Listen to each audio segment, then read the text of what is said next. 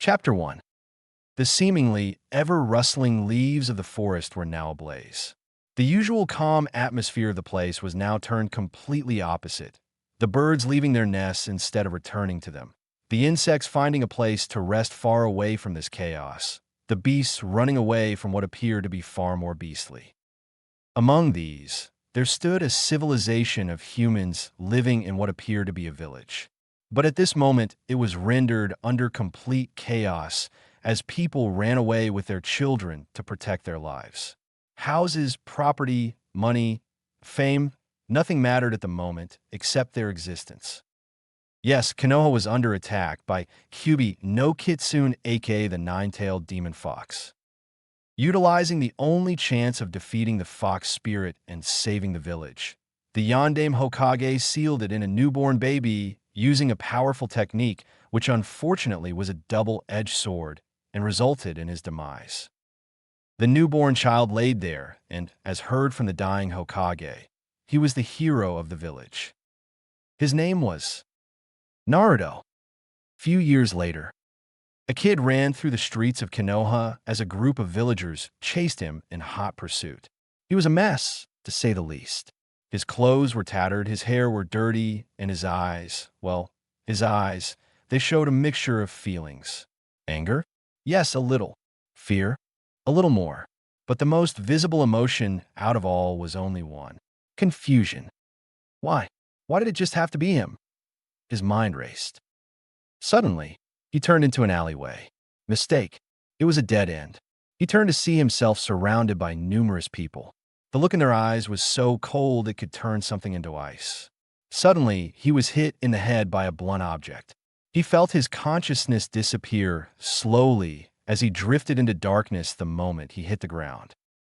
Drop, drop, drop, A/N. Just imagine when Naruto enters his mindscape. I can't write that voice of water drops hitting the water here.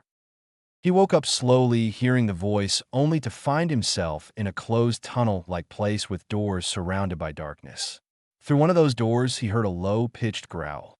Cautiously, he treaded into the tunnel only to find a huge room on the other side of which seemed an equally huge cage. Ironically, it seemed to be kept in check by a small piece of paper, which was probably quite a powerful seal to hold a cage of this size. He walked in front of the cage, step by step, water splashing under his feet, reflecting a pale yellowish light that illuminated the room. Beyond the cage lied complete darkness. As he walked towards the cage, a sudden growl came from the cage along with an incredibly fast claw that emerged from between the bars of the cage. It looked to him like he missed by an inch or two. He landed back on the ground, afraid of what lied in front of him. Through the cage, he could see two menacing eyes, sharp fangs as large if not bigger than him, and a fierce red aura surrounding a shape which resembled a fox. Where was he? Why was he here? The last thing he could remember was being cornered in a street by some villagers. Did they kill him? Was he dead? Was he sent to hell now for the reason everybody hated him? Was this the form of some deadly soul reaper? Tens of questions came across his mind, but before he could make head or tail of anything, he heard a voice, a deep, unnerving voice. Child of man, why have you come here? What is it that you seek from me? Wait, I didn't ask to be here. Why am I here? And to be precise, what exactly is here? I don't even know where I am, exclaimed Naruto. Ah, so you don't know what this place is, brat. Ha ha, this is going to be troublesome then. Maybe this could make it easier, said the creature as it flashed 9 glowing tails from behind. Suddenly, it hit him. It was the 9-tailed fox spirit that attacked the village all those years ago, and the Yondaime Hokage sealed it in a newborn child. He heard villagers talking about that incident when they thought he was unconscious, but he actually wasn't. He couldn't understand how it was related to him at the time, but now he understood what it was all about. Everything. The way everyone treated him like he was some monster, some kind of freak of nature, it was all now crystal clear to him. He was the child in which the Yondaime Hokage had sealed the demon fox. You, the 9 tails. The one who attacked Konoha all those years ago, exclaimed Naruto. It was not my wish to onslaught the village brat. I couldn't care any less, to be honest. said the QB. Then why? Why did you do that? Asked Naruto. You're 1,000 years too young to understand that, brat. Now, get lost, you're disturbing my slumber, said the QB as he emitted a huge wave of killing intent that pushed Naruto back from that place and into the reality. He opened his eyes to find himself in a closed room with dim lights. As he wandered his gaze around the room, he could see a figure standing close to the wall on the other side of TH room. As he groggily woke up on the bed in an upright position, the person came closer and said, "You should take it easy for now. You might still have a concussion after what happened. You were hit pretty hard." He inspected the person head to toe. Judging by the long, flowing violet hair on the back, it was a girl, wearing a traditional ANBU attire with a mask on the face, which resembled a cat. "Oh, Nico-chan, it's you again. I see you saved me. Thanks very much," said Naruto. It seemed that she had saved him on multiple occasions, even before this one. Before she could say anything, the door opened, and an old man entered the room, wearing a robe that only one person in the village had authority to. He was the Sandaime Hokage of the Leaf Village. "Greetings, Hokage-sama, at your service," said the woman as she kneeled on one leg and bowed her head. "Ah, Nico-chan, I suppose you saved our Naruto-kun yet again. You have my regards," said the Hokage politely. "You humble me, Hokage-sama. It was my duty and nothing more," said the Yambu agent. Slightly nodding in acknowledgement, he walked towards Naruto. "What happened out there, my boy? Can you explain the situation which led to you in this state?" asked the Hokage nicely. Remembering the situation, a lump formed in his throat, but he had decided that he would be strong and not cry unnecessarily. He exhaled a deep breath. The ANBU were trained to be heartless so that they can think clearly in a mission, but watching a young kid being ostracized by the whole community made the woman standing beside clench her fist in anger as well as sadness. He started explaining slowly. "I was out to buy some food and groceries for this month. While I was heading back home, somebody caught me from behind and then threw me in an alleyway. I don't know if people saw it or not, but nobody came to help. I was frightened, so I ran away as fast as I could. But I stumbled upon a dead end when a few people attacked me. Next I knew, I was here," finished Naruto. He looked as if he could start sobbing any minute now, but he put up a brave face. Hearing this, the Hokage was infuriated. Those damned civilians, not leaving a single chance to spare this boy. "Nico-chan, I want to hear the scenario from your perspective. What exactly happened there?" asked the Hokage, which sounded almost like an order. "Hokage-sama, I was on my way to submit my report regarding my last mission. I saw some ruffians chasing someone in a lonely area behind the market. I decided to investigate in case if someone was being harmed. As I reached the rooftop, I saw one of those men hit Naruto in the head from the back with an iron rod. I attacked those present there without a second thought. Some are dead, and some may be half dead. I carried him here to the ANBU medical squad as quickly as I could," reported the cat-masked woman. "And exactly where the hell is his ANBU guard who was on duty today?" asked an angry Hokage. She flinched at the tone, but knew that it wasn't directed at her. "Apologies, Hokage-sama, but I don't know. I'll have to check." "Wait here. Tiger, appear at once," ordered the Hokage to nobody. Suddenly, a man with a tiger mask appeared from the ground who was seemingly the captain of the ANBU Black Ops. "Bring me whoever was on duty now." The Hokage's voice was now attaining a deadly tone. "Hi, Hokage-sama." A sweating and terrified ANBU disappeared. The Hokage saw a bag full of groceries lying near the bed. Maybe Nico carried it with Naruto here. "If you don't mind, may I look at the handbag, Naruto?" he asked. Naruto shrugged in affirmation. When he took a closer look at the handbag, the Hokage found that almost all of it contained instant ramen.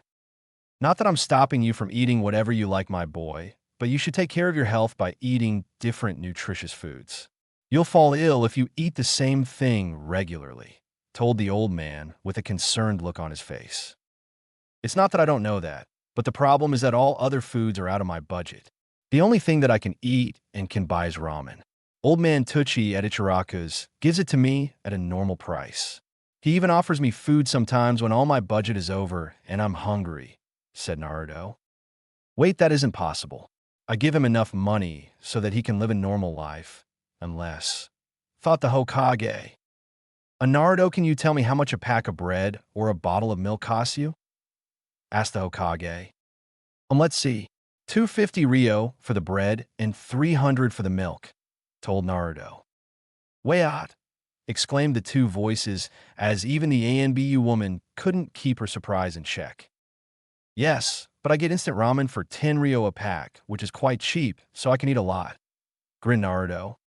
Damn those villagers. They are overcharging him for no reason whatsoever, thought the Hokage. In the meantime, the captain brought along the one who was responsible for guard duty, whose mask looked like a wolf. Would you care to explain what happened, or should I have you thrown out right now? Exclaimed the Hokage. Apologies, Hokage-sama. I was on guard duty as usual, but I saw someone attack the boy from Shadows with kunai and shuriken. I was able to deflect the attack, but the intruder engaged me. I was able to defeat him, but he managed to escape. After that, I tried to find the boy, but he was nowhere in sight. I've been looking for him until Captain San relayed me that you summoned me immediately, reported the man. So not only civilians, but ninja are also involved in these attacks. Damn, this is worse than I thought, the Hokage thought. Okay, now listen to me carefully. Tiger, you are to investigate all of the surviving attackers and the ninja who engaged Wolf.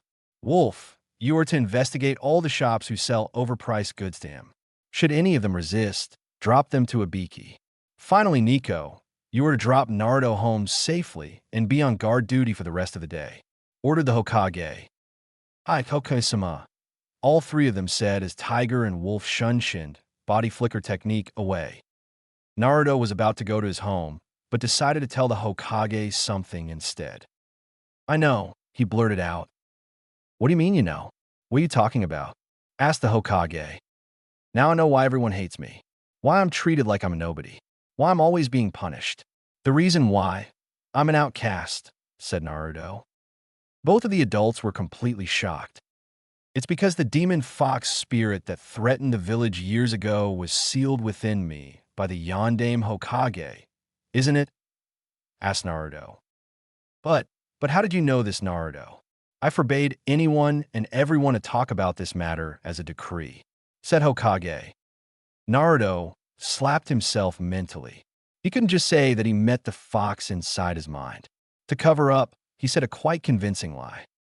Well, when I was being chased, one of the men said that he'd kill the demon fox before it kills everybody. And it wasn't tough to deduce after that. Everybody knows that years ago on that day, the fourth Hokage sealed it in a newborn child. That'd be me then, said Naruto.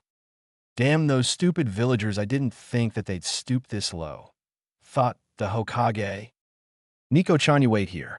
I have to talk to Naruto in private, said the Hokage as he took Naruto by hand and guided him towards his chamber.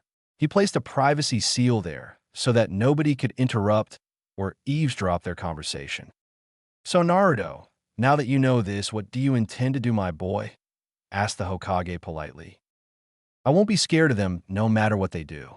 One day I will become Hokage, and then everybody will respect me like they respect you, said Naruto bravely. Hee. And here I thought I'll have to counsel you. Now that I know you're not going to do anything reckless, I suggest you start some basic training for self-defense purposes. Here, I'll lend you some of my old scrolls I used when I was a child, said Sandaime Hokage. Naruto's eyes could be seen glimmering anime style as the scrolls were handed to him from some old cupboard. Arigato GG, thanked Naruto as the old man could be seen smiling due to the fact that the boy considered him as family. He summoned Nico, and then both of them left the place. It seems that this place is not safe anymore for the kid alone. I'm sorry, Yondaime Hokage, for I have failed you until now, but I will not repeat my mistake. I have to find someone who can protect as well as train him. And there is one person that's perfectly suited for the job. A smirk forming across his face as he thought. Chapter 2. Through the windows, rays of sunlight shone upon a bed as dawn emerged. Usually, a young blonde child is seen here wearing night clothes and a wallen-like cap holding his pillow tightly, as if it was the last thing he could hold on to in this uncaring world. But today, well, the bed was empty. Instead, he could be seen lying on the floor in a deep sleep with a drool hanging around the corner of his mouth. Around him, numerous scrolls could be seen open, showing that he was training the past few days regularly day and night. Probably feel asleep then and there from exhaustion. As the light rays hit his eyes, he started to wake up. Yeah, what time is it? When did I fall asleep?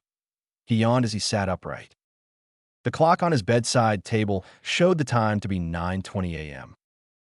Guess I overslept. I have to go train again, so I better get ready super fast, said Naruto as he got up to do his morning routine. At Hokage's office. The Sandaime Hokage was seated at his place, working on the only thing that didn't ever seem to end regardless of how much or how fast he tried to complete it. Paperwork. And it was filled with all sorts of crap.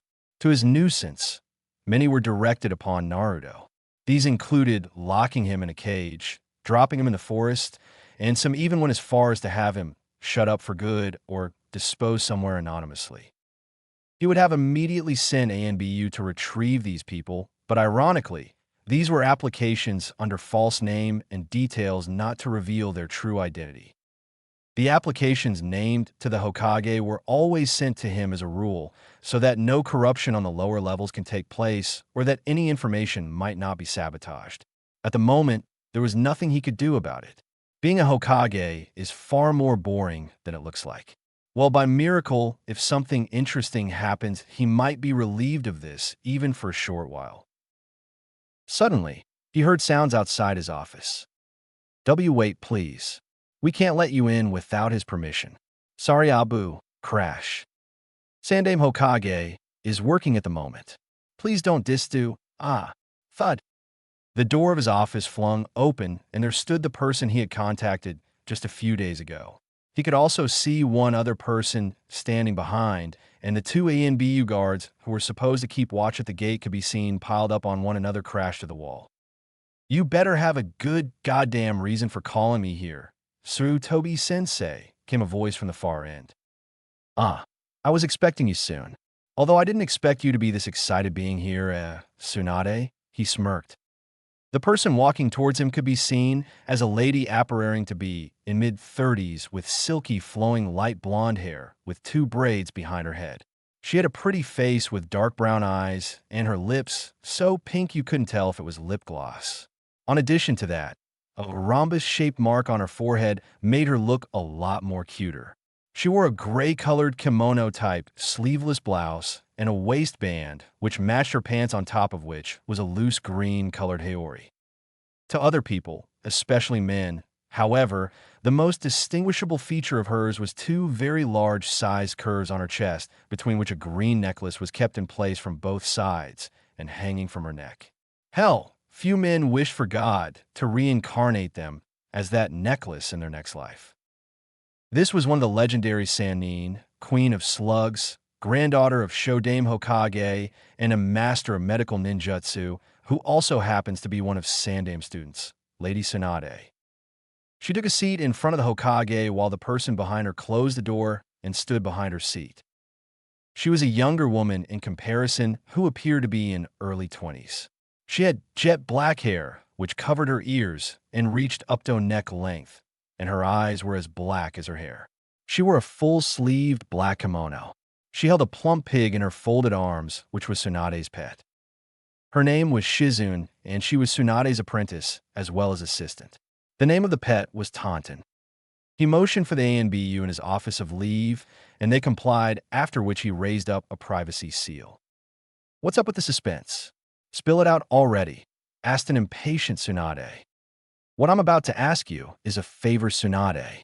It is more personal than professional, you could say, explained the Hokage. You know about the child that saved the village on that night, I suppose, he said. Yeah, what about him? She arched her brows as she asked. Apparently, many of the villagers still bear a grudge against him. He has faced many hardships from being overcharged for goods to being beaten badly. I placed A and BU for his protection, but it seems that it is not quite enough now. I was negligent over this before, and I realize my fault. I cannot change the past, but I must make amends for the future, he explained.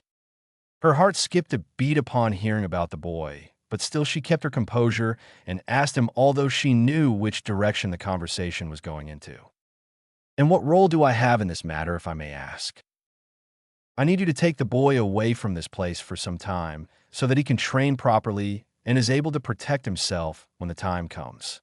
Given his state, sooner or later, there surely will be people after him for the power he possesses, he explained. What do I look like a babysitter to you? Why don't you ask somebody else to do it? She said as she turned her head and folded her hands. Tsunade, that boy has never experienced the love and care of a family. As Hokage, there is very little I can do for him myself. And in my eyes, there is no one more qualified to train him outside of the village, he said. What about the council and the elders? Didn't they oppose it or something? She inquired. Nobody except for those in this room know about this. Should you accept this, then I'll take care of whoever poses a problem. I'm the Hokage for Kami's sake. I don't have to listen to every blabbering mouth, he finished. I need to see this for myself, so I need some time. I'll be leaving for now. Do you know his whereabouts? The boy I mean, she said. This is the location of his house. But as far as I can tell, he might be training somewhere in the grounds, he said, remembering about the scrolls he gave the boy just a few days ago, and also the talk he had yesterday. Very well. Come on, Shizen, we're out of here, she said as she stood up and turned to leave the room with a closely following Shizen. Flashback. Yesterday, at Hokage's office. I have brought him here as you directed, Hokage-sama, and A and B you kneeled in front of the Hokage. Thank you, Hawk. You can leave now. Rest of you may also leave, the Hokage said. He then set up a privacy barrier. Why did you call me here, Gigi? He asked innocently. Let's just say I have a surprise for you. So what I wanted to ask was, what would you want to have if somebody gave you a gift? He asked, smiling. I would want a friend, he said with a glint of hope in his eyes. Ha, I hope an old man isn't enough these days, huh? He said, hoping to have some fun with the little kid. I know it's not that. I mean, that wasn't what I meant. He rubbed the back of his head uncomfortably. Don't sweat it, boy, I'm just messing with you, he said to the relief of Naruto. So what is this surprise again that you were saying? He asked. It isn't a surprise if you know beforehand, Naruto. And I'm not sure what it will be either, to be honest. It'll be a surprise to me, too, how the events unfold, he said. Huh, what's that supposed to mean? Naruto asked. Never mind me. So tell me, what have you been doing these past few days? Any problems with the villagers again? He asked. No, Gigi. The masked people scare them off, so I'm okay. And also I've been training in the grounds since you gave me the scrolls. I can't wait to show you how much I've learned. It's so exciting, he told excitedly. He could see the excitement as well as the wear and tear that could be seen on his clothes and well as scratches on his hands. The more I think about the matter, the more I think I did the right thing. Just wait a little more, boy. You will surely appreciate it. He chuckled internally. Can you please lend me some more scrolls, Gigi? I want to read more about them, he asked. I'm sure you would like that. But more importantly, Naruto, listen to this. You need to complete the basics before you move on to the next level. If your basics aren't strong, then nothing advanced can be learned properly. On the contrary, if you master the basics, then you can use them in every technique you learn. Think of them as the foundation upon which a great monument stands strong, the Hokage explained. Oh, now I understand. I will master the basics as soon as I can, said Naruto, giving his signature grin. Very well, then Naruto, I think I'll have to get back to work. Good luck on your training, he said. Ok, later, Z. See ya, said Naruto as he stormed off excitedly for probably another round of training. Somewhere outside the village. I can't believe I have to go back to that village again. And on top of that, I don't even know the reason I'm going there. I swear if the old man doesn't give me a good reason to have me summoned there, I'll make sure he regrets it every day of his life. The blonde lady said. Please calm down, Lady Tsunade. Hokage-sama, must have a good reason to call you. And we'll reach it by tomorrow morning, so there's no need to worry. We have to be just a little more patient," said her assistant, try to calm her down. "Oink, oink," the pig said, oinked, in affirmation. Flashback ends. What a boring old place this is. It doesn't even have a tavern. I wanted to blow off some steam, and who knows when we'll get the chance to be in a tavern again," Tsunade said. "What do you mean by that, my lady? Does that mean you're going to accept Lord Hokage's proposal?" Shizun gave a sly smile. "Well, I don't know for sure. We'll see about that later," she said. They dawdled around a bit in the village, after which they decided to take a look at Naruto's home, since there was nothing interesting around the village. The Sandai Hokage was very strict about the people, especially children, picking up bad habits, such as gambling. Naruto's apartment. When they saw the locked door, they realized that the Hokage was indeed telling the truth when he said that he'd be out training somewhere. Shizun opened the door using the spare key that the Hokage had given them to look at the place in case Naruto wasn't around.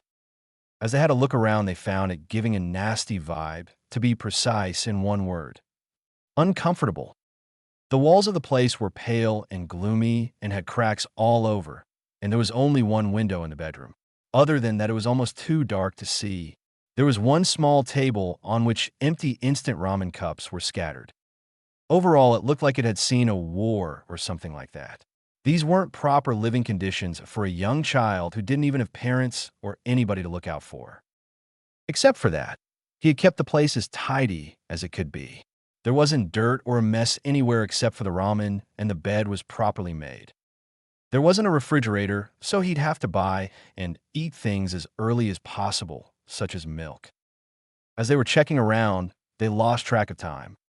Suddenly, the door flinged open and Naruto barged right in. "Who are you people? And why are you in my home? Don't tell me they sent you to put explosive paper here again," he exclaimed. "Oh, so that's why these walls were cracked and ruined. Damn those villagers, how awful," both of them thought. Shizun gasped at the statement and tried to calm him down before things escalated further. "Please don't get us wrong. We don't mean any harm. We'll leave right away, right, my lady?" Meanwhile, Tsunade frowned at the statement once, but then observed the boy who was standing in front of her. He had blonde hair, much brighter than her own. There were whisker marks on his cheeks courtesy of the nine-tailed fox, she presumed. He was wearing a green-sleeved t-shirt, which was oversized for him, on which a relatively small white t-shirt with a red swirl on front and the back. He had regular blue pants on with a pair of old shoes. Around the waist was a pack which contained various scrolls protruding out from them. Overall, he looked worn out from all that training, but the look in his eyes said otherwise. He had ocean blue eyes, just like his father, but at the moment which seemed to be changing shades. Was it actually happening, or was her mind playing tricks on her? Anyways, by the look in his eyes, he looked both angry and scared. He was terrified that one of the villagers was here to hurt him yet again. Tsunade walked up to him and embraced him in a tight hug. "Don't worry, kid. We're not here to hurt you," she said. He couldn't shake off the feeling initially that something could go wrong. After all, many of the villagers played pranks and attacks on him after faking their character and befriending him, so he was wary. But then slowly his heart seemed to melt as what he felt was genuine warmth and affection. This was something he could do since he could remember, of which the reason he never knew. "Okay, I know that you're not here with any ill intentions, but I still don't understand why are you here in the first place?" he asked innocently after leaving the embrace. "Well, actually, we were looking for someone who could be our friend, and then Lord Hokage told us that you'd be willing, so he gave us the spare key," she said, smiling. He suddenly remembered that the old man was talking about some surprise and friends. Maybe this was it. He was talking about them. Suddenly, his face lit up with newfound energy, and he asked them, Yes, definitely. Would you like to be my friend?" he asked. "Of course. Now let me introduce myself. My name is Tsunade. And let me introduce my companions too. This is Shizun, and this is my pet Tauntaun," she said. "Nice to meet you, Shizun faltered. "Naruto. My name is Naruto Uzumaki. Databeo," he exclaimed. "Haha. Nice to meet you, Naruto," said Shizun. "Oink, oink," said Taunton. Nice to meet you all. This is the first time I've talked to somebody except for the old man. I'm so excited. Will you stay here tonight? I have a few premium ramen cups that I saved just in case I make a friend. We will have fun, said Naruto, excitedly, somehow losing all the fatigue that he got through the day. They smiled at the young boy's antics, but had to refuse his offer. We're sorry, Naruto, we can't stay. We're staying somewhere else, but we'll meet again soon. That's a promise, she said. I thought we can have fun since we are friends now. But if you promise, then I'll hold on to it. He smiled. As a parting gift for now, there's something I want to give you, Naruto. Here, take it, Shizen said as she handed him a scroll. When he opened it, he saw a hollow diagram at the center of the scroll. What does it do? I can't read anything on it except for this, which I can't understand, said Naruto, pointing out. It's a sealing scroll, Naruto. I suppose you're able to infuse chakra, even though a little? He nodded. Good. That means now you can use that training. So all you have to do is put some chakra on the seal, and you can easily store your other scrolls in here, as I see your waist pack is almost about to burst from all those scrolls, she said. He took a look at the scroll, and then Shizune, and then the scroll again. Suddenly, he jumped on Shizune and hugged her. Thank you very much. It is awesome, he said, squashing Taunton in between. As he lost grip, he suddenly fell to the floor unconscious. Looks like he's been training all day and must be exhausted. Let's put him to sleep and leave Shizune. I've made up my mind, Tsunade said as she healed him up a bit. They put him to bed and took a cue to leave. As they were leaving, Tsunade couldn't help but take a look at the sleeping boy. She could not forget the smile he had formed for the rest of the day she walked. Somewhere in a hotel in Konoha. Get ready, Shizune. We'll be leaving Konoha tomorrow noon, said Tsunade. But what about Naruto, my lady? What are you going to do about the offer Lord Hokage made to you? A concerned Shizen asked. Tsunade looked at her with an all-knowing smile on her face. You tell me, Shizune, do I look like I have any doubts about this? She spoke with a look of pure determination on her eyes. Chapter 3. It was another fine morning in the village hidden in the leaves. People were going out for their respective workplaces, ninjas were going out on missions, and little kids were playing games in the playground. The office of the Hokage was working as usual with the head of the office sitting behind a pile of rubbish. Paperwork when someone entered through the door. He looked up through the pile of papers to find that it was Naruto. Good morning, Gigi, wished Naruto. Good morning, Naruto. What brings you here so early today, my boy? Questioned the Hokage, although he had a good idea what it was about. As Naruto started talking with the Hokage, the ANBU present took their leave from the attic, as they had prior orders that any conversation regarding Naruto is to be confidential so as not to leak any sort of information by anyone in any condition. I made friend for the first time in my life, exclaimed Naruto. Knowing Tsunade, I see the meeting went even better than I expected, the Hokage thought. Oh, is that so? Might I ask who might be these friends of yours? He said. There were 3 people. Well, 2 people actually, and 1 pet. And their names were Lady Tsunade, Shizune, and Taunton, he said. And at first I thought that it was all my imagination, but Naruto started explaining. Flashback. Naruto woke up early in the morning. He felt energized, as if his strength was restored completely and his body was devoid of any bruises or scratches which he had suffered during the training the previous day. He wondered why. Then suddenly he remembered that some people were here yesterday. He jumped from the bed and wandered around the house in hopes of finding them, or if there was any message left for him. He couldn't find any clue showing that they were here. The place was the same gloomy, dark corner it has always been. So it was just a dream after all. Silly me, to think that somebody would be my friend, he thought out loud. He went to freshen up and do his daily morning chores before heading out to train. Yash, I'm going to show everyone that I'm worthy enough to be acknowledged. I will become Hokage someday. Databeo, he forcefully cheered up himself as he went to grab his training material. He reached for the scrolls, but to his surprise, he found only one, and it wasn't one of his scrolls. It presented a peculiar design and a nicely tied butterfly-shaped thread around it.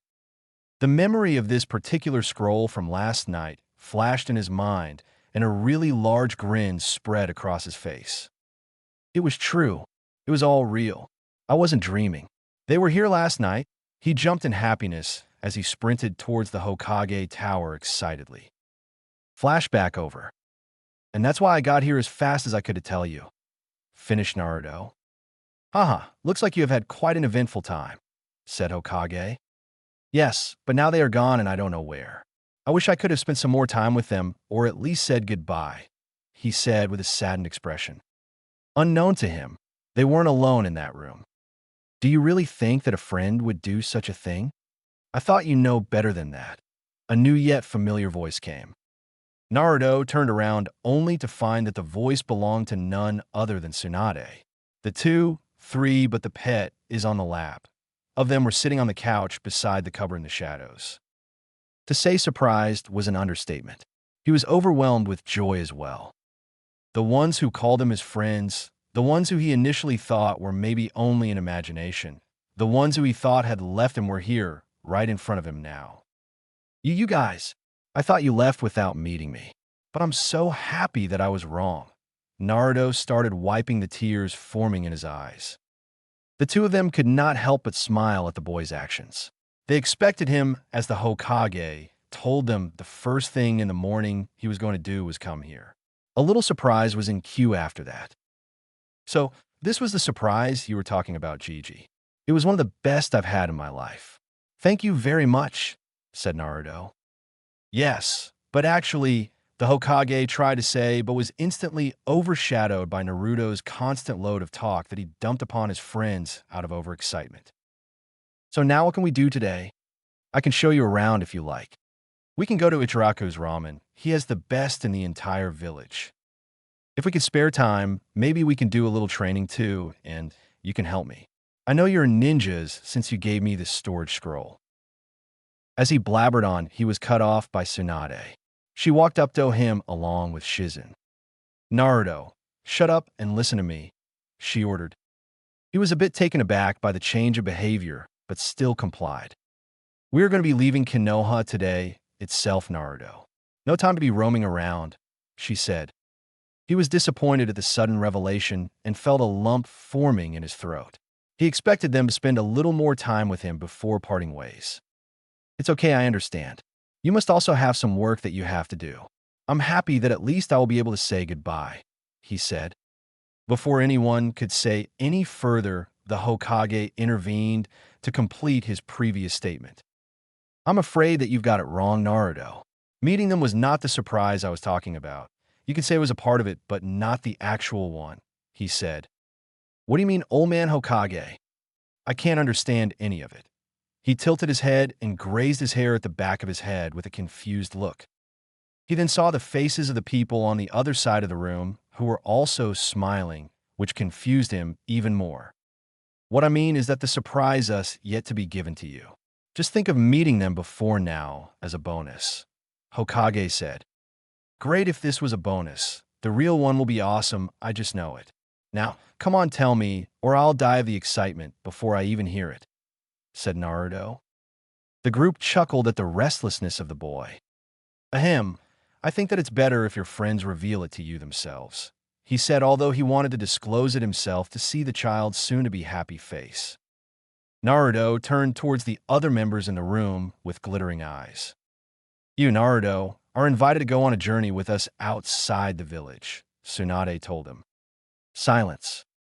It was something he couldn't process that quickly and easily in his mind. Sure, he thought that the surprise would be good.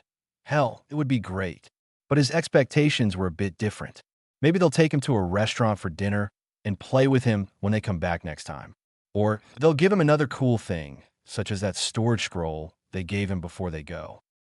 But this was beyond his farthest expectations to a great degree due to many reasons. First, he wasn't allowed anywhere outside the village due to any reason because of who he was. Moreover, they just became friends with him. Why would they want to risk themselves with him and take his responsibility? It didn't make sense at all. He just couldn't let his hopes up yet. There has to be some kind of reason that the people of this village will get to make him stay here. He tried to be optimistic, but the truth was that the fear inside him couldn't help but always think of the negative outcomes that always occurred to him. "What happened, Naruto? Do you want to go with them or not?" asked the Hokage. But Gigi, what about the rule that I'm not allowed to go outside the village?" He turned and asked with hesitation. "Don't worry about it, even for a second. I'm the Hokage. I make the rules, and I'll make sure that nobody gets in your way of whatever you wish to do at this point. Besides, that rule was because of the need of your protection. You might not know it yet, but these people here are quite strong and are more than capable of ensuring your safety. This is your decision alone. Should you accept their offer, there is nobody that would interfere with it," he assured. He turned and looked at Tsunade in the eyes. There was no doubt or hesitation in that decision which her eyes showed. It was a solemn look with a slight smile that filled his heart with affection. He ran and jumped in her arms, clutching tightly onto her clothes, and started crying. Tsunade wasn't expecting such an emotional outbreak in the kid. She thought that he'll happily just agree to go with her. She looked down to have a clear look at him. Naruto was letting out all of his emotions in the form of tears. He never had any parents to take care of him. He had never experienced what it was like to have someone to take care of you. Sure, the Hokage was keeping an eye out for him, but there was only so much he could do for him by himself. It made this invitation far more comforting to him than it would have. Now he could have people with him. In addition to that, he won't be pestered by those villagers as long as he's away, and he was sure that nobody would care either way. They'd be glad to get rid of him. She held him close and let him cry all out until he calmed down. She guessed the reply quite well from the reaction, but had to confirm. "So what will it be? Do you want to come with us?" she asked. He wiped out his tears and replied, "There's nothing more in the world that I would want right now," with a really huge grin on his face.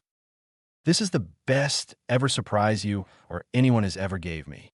"Arigato, Gigi," he told the Hokage as he went to hug him lightly. "You have no idea how much weight your words lift up from my heart, my child." The Hokage thought. "Don't mention it, Naruto. It's the least I could do for you," he said, smiling. The group on the other side nodded their heads with a content smile. It was all good to go now. Now that it's settled, you'll be leaving at noon, so there's not much time before you have to get going. I suggest you get back at your place and pack up your stuff, Naruto. I'll make all the arrangements. You have to be here in an hour and a half. Here is your next month's allowance, if you need anything specific before your trip," he said. Before anyone could say anything, the Hokage spoke with a serious tone. "All of you must know already, but this is something I have to tell you as it is my duty.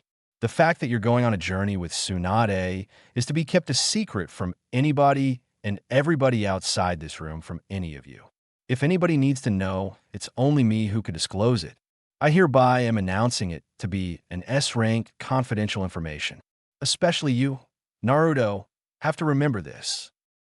He nodded his head and gulped. The Hokage was always nice to him, but if he spoke in this manner, then it must be someone very important. "Very well then. You may go now," he said. Seen break time skip. Naruto went straight to home and started preparing for his upcoming journey. He was excited and nervous at the same time, but wasn't afraid. After all, he wasn't alone now, which was the greatest change. He had people he could rely upon. He started packing all the things he would need for the journey. Backpack, check. Clothes, check. Toothbrush, check. Scrolls, check. Food, no check. He forgot ramen. He had only a few left since he ate a lot after he trained. He just had to get more of them. He had developed a habit of it, and he just couldn't suddenly drop it. Although he'd miss Ichiraku's special, but still instant ramen would have to do. He ran out his house at full speed. He was going to get all the ramen he could while keeping a fair amount left for later. All these times made him keep a track of his finances and not spend them unnecessarily. He also wanted to say goodbye to old man Tucci, but also remembered the promise made to Hokage not to tell anyone the details. "Well, I'll figure a way out somehow," he thought. Scene break. Office of the Hokage. A conversation was going on between the teacher and student. Her assistant had gone to pack up their stuff. although now it would seem that it was about to end. From today on, I give you the responsibility of raising this child, Tsunade. I have far too many regrets that I can't redeem just yet. I feel as if I have failed the fourth until now. I'll be assigning this as an S-rank mission, and also your pay will be sent accordingly. I have a feeling that this one mission will be crucial as it will play a huge role as to how the future of the Hidden Leaf Village will turn out to be. I leave the rest in your hands, the Hokage said. I fully understand that well, Sarutobi-sensei. I'll do the best that I can to protect and train him. I'll take my leave now, with your permission. I'll see you later when we leave the village, she said. He nodded. She stood up and walked towards the door to leave, but not without saying one last thing.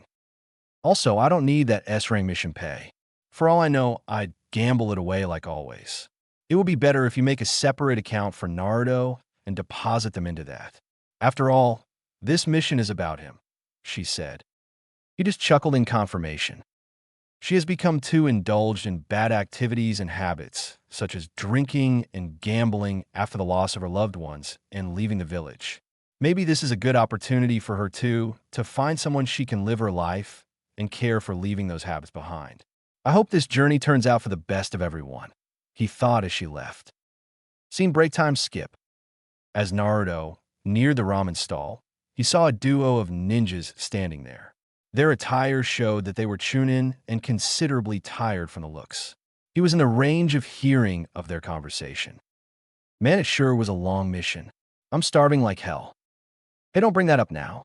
We're in front of Ichiraku's ramen. This place is a paradise for food. We're gonna eat till night. Yeah, I can't wait a second longer now. Come on. As he was gonna go inside the stall, his partner stopped him. Wait up, see that? He's that brat. Come on, I don't want to be anywhere near him. Let's go somewhere else. Huh? Yeah, you're right. I wouldn't have gone even an inch without having my food, but this surely makes an exception. Let's go. Naruto flinched at their talk and felt bad for the stall owner because he was the reason why many of his customers didn't eat at his shop. In addition to those losses, Naruto wasn't even able to pay him for his own meals sometimes, due to the fact that every other shopkeeper ripped him off a lot of money. As he entered the stall, he was greeted by the store owner, Tucci. Morning, Naruto. How've you been? Been a few days since you last had ramen. You want a bowl of Naruto special? He asked. This man had always given him food for free when he was hungry. When he asked how should he repay him for the meal, the man always replied with the happiness on your face after eating my ramen is the best payment I can ask for. Eat as much as you want, and Naruto couldn't do anything but thank him for his kindness. After not hearing an answer, Tucci looked up at him and found him staring at him. Hey, sit down, kid. You gonna order something or stand here all day? He asked. Yeah, I was just here to buy the instant ramen cups, Naruto said. Oh, no Ichiraku's ramen then. No big deal. You can come by later whenever you want, the owner said. Wait, on a second thought, I wouldn't be able to come here again for quite some time. Might as well have a bowl. Also, I would be able to talk easily if I'm not in a hurry, Naruto thought. I guess I'll have a bowl after all, said Naruto with a smile. One bowl, Naruto, special coming right up, announced the owner. After a few minutes, it was served and Naruto started eating slowly while the owner finished packing up his instant noodles. He put the pack beside Naruto and told him that it was all done, to which he got no reply. He watched Naruto eating slowly, which was unusual, and he also didn't talk much today. There was something on his mind, and Tucci knew it. He decided to ask him. Hey kid, something on your mind? You're not your usual self today, he asked. Yeah, there was something I wanted to tell you, Aji-san. I won't be able to come here for quite some time. That's all I can tell you. I'll miss you and this ramen so much, Naruto told him. He frowned at the statement, but knew that it was something that the boy couldn't disclose. Being around ninjas so much had made him observant in a lot of ways. Just tell me this. Will you be okay, and are you going wherever you will by your own choice? Asked Tucci. Yeah, believe it, and I'm very happy to be able to do that. You don't have to worry about me. And whatever else you want to know, only Gigi can tell you, said Naruto with a huge smile. So, it's Hokage-sama who is sending him somewhere. I don't have to worry at all then, I suppose. Also, he looks quite happy, and I've never seen him like that, he thought. With all the talks with Naruto, he had come to understand that Naruto affectionately called the Hokage as Gigi, as he was probably the only one who took care of Naruto and considered him as family. When Naruto finished up his bowl, he put the money on the counter for the bill when another large bowl of hot ramen appeared before him. He was confused and looked up at the stall owner. "This one's on the house. I wish you a very happy journey, Naruto," said the owner with a genuine smile. Naruto thanked him rather excitedly and hugged him goodbye after finishing up the ramen. With that, he ran towards his home with the ramen cups to pack up whatever was left and leave for his upcoming journey. Scene break time skip. Naruto entered the office of the Hokage with a rather large-sized backpack behind him for his size. At first, the Hokage thought of asking him, but then waved it off. "All right, you've come just on time, Naruto. Ready to get going?" he asked. "Yeah, I sure am. But where are the others?" Naruto said as he looked around the room. "They have already left the village borders without you, so as to not raise suspicions. I will be sending somebody to escort you secretly outside the village where you can meet them," said the Hokage as he summoned an ANBU. A man with a dog mask appeared. "Inu-san, I see it's you. Will you be taking me there?" asked Naruto. He was a fairly built man with shining silver hair around the mask, wearing a sleeveless dress and an ANBU symbol on his left arm. On his back was a medium-sized sword. He had also kept watch on Naruto on a few occasions before, along with the other ANBU. He ignored Naruto's question and bowed before the Hokage. "Greetings, Hokage-sama. How may I be of assistance today?" asked the ANBU. Naruto frowned at the cold attitude of this ANBU.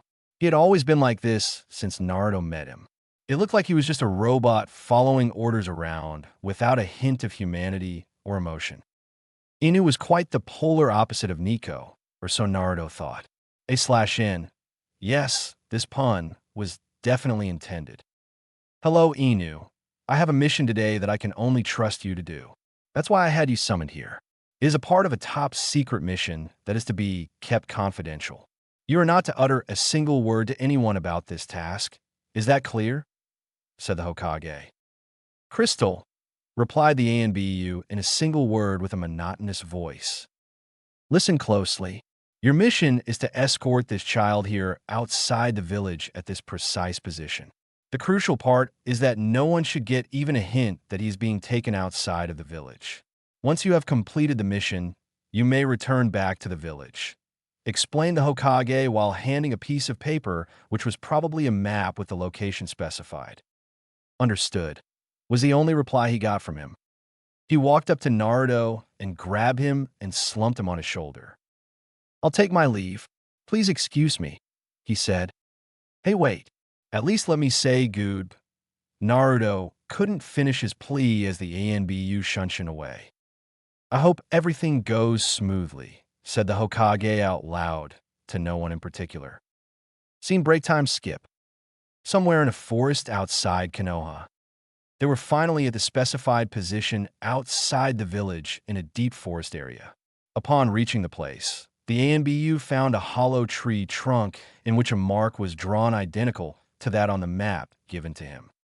It was a real nuisance for him to have the kid comply with him. It was a mission which required stealth for Cammy's sake, and this kid won't stop bugging him over and over about something or the other which he totally ignored.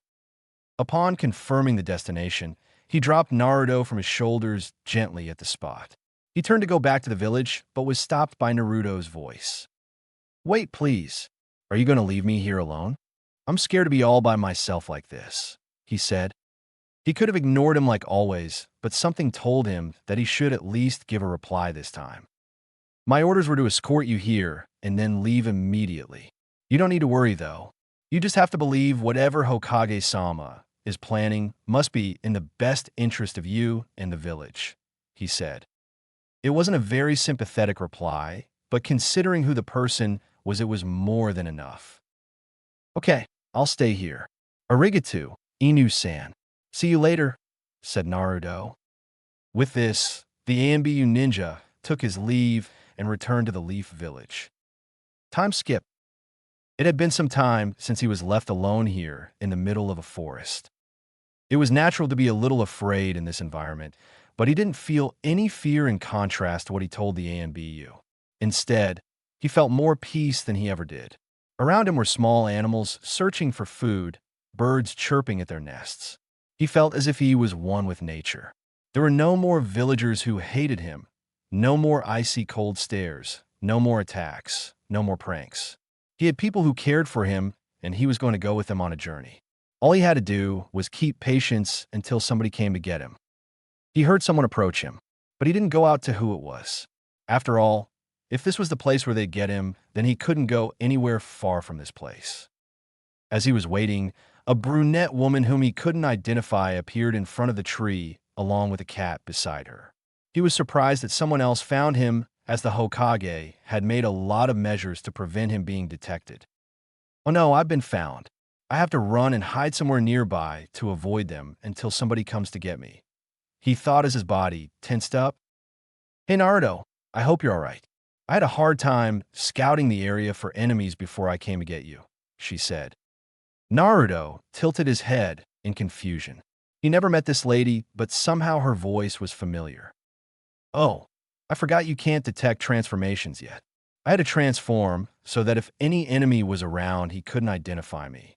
Here, I'll release it now." "Kai," was the only thing he heard before a cloud of smoke appeared and the two figures in front to him changed. They were none other than Shizune and Taunton. "It's you guys. You've finally come to get me. And what was that amazing technique? I couldn't even identify you," Naruto said. She couldn't help but laugh at the excited boy's face. But this was not the time for that. "Come on, Naruto. We gotta go to Lady Tsunade. They're waiting for us not far away from here," she said as she held him and shunshined away. Wait, who are they? I thought there would only be one person waiting," said Naruto as he was once again cut off from completing his sentence. As they reached the location, they saw two figures standing. There was no delay in identifying both of them for Naruto. However, one was unexpected to be there, yet Naruto was happy that he was. "I see you finally reached, Naruto," he said. "Gigi, you're here. How did you reach here so fast? And why? I thought you would have stayed at the village," he asked. "How I came here, you ask? I have my ways, boy. And as for why, I can't let you go without a proper goodbye, right?" said the Hokage. Naruto embraced him and thanked him for coming here. "I expect you to be gone for quite some time, but don't forget to keep in touch," he said, smiling. "We will." Lady Tsunade finally spoke up. As they bade their goodbyes and left, the Hokage saw Naruto's hand holding Tsunade's, which made him content. "I may not have been able to save your parents or care for you, for which I truly regret. But I hope that during these travels you will experience the feeling of having a family, even if it's little. I wish you the very best, for your future as well as the future of Konoha," he thought. "And me? Well, I guess I'll just have to get back to paperwork," he said out loud in frustration. Scene break time skip. At Hokage's office. "What the hell do you mean that the Nine-Tails brat has been sent out of the village somewhere?" a feminine voice erupted. "Yes, this is a very serious matter, Hiruzen. Call him back immediately," a similar masculine voice came. "I believe that what they are saying, right, Lord Hokage. This is a matter that concerns the safety of the village itself. If not anything else, tell us where is his location so that we can send additional protection if required." This voice was calmer than the other two. "Shut the hell up, each and every one of you," the Hokage said with a stern, commanding voice. All of them kept quiet after sensing that killing intent radiating off the annoyed old man. He calmed down after that. "First of all, I'm the Hokage and nobody, including both of you, Koharu and Hamura, can give me orders on what I should or should not do," said the Hokage, looking at the former two with a harsh voice. "And as for you, Danzu, I'm well aware of the situation, and I have taken steps keeping in my mind the safety of the village first and foremost. I don't need to send any reinforcements for his protection. He is quite very well protected," he said. "As for his location, it is a confidential information that I refrain from disclosing to anybody. So I don't want any of you asking for it, and also forbid you to talk about this matter to anyone else outside this room," he added. Both the counselors shuddered at his tone and anger. They nodded quickly, realizing it could turn bad for them.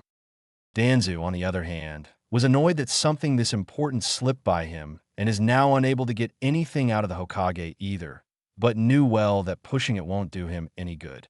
He nodded to the Hokage reluctantly. "Damn you, Hiruzen. You pulled a fast one on me. I won't forget this. I will know what you're planning sooner or later," he thought. With that, all of them left the office of the Hokage. The Hokage relaxed after being in that heated discussion for the last half an hour, which seemed like eternity. It all started after a few days of Naruto's departure, when someone tipped off Danzu that the Nine-Tails kid had disappeared from the village without a trace, and the Hokage was somehow involved. Upon finding out, he informed both the counselors to have them force the Hokage to give out information or pull back his plan. After a long, patient description of what should have made them understood about letting him handle things, they instead started shouting on him for acting up on his own. That was when he lost his patience and shut them up. "Well, this was harder than I thought. Anyways, it's all over now. They won't disturb me again soon. I wonder what Naruto and the others would be doing," he thought as he started sorting out the paperwork again. Chapter 4. It was another quiet day. Somewhere in a forest in the outskirts of Konoha lay a single person rested against the hollow bark of a tree from the inside. He remembered the time when he was here in this very tree quite a long time ago when he set out for his journey. He was cherishing the peace that nature had bestowed upon the earth and all its creatures, each creature having its own role to play in the eternal cycle of life. Plants and trees all around in the surrounding gave him a great sense of happiness and security. Why? He didn't know for sure. Maybe because he was born here, or maybe because that he had traveled to so much places that being back made him euphoric, or maybe because something inside him was different from the other people. No matter how long he sat there, he didn't want to leave the place, such was its calming effect. Although his wish didn't come true as he sensed someone approach the place. His muscles tensed up a little subconsciously. It was just a reflex that occurred whenever someone unknown approached. He was taught to be cautious every time. Although this person wasn't unknown, his senses told him that the feeling it gave was familiar. He didn't have much time to guess as the figure reached the destination, which was exactly in front of the tree he was resting in. He took a good look at the person. It didn't take any time to realize now why the chakra felt familiar. The person was wearing the traditional ANBU attire with a long sword tied at the back with a face mask. The most distinguishable feature, although, was the long violet hair that flowed beside that cat-faced mask. "I'm here to retrieve you and escort you to the village," she said in the usual ANBU monotone. "Long time no see, Nico-chan. I missed you. But why this cold attitude?" the boy asked. "Why should I welcome you when you didn't even come to say goodbye?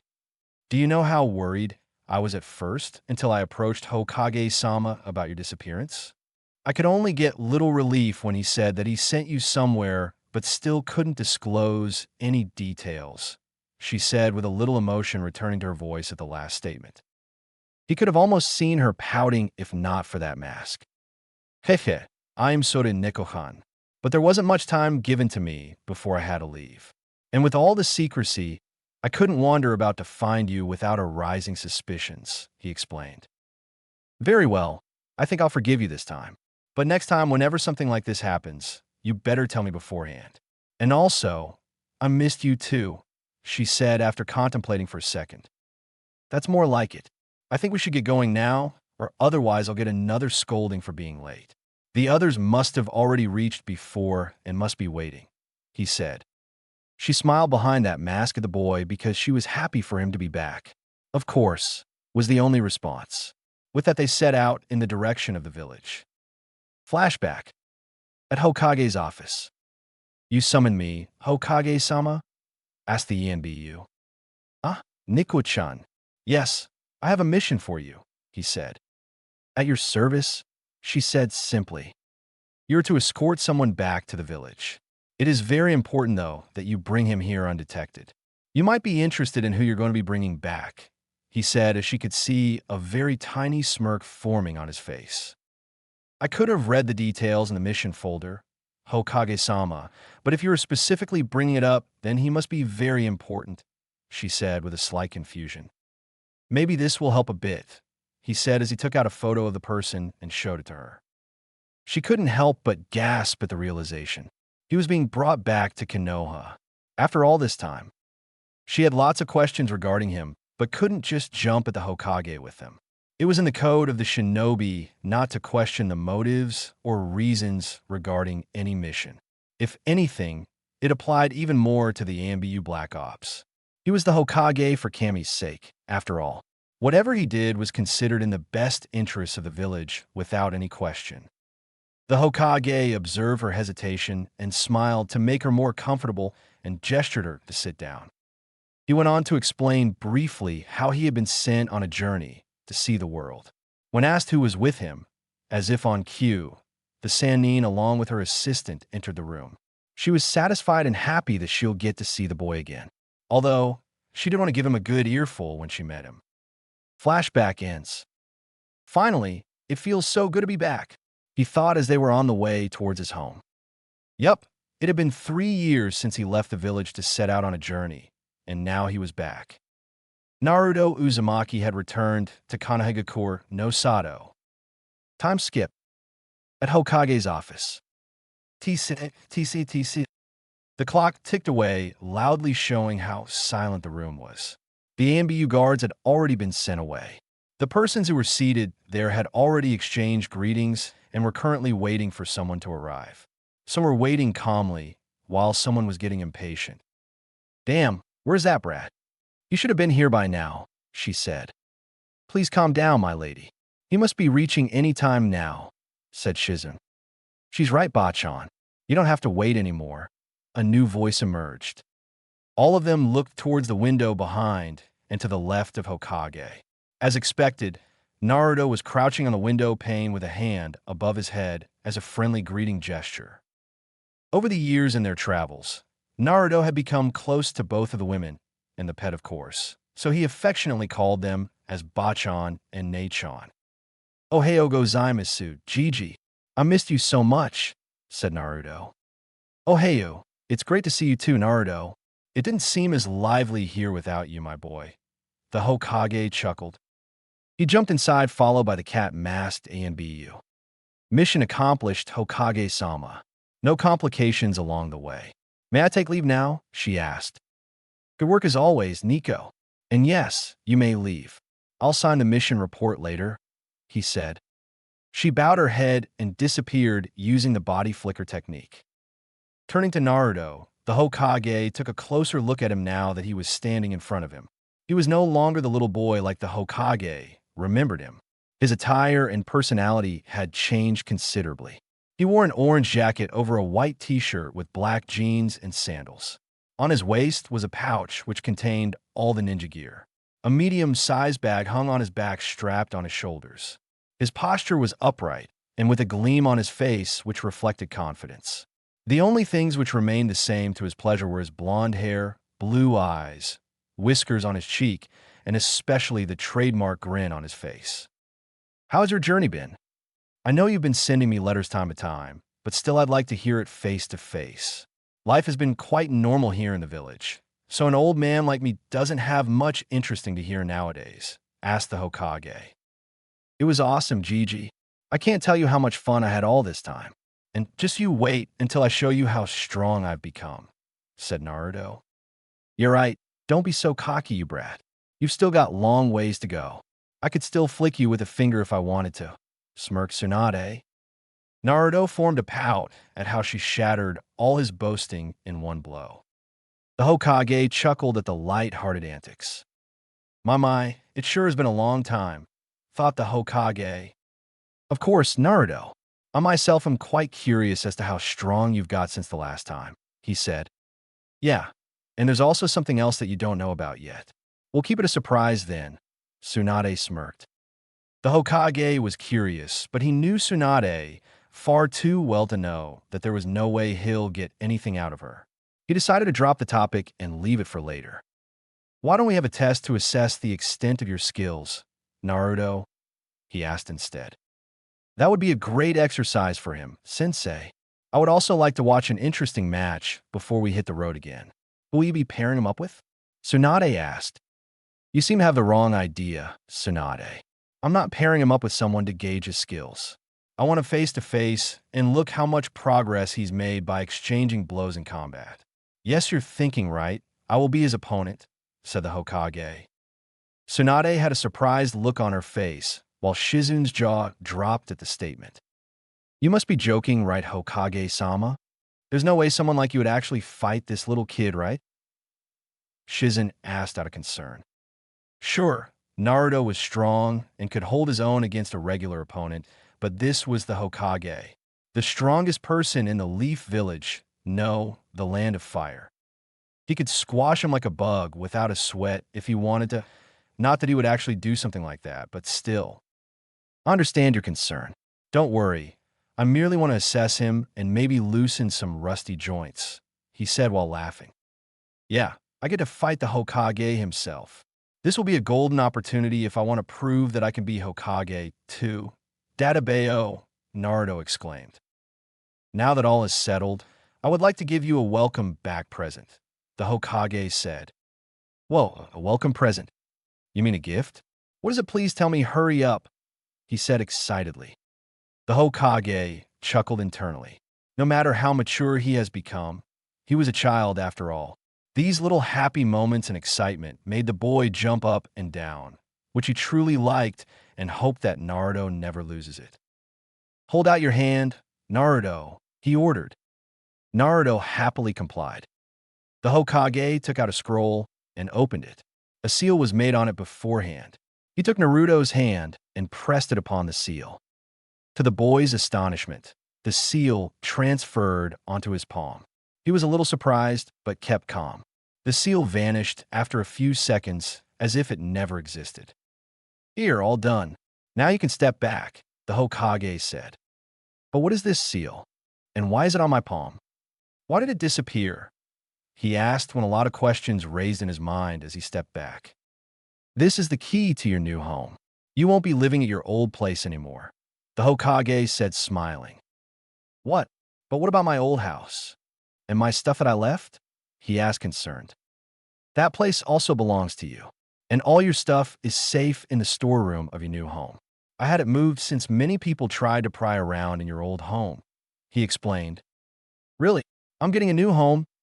Exclaimed Naruto after the initial concern about his stuff was now relieved. Yes, here is the location. It is a 2-story apartment, and yours is the upper flat. The owner of the lower one is mostly out of the village for business purposes, so neighbors won't be a problem.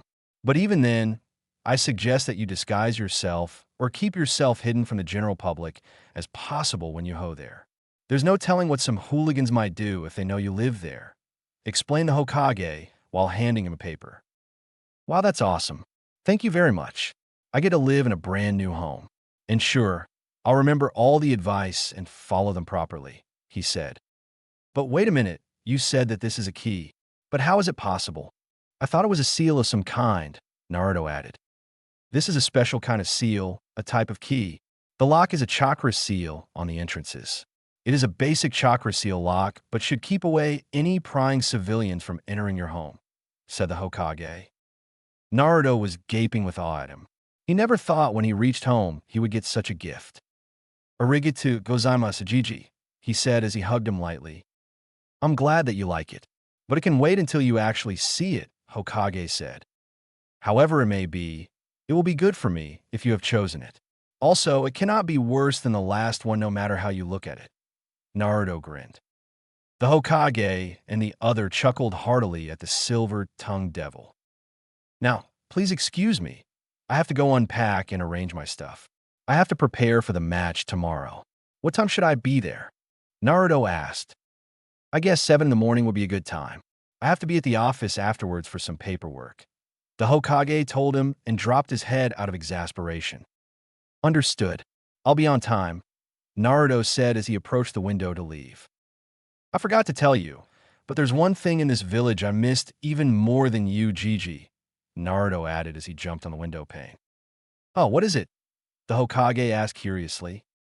They could see the outline of his smirk as he was facing towards outside the window, ready to leave. The one and only Ichiraku's ramen, said Naruto as he took off. Only laughter could be heard in the office afterwards. Scene break and time skip. Naruto was going through the streets of Konoha disguised as another person. He decided against directly going to the ramen shop as he had the luggage on him. First, he would drop the stuff at his home, brand new home, and then head there. He arrived at the location. It wasn't very far from the center of the village like his last one, but not very close to it too, which was good, since it would be more peaceful. It was exactly like the Hokage had described. 2 floors in the small apartment, with a stairway at the left side around the back corner. The front door of the ground floor was locked, as expected. Good. No annoying neighbors. He could even train without getting complaints from under the floor. He reached the stairway and entered the building after carefully looking around for anyone watching him. After reaching the top, he found only one door, which had a basic design and pure white color. Good. The last thing he wanted was flashy appearances around to get unwanted attraction. The only peculiar thing was a rectangular metal plate above the handle instead of the lock that lied below it. He figured that it would be the chakra lock that the Hokage had told him about. He pressed his palm upon the metal plate and felt a little tinge in his palm. The seal glowed for a second, and then the door unlocked. He wondered how the mechanism worked, but dropped the thought away for the time being. He opened the door to enter the house. No, his new home. He was quite impressed at the first glance of the interior. It was nothing like the old shabby dump where he used to live. On the contrary, it gave a bright feeling to the heart.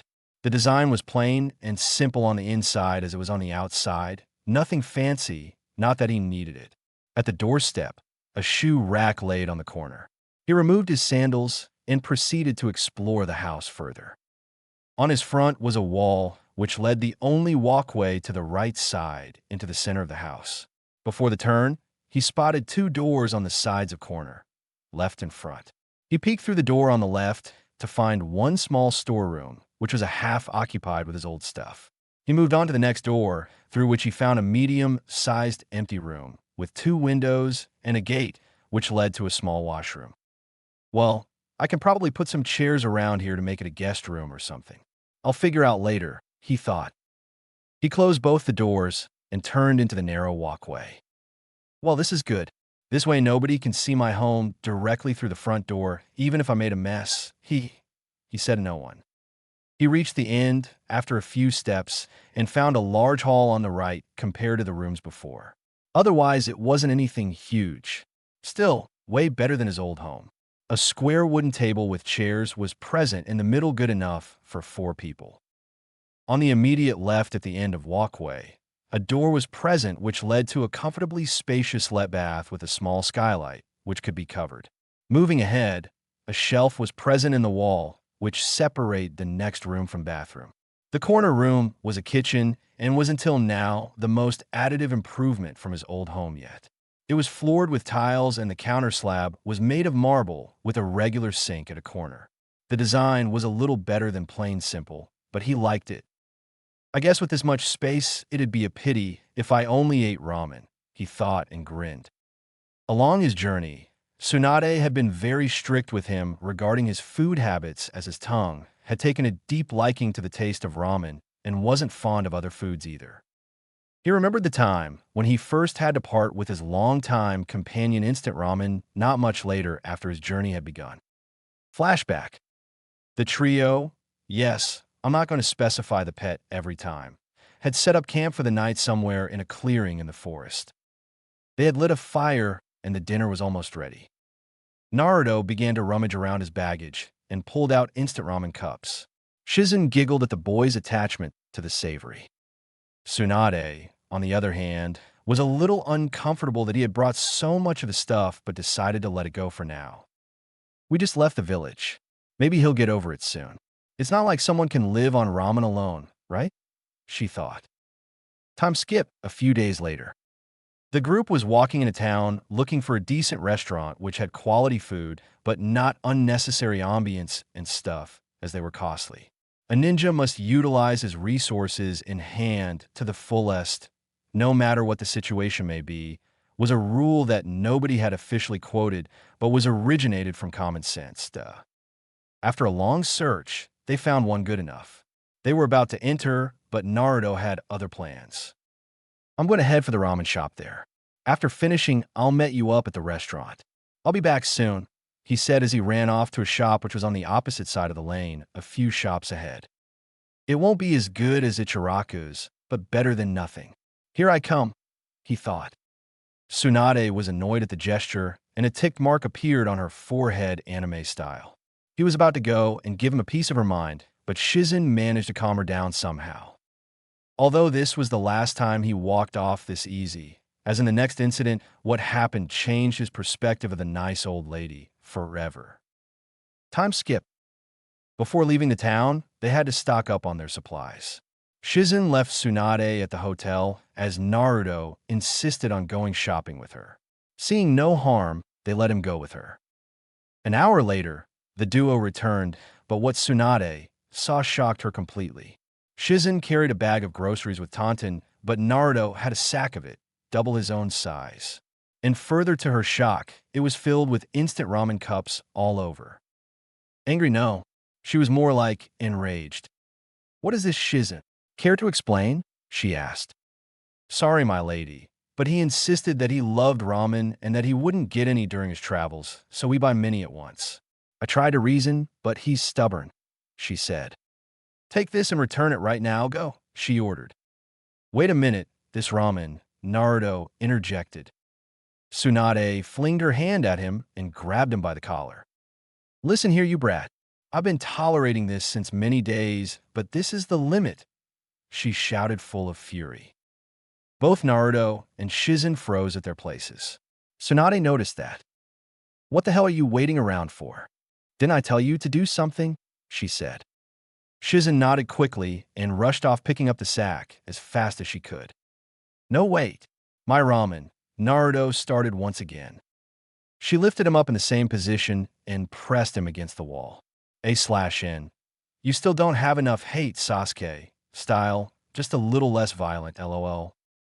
Listen here and keep your mouth shut. You can't live off ramen alone. You are a growing child and your body needs proper nutrition. If you want to gain strength, you will have to eat properly. This way you won't be able to build up normal strength, let alone be stronger. I don't know how you have managed to stay on that for it be such an obsession, but now I won't allow it. Until you are under my care, you will have to listen to each and everything I say regardless of whatever the heck it is.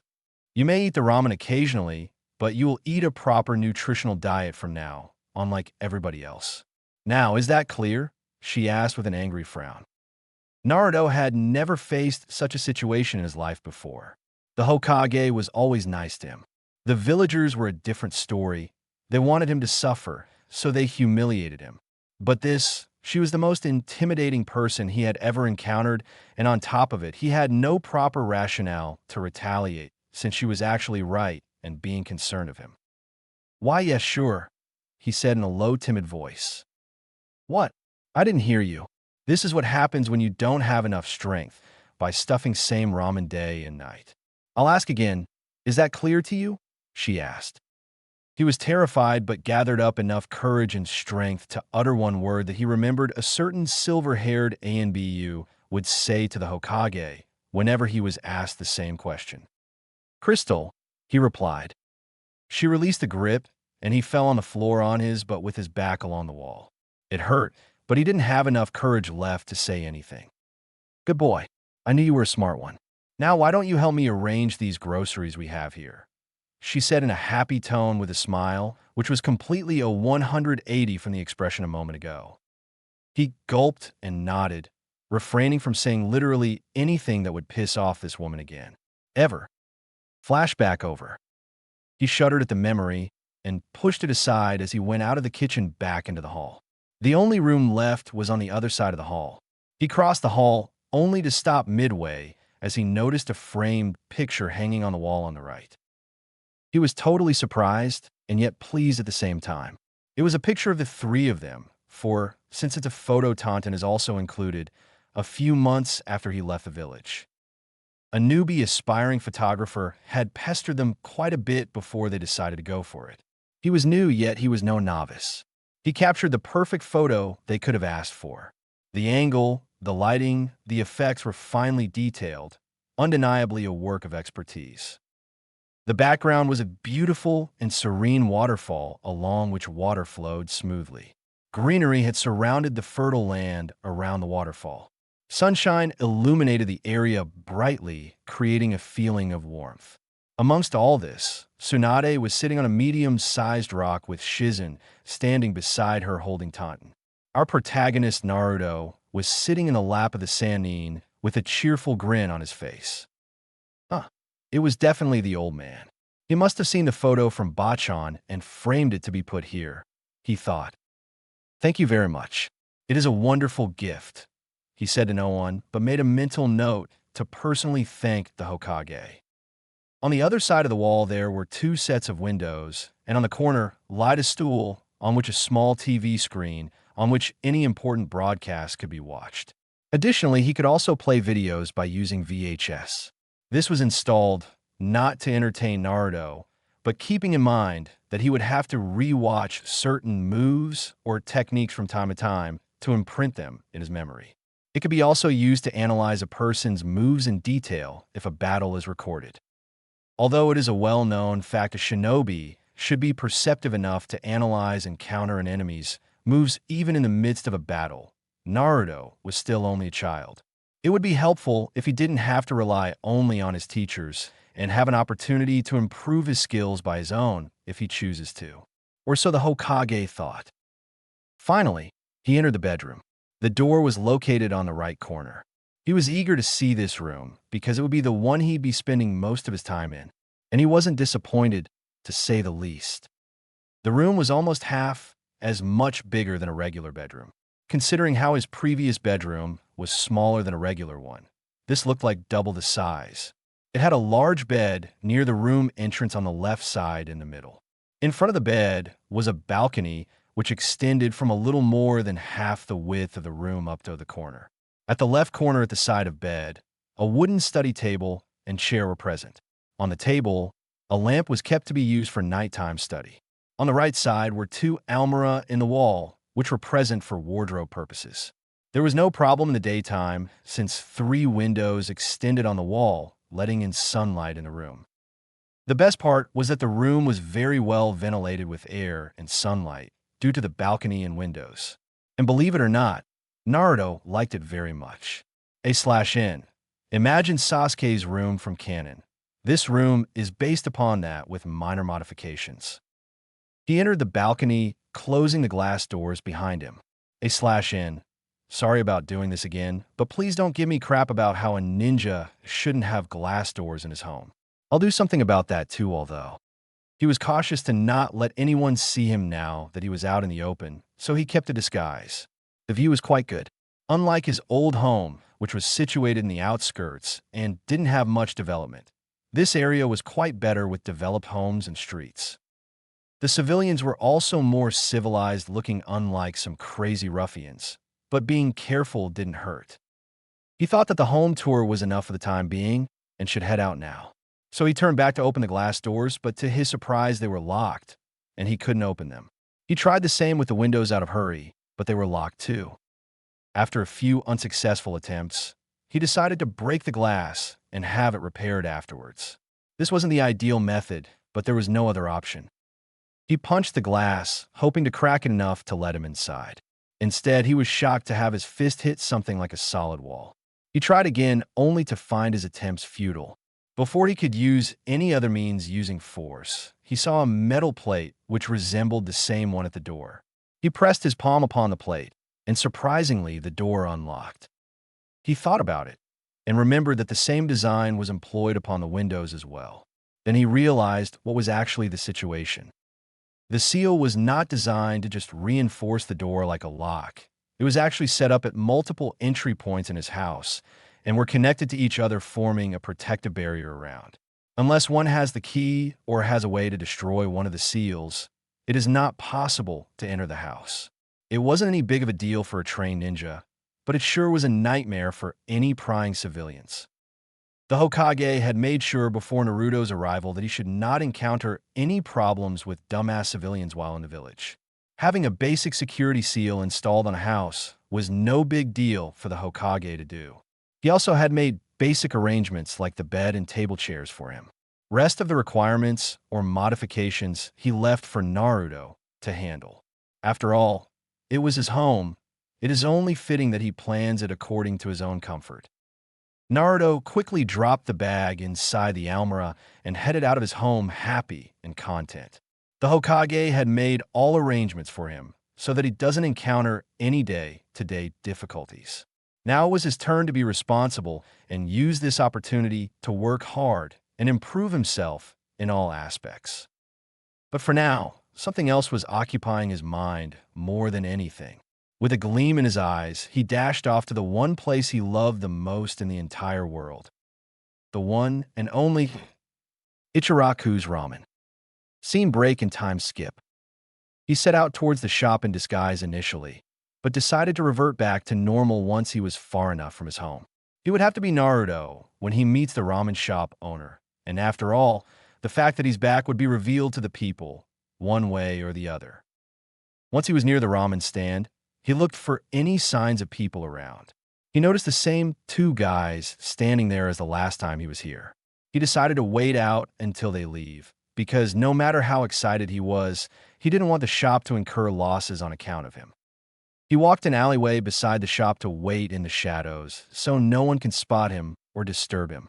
He rested his head against the wall and closed his eyes, leaning him against it, folding his hands. He was alert for some time, but as the two men at the stall already left, he was found to be dozing off. The weariness of the journey made him relaxed, until someone woke him up. "Excuse me, mister. Do you want something from our shop? You'll have to order at the counter first," the voice said. Naruto suddenly jumped at the voice and looked for the source. It was a young girl, not very older than himself. She was wearing an attire similar to that of the ramen stall owner. A white robe with folded sleeves and a bandana on the head with brown hair and deep black eyes. But I'm afraid you're wrong. I'm about to go to Ichiraku's ramen, not your shop. And sorry to bother you. I'll come by to your shop some other time maybe. This time I just have to eat here." He chuckled uncomfortably. The girl giggled unexpectedly loudly, as to which Naruto asked why she did. "Silly fellow, I'm talking about Ichiraku's ramen. There aren't many shops around the area, don't you know?" she said. Come to think of it, she was right. He didn't think about the fact since he was getting more attention on not getting suspicious.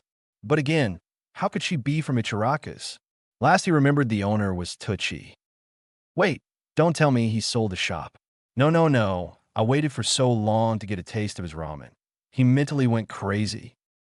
Before he could say anything, the girl said, "I'm going from the back. Please go to the counter and place an order. We'll be serving you shortly," as she strolled away with some groceries in her hands. With no other option, he walked to the ramen stand and entered inside. "Welcome, dear customer. Pleased to serve you. What would you like to have today?" asked the owner as he was cleaning up the last preparations with his back at Naruto. Naruto was relieved to find that the voice sounded exactly like Tucci. Man, he was so terrified even at the thought that the shop was sold. But then who was that girl? Never mind. Who cares as long as the old man's here? "Ahem. I need my special bowl, sir," Naruto asked, deepening his voice a little. "I'm sorry, but we don't customize the orders, sir. Please have a look at the menu chart at the side and choose any of the varieties," the owner said, still doing his work. Naruto was having a fun time, but decided to get attention now. "I'm quite sure I do have a special bowl here, mister, and I won't go until I've had enough of it," he said. "Look, sir, I told you we don't take customize," Tucci said with annoyance, but it converted to surprise the moment he turned to look at his customer. "Naruto, is it really you?" he asked. In flesh and bones, Aji-san, Naruto grinned. "Ha, it has been such a long time, my boy. You don't know how much I miss my favorite customer," he said. "Not as much as I missed you in the ramen," Naruto replied. "Ah, Naruto special, coming right up," he said. He went on to talk about Naruto's journey while preparing him a Naruto special bowl of ramen. When it was finished, Naruto was surprised to have a bowl 3 times as large compared to TH extra large one. It was actually a decorative piece I had bought for the store, but seeing you this hungry, I decided to serve you in this one. Dig in, this one's on the house, he said with his trademark smile. Well, thanks, Aji-san. Itadakamasu, said Naruto as he started gulping down ramen at an inhuman speed. The girl entered the room while saying, I have arranged the materials in the store properly. Do you need me to do anything else, too-san? She said. Naruto choked on his ramen after hearing that she was actually his daughter. Good work, girl. I want to introduce someone to you here. He is our shop's favorite and eternal customer. No man or woman on this planet is able to eat as much ramen as this guy here. Meet Naruto Uzumaki, he said. Naruto just held his hand up to wave it uncomfortably. Wait, this guy? I just met him in the alley beside our shop. He didn't even know I work here, and I've never seen him since the last 2 years I've started working, the girl said. Tucci was initially confused, but quickly understood why Naruto didn't come here right away. He smiled at the concern he showed for his shop. Yes, actually he wasn't around for the last 3 years. But now that he's here, he'll be needing all the ramen he can get. And I don't think we can satisfy his appetite even with the ingredients you just bought, Tucci said jokingly. This is my daughter, Ayam. She's been working with me at the shop since the last 2 years. It seems she has developed a liking to culinary arts because of my work. She helped me around here and there while studying more on the subject in the free time, he said to Naruto. Nice to meet you, Naruto-san, she said as she extended her hand. Likewise, Ayam-san. He extended his hand in reciprocation. He wasn't aware of her nature, but decided that she was a good person. She was Tucci's daughter after all. With that, she started helping Tucci in making ramen for him.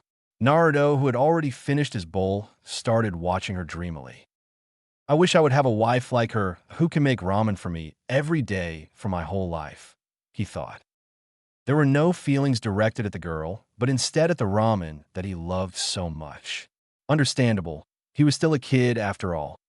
He talked about his experiences throughout his journey with them while stuffing himself up with ramen. Respecting the privacy of the talks, the owner had closed the shutters for the rest of the day for other public. Finally, it was late afternoon and he had to head back home. He bade goodbye to both of them and thanked them for the ramen after paying the bill. Scene break and time skip. Naruto had reached his home after buying some essentials and groceries from the market while in disguise. He felt a little alone at home after staying with the other 2 women for such a long time, but shrugged the feeling off.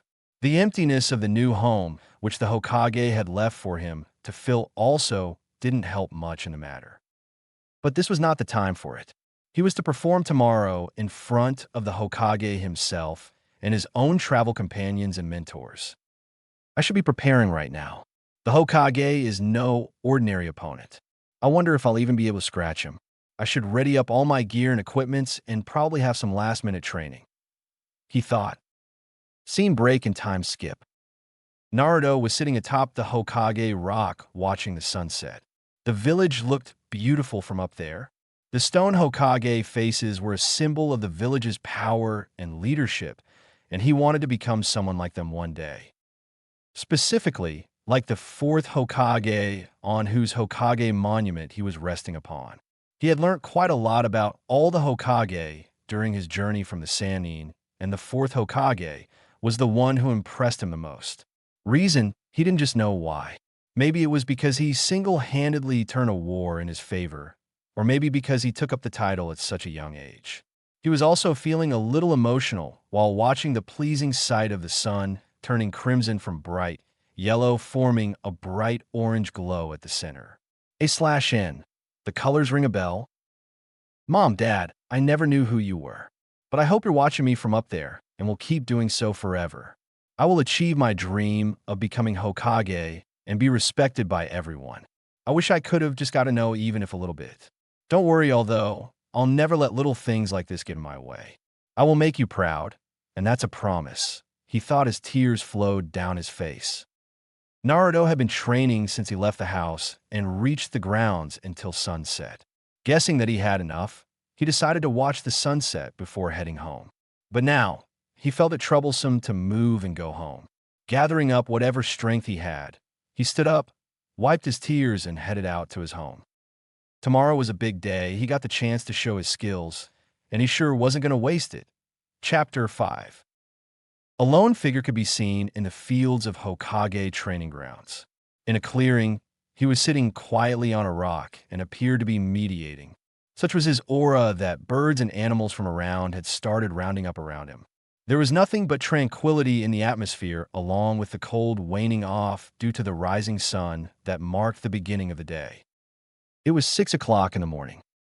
Naruto had developed a strict timetable during those years, courtesy of Tsunade. His body had adapted to it and formed his own body clock. He found it very troublesome at first, as he had the habit of training and lazing off whenever he was home, but eventually he got used to it and now finds it useful in maintaining a balanced and healthy lifestyle. He had woken up at 5 o'clock sharp, although he did place an alarm just in case. After going through his daily routine, he readied himself up mentally and physically, after which he set off to the Hokage training grounds. These were private training grounds reserved for the Hokage alone, and no one else was allowed within whosoever he or she might be. It was supposed to be surrounded by a barrier, which was inaccessible for regular shinobi and invisible, and also blocked any vision from outside. He had been given entry access to the area for this day prior to the match, so that he could scout the area and familiarize himself to the surroundings should he choose to. You know what they say, never miss any opportunity.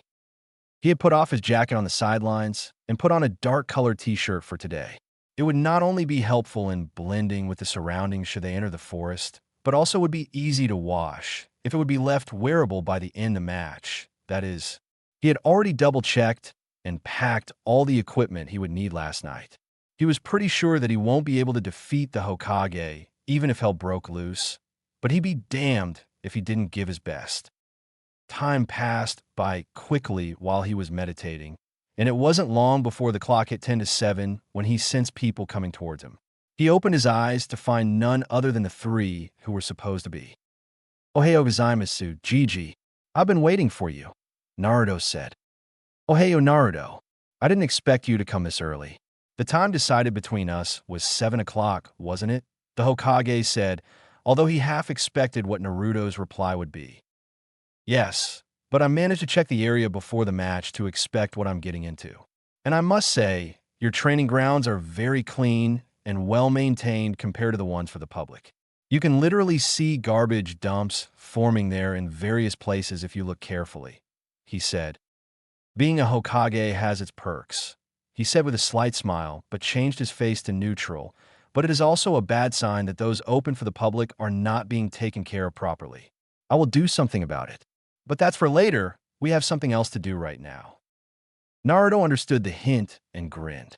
He backed away to his original position a little away from the rock. It was a nice place to sit, didn't want to destroy it. He looked around to see that the other two females had already taken seats at the branch of a nearby tree. Watching him look at them, they simply waved at him, following with a thumbs up for good luck. He needed it badly, for nothing but luck could save him from his opponent should he get even a little bit serious. The Hokage was still wearing his white robes, which confused Naruto a little. Why does he still have those clothes on? Doesn't he need them in his office? They'd be dirty by the end of this fight, unless, damn it, he thinks that I won't even be able to touch him. You sure are getting cocky, Gigi. I have to get that thought out of him one way or the other. I may not be around his level, but still I'm no pushover, he thought. The Hokage was observant of his expression. "Come on, Naruto. You have been training for quite some time now. Show me what you've got, how much skilled you've become," Hokage thought. "Ready for it, Naruto?" the Hokage asked. "I couldn't be more ready ever than now," Naruto said. "It's time. When this pebble hits the ground, the match will begin," he said as he flinged a pebble vertically high up in the air. The match wasn't official or anything, so they didn't need a referee. "The rules are, there are no rules. A one-on-one match. Anything and everything that you can put to use is allowed. I wish you good luck, said the Hokage. Naruto observed that the Hokage had at least got rid of the tobacco pipe that he always kept stuck in his mouth. He wasn't just considering it a leisurely stroll, after all. You better watch out, Gigi. You just might get surprised today, he said, as the pebble hit the ground. He immediately smashed a few smoke bombs around the area, which covered both of them. You blocked the advantage of sight, huh? What will you do now? Surely not flee this early. There must be some other plan he's got, thought the Hokage. The Hokage first thought to leave the smoke by jumping away, but that would defeat the purpose. He just remained there in the smoke to humor him whatever the boy was about to do. Suddenly a fist made its way to his face. He effortlessly dodged it, but was surprised as to how he was found so quickly. Surely Naruto couldn't just remember where was standing and attacked blindly at that location, since he had already moved inside the smoke. Naruto smirked, starting a bout of punches and kicks on the man, trying to land a hit. He did surprise him, although the man was able to keep up with the boy quite easily. The Hokage ducked under a kick, grabbing a hold of his other leg, and spun him around, throwing the boy away. Thinking that he got Naruto out of balance, he thought of going on the offense this time. Man, he was going to find that it won't be that easy. He tried to move from the spot again, only to find a paper bomb in front of his leg this time. He jumped behind instantly, only to find another paper bomb about to detonate. Looking around, he saw a circle of paper bombs at the position he was initially standing as center of the circle. Damn it! How did the kid get around me this quickly? I didn't sense him at all. Am I getting that old? Or is there something I'm missing? He thought as the paper bombs were at the brink of explosion. The spectators saw an explosion with which all the smoke screen was dispersed, instantly replaced by the smoke of the explosion. Naruto had got his footing back and smirked as he saw the explosion. I know this was a surprise even for you. So you now at least have to remove those Hokage robes. Must be dirtier than in the spectators' footwear by now, he shouted. However, his hopes weren't high for too long as he saw a protective earth barrier around him. As the barrier receded back into the ground, the Hokage retorted back. Earth style, rock shelter. Normally, he didn't announce the name every time he used a jutsu, but this could also be a training round for Naruto, so he decided to tell him. He added, "It's not that easy to land hit on me. You would have to do far better than that. But you have a point. I won't be able to get to my office in clean robes if it goes on like this. You are full of surprises after all. Trust me, this isn't the only surprise you will get today," Naruto smirked. Hee. So, care to tell me how we're able to find me so efficiently? And I couldn't sense your presence at all, the Hokage asked as he took off the robes aside to reveal his usual black battle armor. This was a test to just show his skills in battle, so there was no need to keep anything secret anyways. He decided to explain. Well, you see, I am a sensory type. He conveyed the concept in a brief manner. What? Interesting, but even more of an interesting fact is that I kept my chakra signature to the minimum just in case. Not to mention that I can detect at least the presence of sensory types no matter how small or how well they hide it, Hiruzen said. Both of them had got closer to the spectators during the fight. Tsunade intervened before Naruto could say further. You see, Sarutobi-sensei, this is his specialty. He is one of the best sensors out there. It goes without saying that he can keep his chakra well hidden. Even the tiniest amount of chakra can be detected by him. If that was not enough, there is a special technique that he created from which hiding is virtually impossible, unless, of course, you're dead, she said. Yes, and on top of that, I can sense other people's emotions when my own are elevated. I'm not able to control it by will, at least not until yet, Naruto added. We suspect that it might be an effect of the QB sealed within him, as I don't know of any person who possesses the same abilities. Although there was one who could. Mito Uzumaki, my grandmother, she said. All in due time. We just have to have patience and keep honing our skills. Well, I was actually curious about the technique you mentioned. I would like to test it out. An old man like me doesn't get the opportunity to see these kinds of new things lately. Your objective is to find me in 2 minutes. I'll be waiting, the Hokage said as he shunshin away. 2 minutes.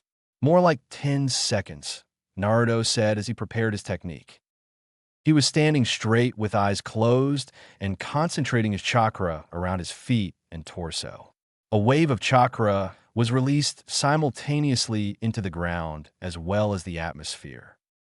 The Hokage was well hidden between the branches and leaves of a tree and kept his chakra as close to zero as he could.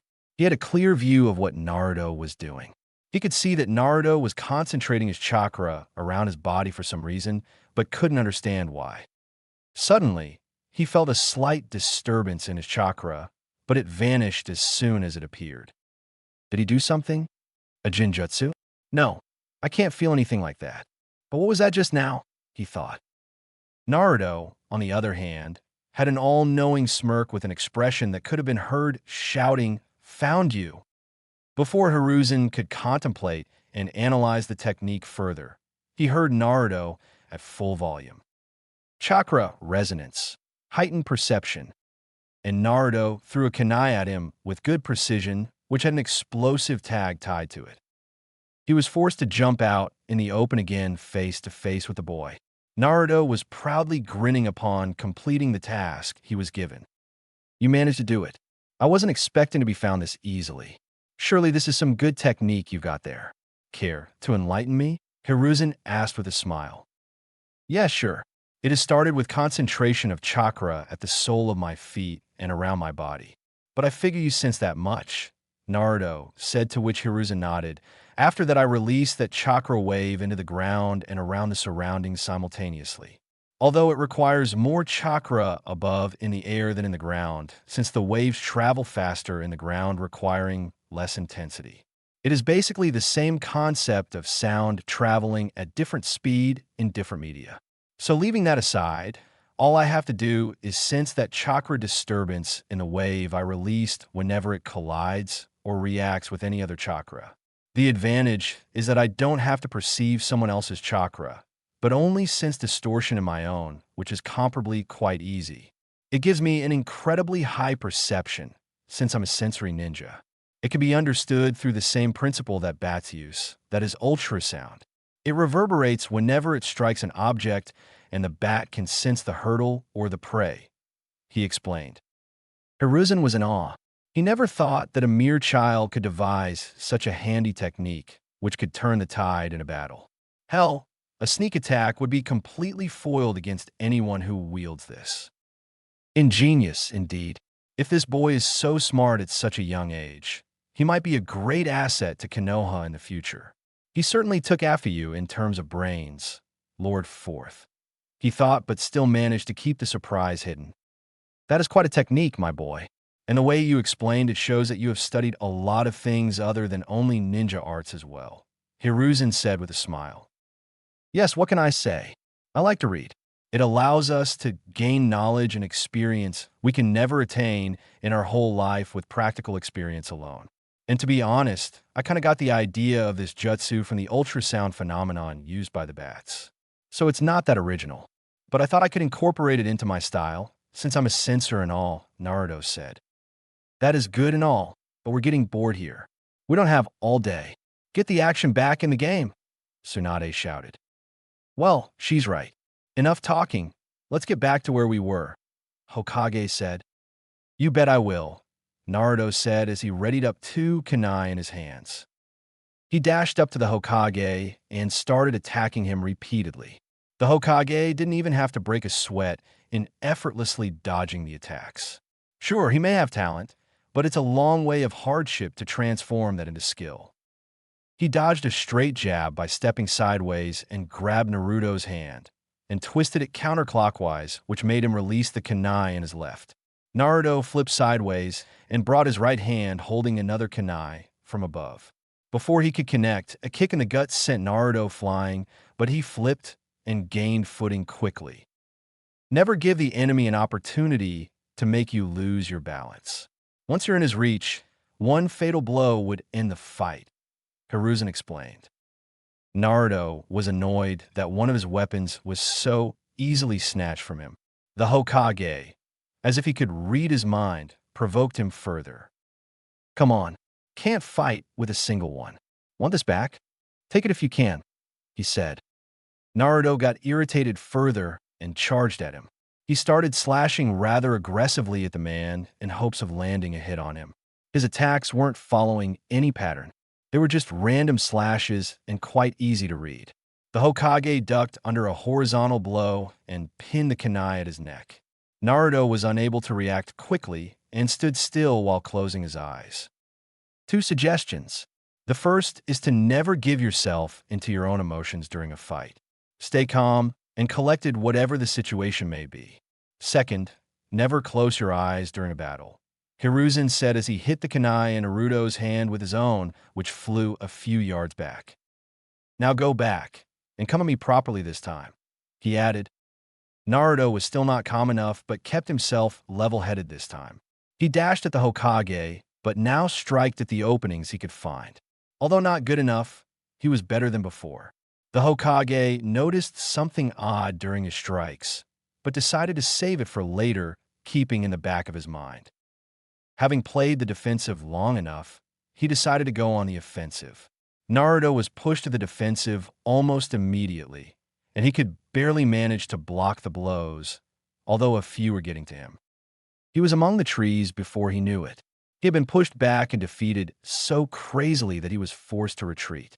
A few shuriken made their way onto him, so he turned upside down on the branch, barely avoiding them.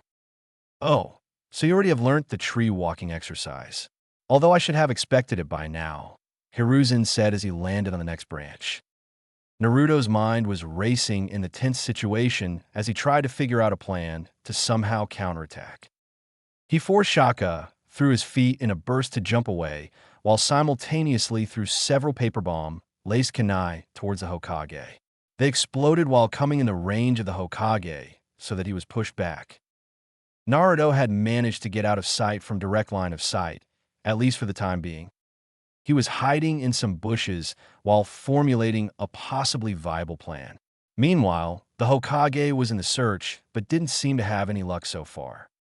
Tsunade wasn't kidding when she said that he's a natural at sensing chakra. He can make his chakra flow in such a way and quantity that it can't be sensed too. This kid is not half bad, he thought. A while later, he found Naruto between some trees, trying to put an explosive tag around a kunai. He landed a few feet in front of him and threw some shuriken at him. To his surprise, the shuriken flew right through him. A clone, huh? Nice going. But now what? He thought. He didn't get more time to ponder, as several ninja wires laced with explosive tags surrounded the trees around him. He expected another round of explosive kunai or shuriken, but was surprised to see a barrage of sun bond needles coming around him from above. An explosive tag wall, which restricts my movements. But why switch to Sunbon needles? Kunai are designed for higher damage, while Sunbon are designed for precision. So why would he unless? Damn it, Tsunade, now, I understand, the Hokage thought, instantaneously alarmed. He didn't have much time to react before the Sunbon would hit him. It wasn't the damage which the Sunbon would do that worried him. It was the substance coated on it. Poison. The needles were almost upon him, and he couldn't dodge the attack on either side. Earth-style, rock shelter, was the only thing heard before a wall of earth covered him. As the semicircular dome was complete, all the poison-laced Sunbon needles struck it from all the sides except from directly above. At the highest point of the tallest tree around, Naruto was sitting with a huge smirk, as if he had already won the match. You fell for it, Gigi. Now you have no way out, and I can definitely sense you in there, he said with a huge grin. He jumped upwards as high as he could using chakra under his feet as boost, and then vertically aligned himself with the opening on the top of the dome where the Sunbon weren't stuck. Clenching his fist tightly, he flew down with the effect of gravity at a high speed. This time you can't escape, so this round is as good as mine, he shouted as the Hokage was still sensed by him inside the wall. The impact was exponentially greater than expected, as the dome was shattered within a fraction of a second and the punch went straight through the wall, upon the man and onto the ground, which was shattered too around the whole area, uprooting many of the trees. The explosives around the area detonated with the disturbance, and the debris was launched into all directions. Few of them hit Naruto as well, although he managed to avoid the larger ones. Well, collateral damage was expected in the plan, but at least he managed to land a solid hit on the Hokage. Or did he? As he neared the Hokage, he noticed that there was no movement at all. Gigi, are you alright? I thought that you'd be able to handle it, so I figure I could use full power. Hey, say something please. You're making me worried, Naruto said with concern, but neared him with caution. Having reached near enough, he saw something that he definitely didn't expect. Damn it, after all that work, why am I not able to land a single hit on him? He shouted to nobody. The figure supposed to be the Hokage was slowly dissolving into the ground like mud. It also revealed a big poster on which was written, "Nice try, but not enough. Meet me back at the ground." Smiley face, under which were a few explosive seals stuck. Wait, what the he? As he had already started retreating from the spot, but not in time as the seals exploded, throwing Naruto away from the shockwave. Scene break. The explosion had given Naruto various bruises and small burns, but managed to avoid any major injury.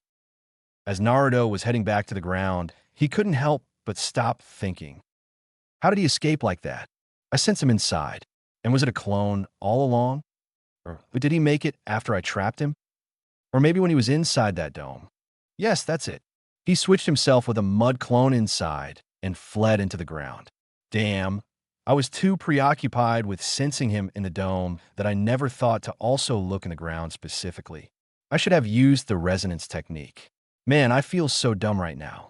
Now, he also knows about another ability of mine without having any damage at all. Scene break. Back at the ground, Naruto appeared in a body flicker in a few moments. Look who decided to come back. I was wondering how long you'd take. Hiruzen taunted him. Naruto was trying to suppress his irritation since this was a lesson he had been given not long ago. Never let your emotions control you. With that, he threw a lot of shuriken towards the Hokage. The Hokage dodged all of them, except one which he caught between his fingers.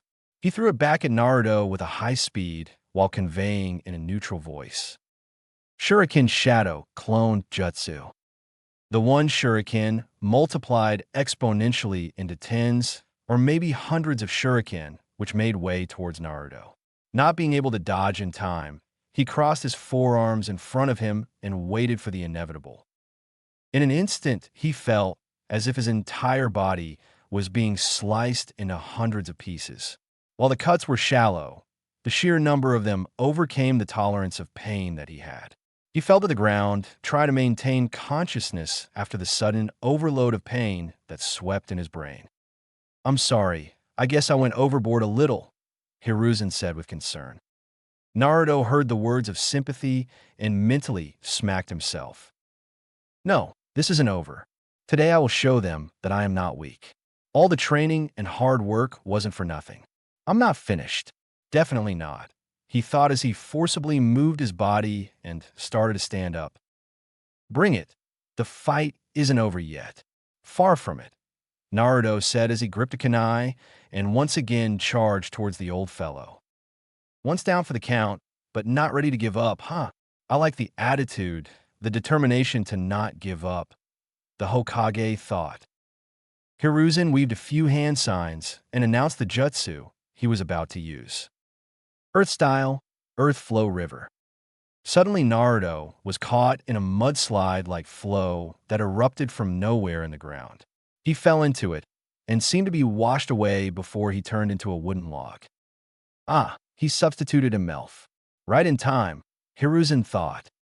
Naruto appeared from above and struck him with a kunai, which he easily sidestepped. But Naruto kept up a constant barrage of slashes and kicks, keeping the Hokage on his toes. He briskly lunged at him, trying to stab him in the gut, but Hiruzen turned sideways. Quickly changing the kunai in his hand into a reverse grip, he tried to slash the kunai horizontally to land a hit. The Hokage grabbed his forearm with the left hand. Considering it an opportunity, Naruto flipped, trying to kick him from above, taking advantage of his short stature, leading to a shorter and faster curve. The Hokage grabbed his foot with the right hand, but was pushed down a little as it was chakra enhanced, although not very much since Naruto had used much of it in the earth-shattering punch in the forest. He brought down another leg on the right forearm, pushing the Hokage in a squatted position, so he couldn't use his legs to defend. Naruto grabbed the forearm of Hiruzen's left hand, with which he was holding Naruto's other hand. At the moment, nobody had landed a hit on another, but Naruto had a final trump card up his sleeve. On the hand with which he had grabbed the Hokage's forearm, a blue chakra appeared, and suddenly Hiruzen flinched in pain, releasing the grip on Naruto's other hand. With the grip gone, Naruto dropped the kunai and slided his hand with the same blue coating across Hiruzen's own, which resulted in further intensification of the pain now in the palm, which was already in his forearm. With his left arm, which held Naruto's leg, he swung Naruto and hit him hard on the ground. With the impact, Naruto cried out in pain and stayed there. Hiruzen backed off a bit and checked his left arm. There was no visible injury, yet the pain was there. Naruto, having a satisfactory smile on his face and his eyes closed, said only one sentence. Finally, Chakra no Mezu, success. What didn't you teach him, Tsunade? And how'd he learn all that? Being able to use that means he's already quite well versed with medical ninjutsu. I've seen Chunin who aren't able to do a fraction of that. Hell, no ordinary jounin can do that either. This kid is something else indeed, Hiruzen thought.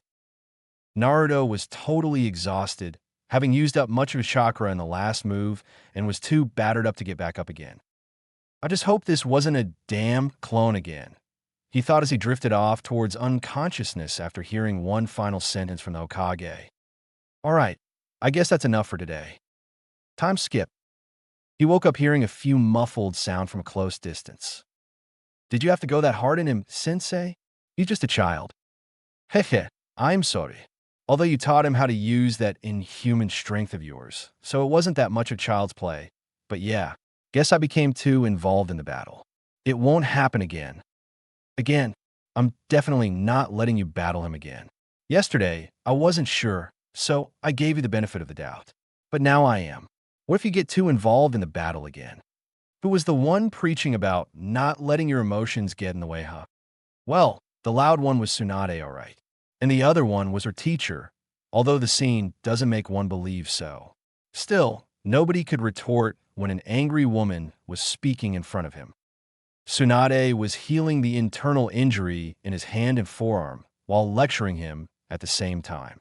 The Hokage had already put the white robe back on. Naruto looked up to see Shizen healing his injuries while looking at the both of them with a concerned look. After all, watching your master arguing/lecturing her sensei isn't the best of entertainment someone can expect. Naruto sat upright with a little help from Shizune, and at the same time the Hokage's hand was also patched up, so the bickering of the lady had ceased. I've healed the damaged muscles and tendons the best I could. Now, just make sure to not strain the hand too much for the day, and you'll be all right by tomorrow, was the last statement from Tsunade before all the attention turned to Naruto. Finally up at last, Tsunade smiled. Even after traveling with her for 3 years, he still couldn't understand how a woman's attitude could change in a moment. But he decided to quit looking for an answer long ago.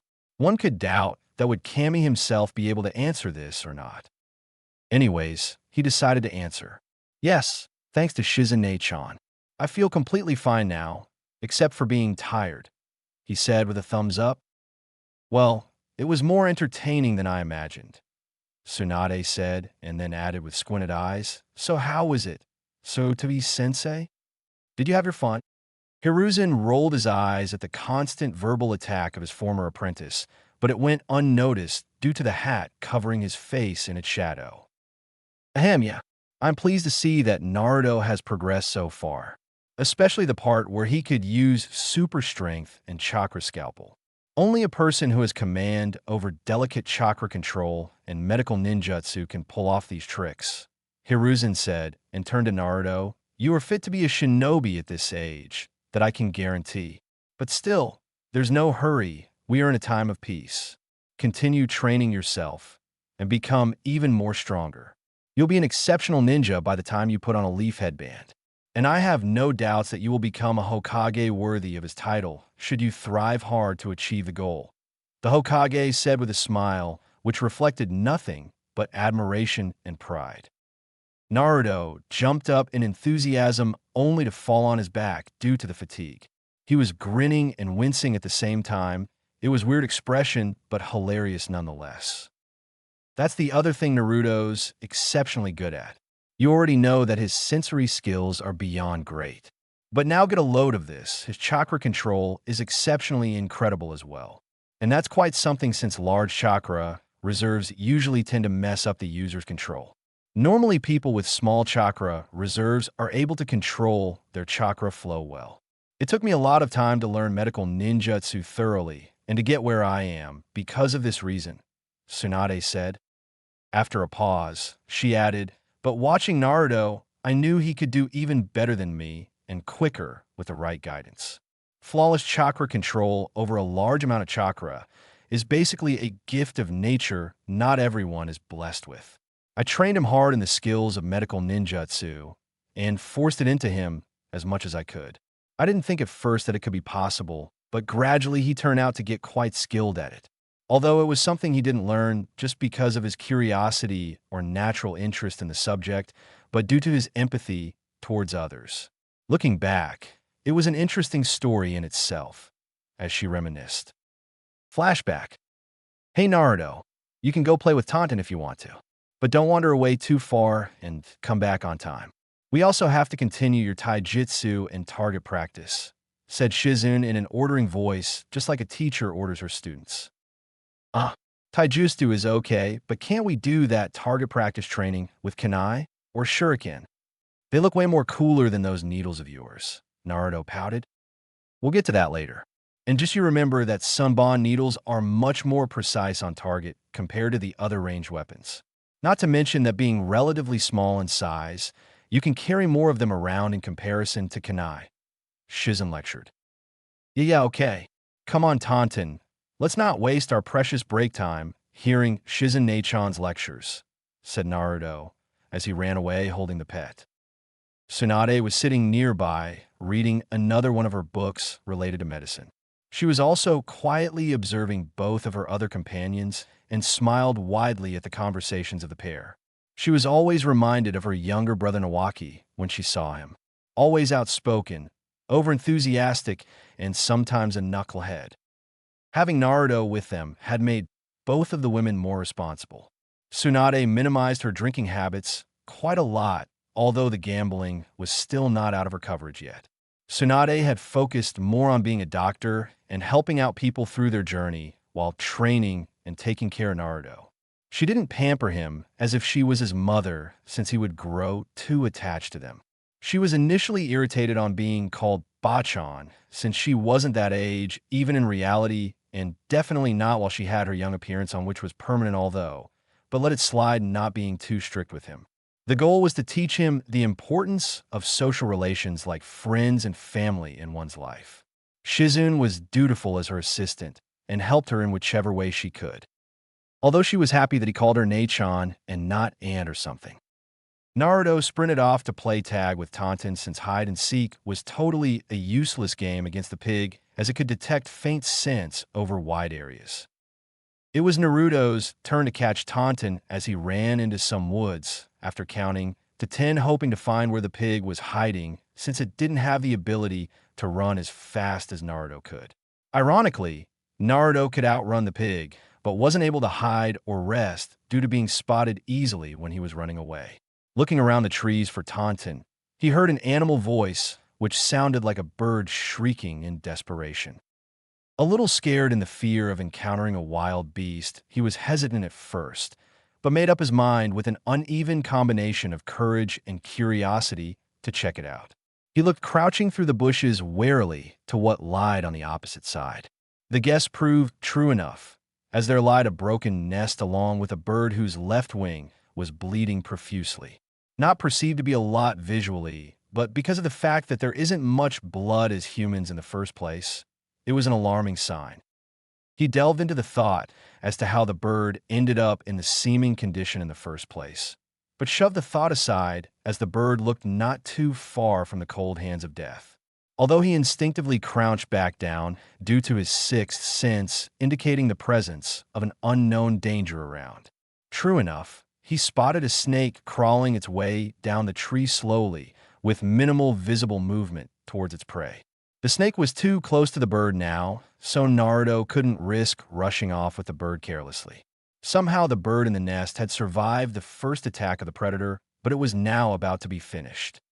Although he felt bad for interfering with nature, which beautifully contained in itself an endless food cycle with numerous food chains interlocking together, he couldn't help but sympathize with the bird in that condition. He resolved to save the bird at any cost to the best of his abilities. Slowly pulling out a kunai from his pouch, he readied himself to hit the snake in the head by performing a precise throw. Although he was confident enough about hitting a bullseye as stationary target, he didn't have much experience in moving targets yet. What was it? What was it again? Yeah, I remember now. Red touches yellow, kills a fellow. Red touches black, safe for Jack, he whispered to nobody. Cursing his luck, he examined the stripes to find that the snake was poisonous indeed. /N, please don't tell me afterwards that it's for coral snakes or something like that. It's just for adding an interesting line. Same thing about how Jack came to be a name in Narrativerse. Peace. Damn it. Now I can't risk any chance of failure. The snake will be guarded if I miss, and I can't take out the possibility that it could attack me suddenly. Naruto thought out loud. The possibility of the bird making it out alive thinned even more at the realization. The snake crawled a little quicker on touching the ground at the sight of its prey. As it reached the spot, the bifid tongue slipped out, making a hissing sound. It raised its head upwards and then backwards in order to jerk in front with a high speed, not leaving any chance to let its prey flee. Not that it was in any condition to do so anyways. But predatory instincts don't think that deep. Naruto captured that very moment to launch the kunai. He patiently kept ready in his hand as the head of the snake stopped moving backwards now in order to propel itself forward. Before it could do so, the kunai hit dead on, and the snake was sent flying before it hit a tree trunk hanging lifelessly. Naruto sped towards the bird, picking it up gently before racing off as fast as he could to the only one he thought could save the creature, if it could be saved. Boy, he sure hoped so. Scene break and time skip. Bachan, please help. Tsunade looked up suddenly with concern, having heard Naruto's cry for help. Before she could leave to find him, although Naruto himself came running to her with an injured bird in his hands. She was relieved that Naruto wasn't in any danger himself, but also alerted that the bird was in no good condition. Please, Bachan, can you heal it? I don't want this bird to die of the injuries. Naruto asked, sympathy overflowing out in his voice. I'm not a veterinary doctor. Naruto, this is not an area I specialize in, Tsunade said, but looking at the sadness that built up in those sky blue eyes of it, she added, but I'm not totally unfamiliar either. I'll see what I can do, but no guarantees. Now, lay it down here. Naruto did as instructed, and she placed her hand over the bird, and a green glow covered it. She frowned upon realizing that the problem was deeper than originally imagined. Shizen had also hurried to them after she heard Naruto shout while she was preparing lunch. Naruto, it's not just the wound that we have to worry about. There's also something else, Tsunade told him. Yeah, poison, Naruto simply stated. Tsunade, on the other hand, was more than surprised and asked, Exactly, but how do you know that? Because I killed the snake that was about to eat it, which was poisonous due to the pattern of stripes on its scales. He stated again in a matter-of-fact dull tone. You what? Tsunade gasped and shouted, momentarily losing her focus on healing the bird. Sensing that he could be in real trouble soon, he tried to explain how he had felt sorry for the bird and wanted to help it. He got a stern reply that it wasn't a good call and that will be reprimanded later, to which he silently nodded. Tsunade resumed back to healing the bird by extracting the poison and stopping the bleeding. Well, It was a good decision studying the anatomy of birds, Tsunade thought as she recollected how she had once read about birds in case a carrier messenger bird was injured and the need was urgent to deliver a message. She left the patching up for Shizun to do while demanding an explanation from Naruto instantly. Not pleased by his actions, but still admiring the boy for his courage, she decided to let the matter go with some minor punishment, giving an indirect message that another reckless behavior won't be tolerated in the future. As the bird was fully patched up, it was put into a basket and left to recuperate. It had left consciousness midway when Naruto brought it back. "Will it be okay, Bachan?" he asked. "I've extracted the poison completely, so that's not something to worry about. Although the blood loss was significant. It's up to the state of the bird's body to see whether it can survive or not." She stated not to fill any false hopes into the child. "I understand. I'll wait for the bird to heal patiently," Naruto replied calmly, although he was worried. An idea popping to his mind, he said, "Hey, Bachan, can I ask you something?" "Sure, go on," she replied. "I also want to learn the art of medical ninjutsu. Although I did manage to kill the snake, it would have been for nothing if the bird had died. If similarly someone was injured, and even if I defeat the enemy in battle, what good will it be if he or she dies?" Naruto said. Tsunade didn't immediately erupt into laughter at the request, solely for the reason that there was complete sincerity in his words as well as in his eyes. "That's exactly what I thought back then when I appealed to the Hokage to introduce medical ninjas into team formations during the war. He's thinking in the right direction, at least." But she thought, medical ninjutsu is not regular training, Naruto. It requires immense chakra control.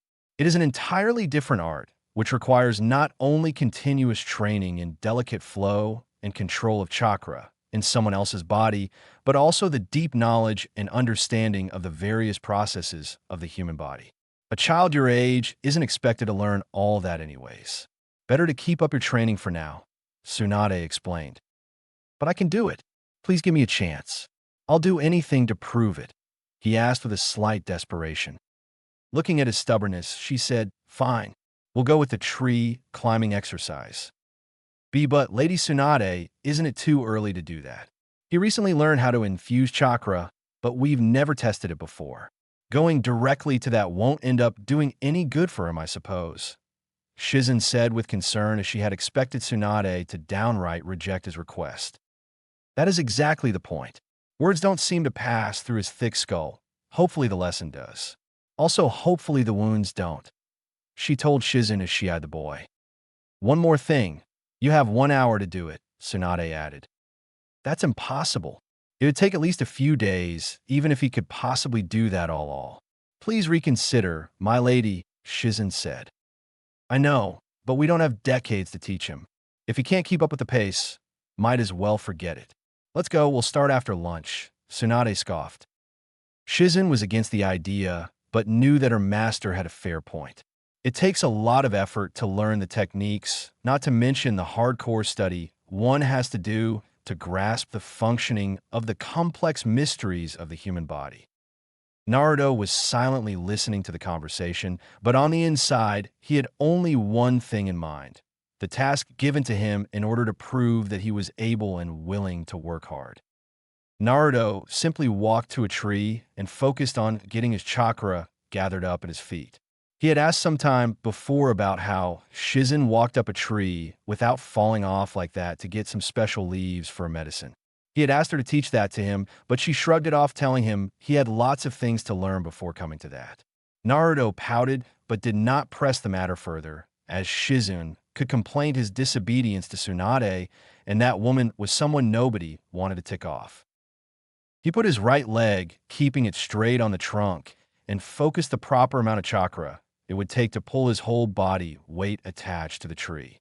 Once achieved, he lifted the second leg and divided the amount of chakra between both his legs as the second one hit the trunk. Once again, diverting the flow to one leg, this time the left one, he took a step carefully. Carefully balancing the amount of chakra in his feet in a stepwise fashion, constantly, he reached the lowest branch and lied on it to rest a little before going further. The tricky part was that if he didn't divide the chakra when on both feet, there was too much chakra and he would be pushed away. On the other hand, if when on one feet he didn't have enough chakra to stick, he'd simply lose the grip, slipping straight down. Not easy, though. He thought about why both of them were making a fuss over it. A little practice, and he'd get it subconsciously after that. The scenario with the spectators was entirely different. Both Tsunade and Shizun had their jaws dropped in bewilderment as they couldn't believe their eyes. How in the freaking hell is this boy able to perform the trick with such ease? This was the only thought that was currently revolving in their heads over and over again. On the other hand, up above on the tree, Naruto saw the two women who were looking like they had seen a ghost. Before going to ask what happened, he decided to complete the exercise first. Slowly and steadily, he walked up to the top of the tree, with each step being less tougher to handle than the previous one. He felt the movements slowly being etched into his muscle memory. Once he reached the top, he waved down to the ladies below. I guess Shizun, I was wrong after all. This is not normal, to say the least. I take my words back. He is definitely up for the job, Tsunade said, having seen Naruto acing the test in one attempt rather than the 1 hour he was given. Shizun, being equally flabbergasted, nodded in agreement, saying, "Me too, my lady, me too." Naruto, upon descending the tree, asked the woman about how well he did in the exercise. "That was exceptionally well done, Naruto. I have no doubt you'll be able to learn medical ninjutsu if you work hard enough," Tsunade replied, praising the boy, although not showing the utter astonishment that was present on her face a few moments ago. Naruto grinned widely at the accomplishment that now allowed him to learn what he wanted. Tsunade was curious about something, so she crouched in front of Naruto and moved her hand around Naruto's body and was left wide-eyed. Now she understood part of why Naruto's chakra control was good. Before being questioned, although, she diverted the topic for the time being. "Come on, Naruto. Shizun has prepared the lunch. So first we're going to eat it, and then we'll move on to the water walking exercise," Tsunade said. "Yes, I'll be keeping the basket along with our other stuff for the bird to rest, or if any other complication occurs. You guys go on ahead and start eating. I'll join you soon. By the way, Naruto, aren't we forgetting something?" Shizun said. "Huh?" Naruto said before realization hit him, and he mentally facepalmed. "Where's Taunton?" Both the women finished. Flashback over. The third Hokage was amazed to hear Tsunade and how Naruto was proving to be a genius of his own kind. But remembering that talent without hard work is just a blunt knife no matter how strong its metal be, he justified the quote by talking to him. "Although you have proved to be good at ninja skills, Naruto, it goes without saying that your techniques aren't refined yet. Not that I'd expect something like that from someone your age, but if you wish I can help you in doing that," Hiruzen said. Shizun said with a concerned voice, "Apologies for the interruption, Hokage-sama, but I think Naruto has had enough of training for someone his age. Probably it would be good if he spent time like a normal kid relaxing and starts the training next year at the academy." It was only an offer, of course. Naruto has the choice to accept or decline as per his own wishes. I am merely making sure that he doesn't regret missing an opportunity later on. Unlike in the times of war, shinobi aren't required to be sent out in the battlefield without proper training.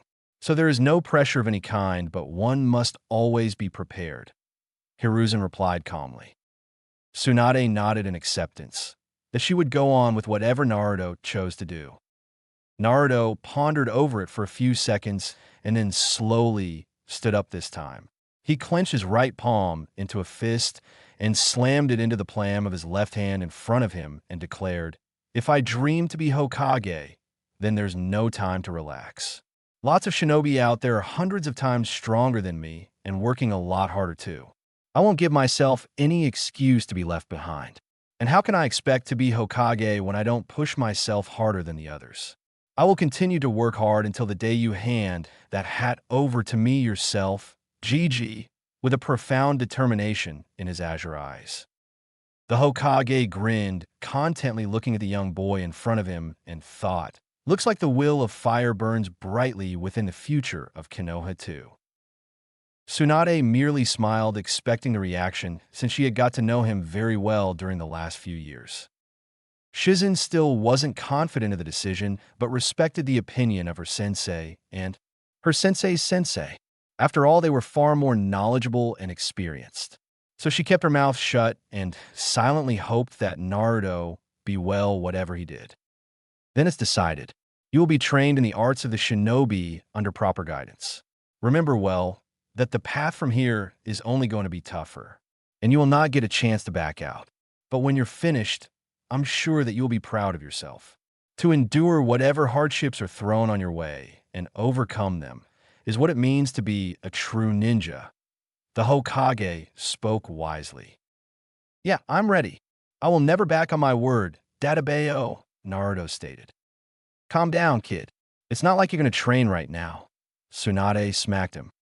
Naruto blinked and rubbed the back of his head sheepishly. Sensei, you didn't tell us who was going to be his instructor. I don't know many people around here who'd be willing to train him and be trusted enough to keep it confidential. Tsunade asked, although she imagined it would probably be the ANBU that had been close to the boy's father in the past. Oh, I thought that you trusted me enough to handle this, Tsunade, the Hokage said with a glint of mischief in his eyes. No, it's not that. I was just a little concerned, nothing else. I'm sure you'll find someone, Tsunade said, but stopped at the growing smirk that was being kept painfully small by the Hokage. Suddenly understanding what the Hokage meant by his statement, actually, and mentally scolding herself for not getting the pun, she said, half shocked, "You don't mean to say?" Hiruzen started laughing, knowing that Tsunade had understood, and said, "You're right. I will be training him from now on until he is admitted in the academy." Shizune, as usual, was the most shocked and said, "But Lord Hokage, why would you personally go to such lengths? And not to mention, how will you have time to train him? Why not assign him an instructor?" Tsunade didn't say anything after Shizune's question, but was actually curious herself. The truth is, I feel I have failed one of my students, and that I want to have one more chance of correcting my mistake, but I can't. The least I can do to lessen the burden on my heart is to not regret having lost one of the best opportunities one have got. Until yesterday, I didn't plan to test you myself. And I won't be honest if I didn't say that I haven't had any prior plan on making you my student. You'll be able to grow up into a fine young shinobi that I already told you. I just want to contribute my part, he said as he gave a weak smile. Tsunade knew who he was talking about and thought of telling him that it wasn't his fault in the least, but decided to not engage deep into that particular topic. Great. Lessons from the Hokage himself, Naruto said as he grinned. Although don't think I'll go easy. I was far from my actual power fighting you today, Hiruzen added. Naruto nodded, nonchalantly, still lost in his own happiness.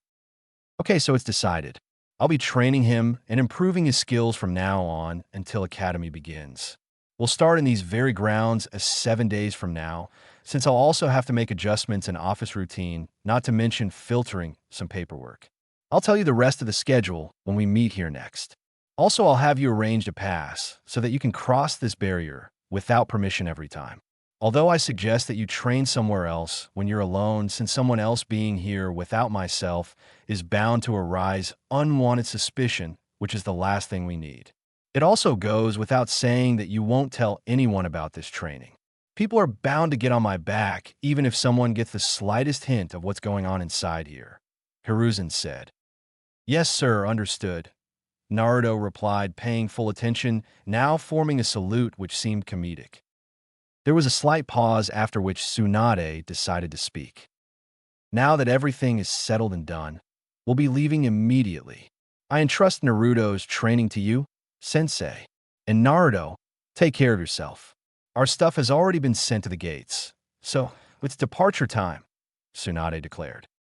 Naruto knew that he had to part ways with the duo, oink oink, ahem, trio, today, but was still saddened that he now had to live alone again. Not that he felt alone again from inside, it's just that he had been so accustomed to being with them all these years that now it seemed a little hard to let go.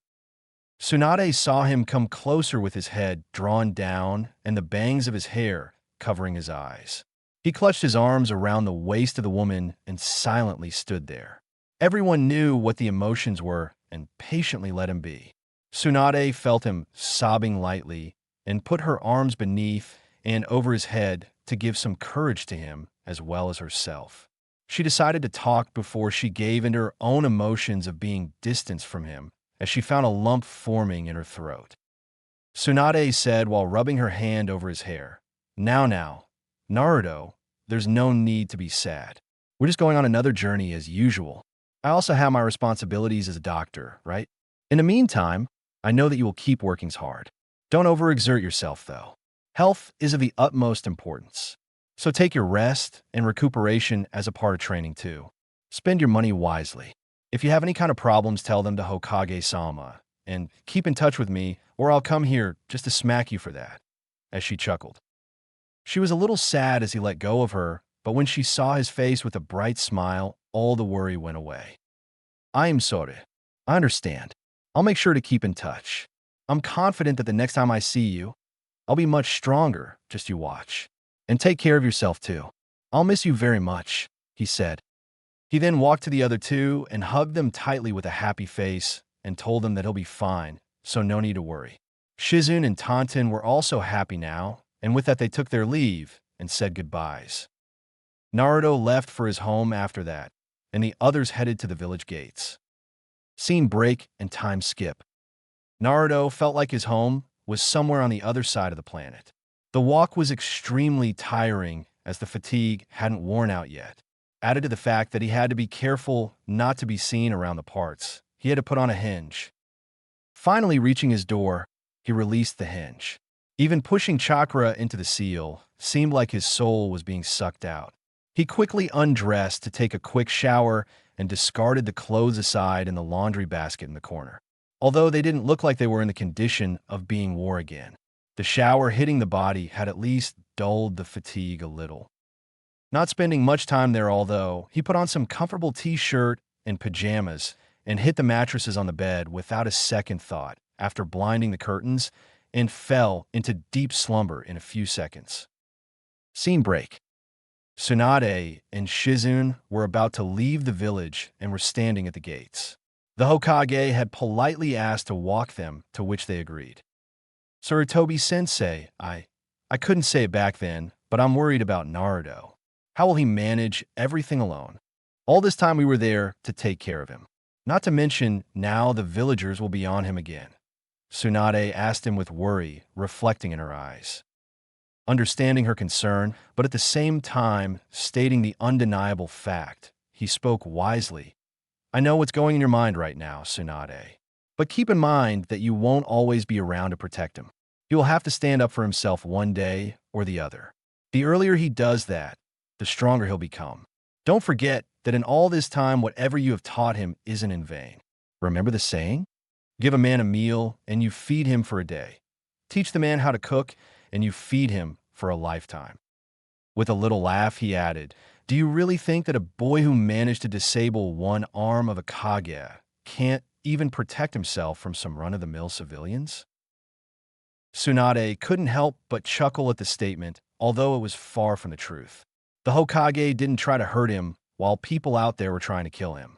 But she now had faith that Naruto would be able to fend for himself and slowly turn into a fine young man.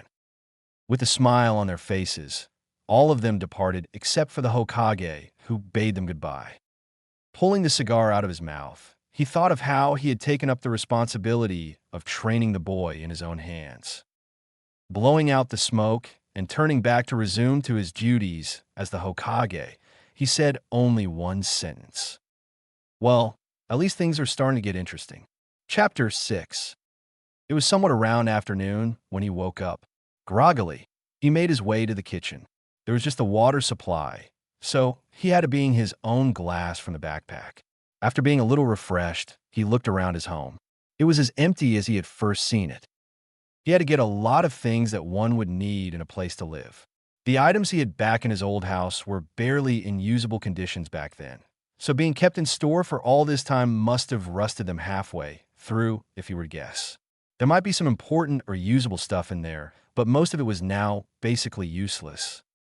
Thinking of his old house, he was reminded that the Hokage had said something about that one belonging to him too. So maybe he could make some use of it? Nah, on second thought, those irritating villagers must still be prying around in hopes of pranking or beating me up again, now that it isn't unknown that I'm back in the village.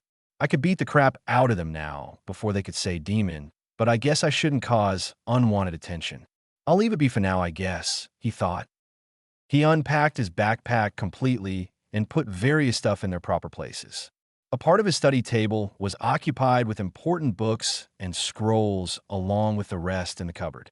The wardrobe wasn't much filled with the few sets to clothes he had. The kitchen, dining room, and the bathroom were almost the same as before. After all, he was traveling constantly, so the stuff to be carried was just the essentials. I would have to ask Gigi about that. I don't exactly know many shops around here, and I don't have the kind of money with me either that would be required to buy these kinds of stuff, Naruto said with a hand on his chin to no one in particular. This was expected, as throughout their travels, all the financial tasks were attended by Shizen alone. Naruto was too young to do this kind of work, and Tsunade, well, she'd gamble it away when she had the chance. He changed into something more presentable, as he couldn't just roam around in pajamas. He had gone to check the clothes that he had wore during the match, and well, he was right. Those weren't in the condition to be worn anymore. He had to get replacement clothes, as well as a few extra pairs. He went to the wardrobe and put on the usual white t-shirt with the orange jacket and black pants. Tucking the pouch with the ninja tools around his hip, he was now ready to move.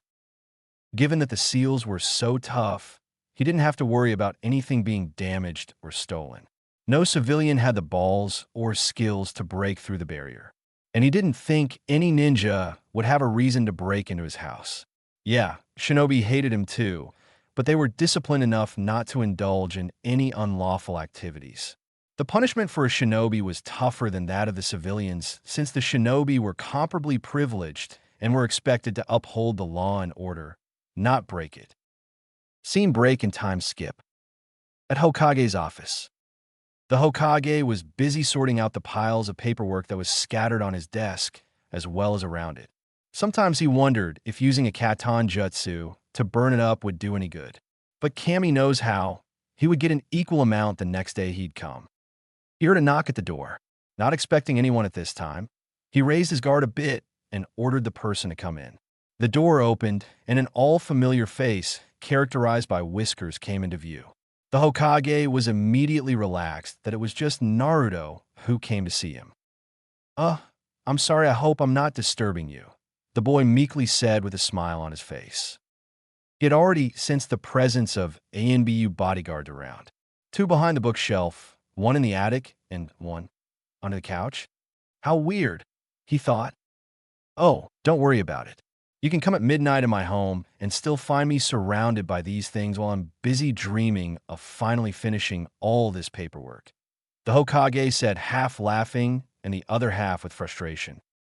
Naruto tried a fake laugh, having little idea what the statement referred to. Anyways, why are you here? Is it about something important? Hokage said, sensing his obliviousness. No, nothing that important. I just had to ask about a few general issues, Naruto said, clarifying that there was no necessary or urgent issue for which the ENBU had to be sent away and privacy seals to be activated. The Hokage nodded in acceptance and waited for his further queries. You see, I recently shifted into the new home, as you already know, and I have to buy a few things that would be needed since much of the old household stuff is unusable now. And as you know that, there won't be any time for these things after this week. So I was wondering if you could send someone who would be able to help me get all the things, or maybe send them over. Naruto said, carefully not to reveal any sensitive information about the upcoming training. The Hokage, understanding his point, nodded his head in acknowledgement. But contrary to what Naruto had requested, he said, Naruto, why do you think I left out all that for you and not have it completely done beforehand? It was because I wanted you to be self-reliant from now on. I will not be sending anyone to select your needs and wishes. He knew that Naruto would have been dependent on the other two during his travels. But now that he's back in the village, he should be able to make minor decisions and handle his own. Okay, he guess. So what should I do then? I don't have any money right now, nor do I know many shops like that around here. Not to mention that I'll be needing someone to shift the things inside, and I don't think anybody would be willing to do that for me, Naruto said, quoting out his problems. Okay, listen closely. First, do you have a list of what you wish to buy for your home? Hokage asked. Naruto momentarily, mentally facepalmed, having forgot to write down whatever he had in mind and move his neck to the sides quickly in negative. So first thing you have to do is make a list of whatever you want and look out for the required shops in the market. Once done, come back here. I'll then provide you with an alternative ID for your hinge. So just give a picture with the details right now to the secretary outside. That solves your problem of help you'll need from the workers or shops. Lastly, money won't be an issue since we're not going for luxury, but just the basics, which will be arranged easily. I'll meet you in 3 days, and then we can talk further about it. That should be enough time to cover all of the required tasks. Does that solve everything, or you still have something left? The Hokage explained. No, of course not. That would be all right. I'll make sure to do all tasks and meet you in 3 days, Naruto replied enthusiastically. He already knew that money was equally important of an asset as everything else was. So using it effectively was another skill he had to develop, even if there was enough to spare at a particular time. Hiruzen pulled out an envelope and handed it to Naruto.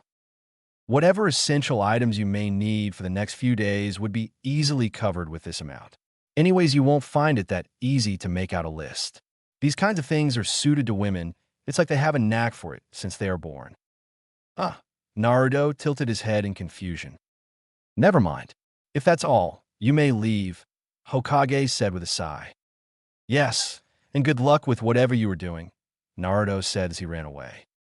Hiruzen looked at the piles of paperwork around the desk and swore that he had completed half of it before Naruto came. He exclaimed to nobody, how the hell these things just grow in size automatically? Only a few suppressed A&BU snickers could be heard. Scene break and time skip. Naruto was walking around in his home with a pen and a notepad in his hands. He was beginning to feel a little frustrated since many things didn't come to mind at once when generally looking for them. He was roaming around room to room looking for anything that was required, so he won't have to make trips to the market every now and then. But everything looked so empty, there wasn't anything that came to mind to fill that much. He remembered the Hokage telling that it was better done by a girl or something like that. But he wasn't having anyone help anytime soon. Should have asked Shizune-chan while she was in the village. It would have been a piece of cake, thinking he was about to scream mentally. I guess I'll just write them up as I feel the need to use anything, and it's unavailable. He said not so confidently since there were a lot of things which might not be needed in 2 or 3 days. Exasperated, he threw the notepad on the bed and thought about going out for some fresh air, which might get his mind working again. The balcony wasn't enough space, and he didn't want to sit idle anyways. So he went out to explore the village further. Scene break and time skip. Naruto was walking away from the crowded places to the outskirts of the village. He could see a few of the clan compounds as he trod away from the main district. The area was comparatively far more calm. Now he knew why these compounds were built away from those markets. He continued on towards the training fields. There weren't a whole lot of people around, so he walked without any hesitation, avoiding them. Although he did have some curiosity, so he suppressed his chakra and went on to look at a random training ground where he could sense a few people. Hiding in a tree, he saw 3 young ninjas fighting against some silver-haired jounin by looking at the dark green vest he was wearing and the high level of chakra he sensed from him.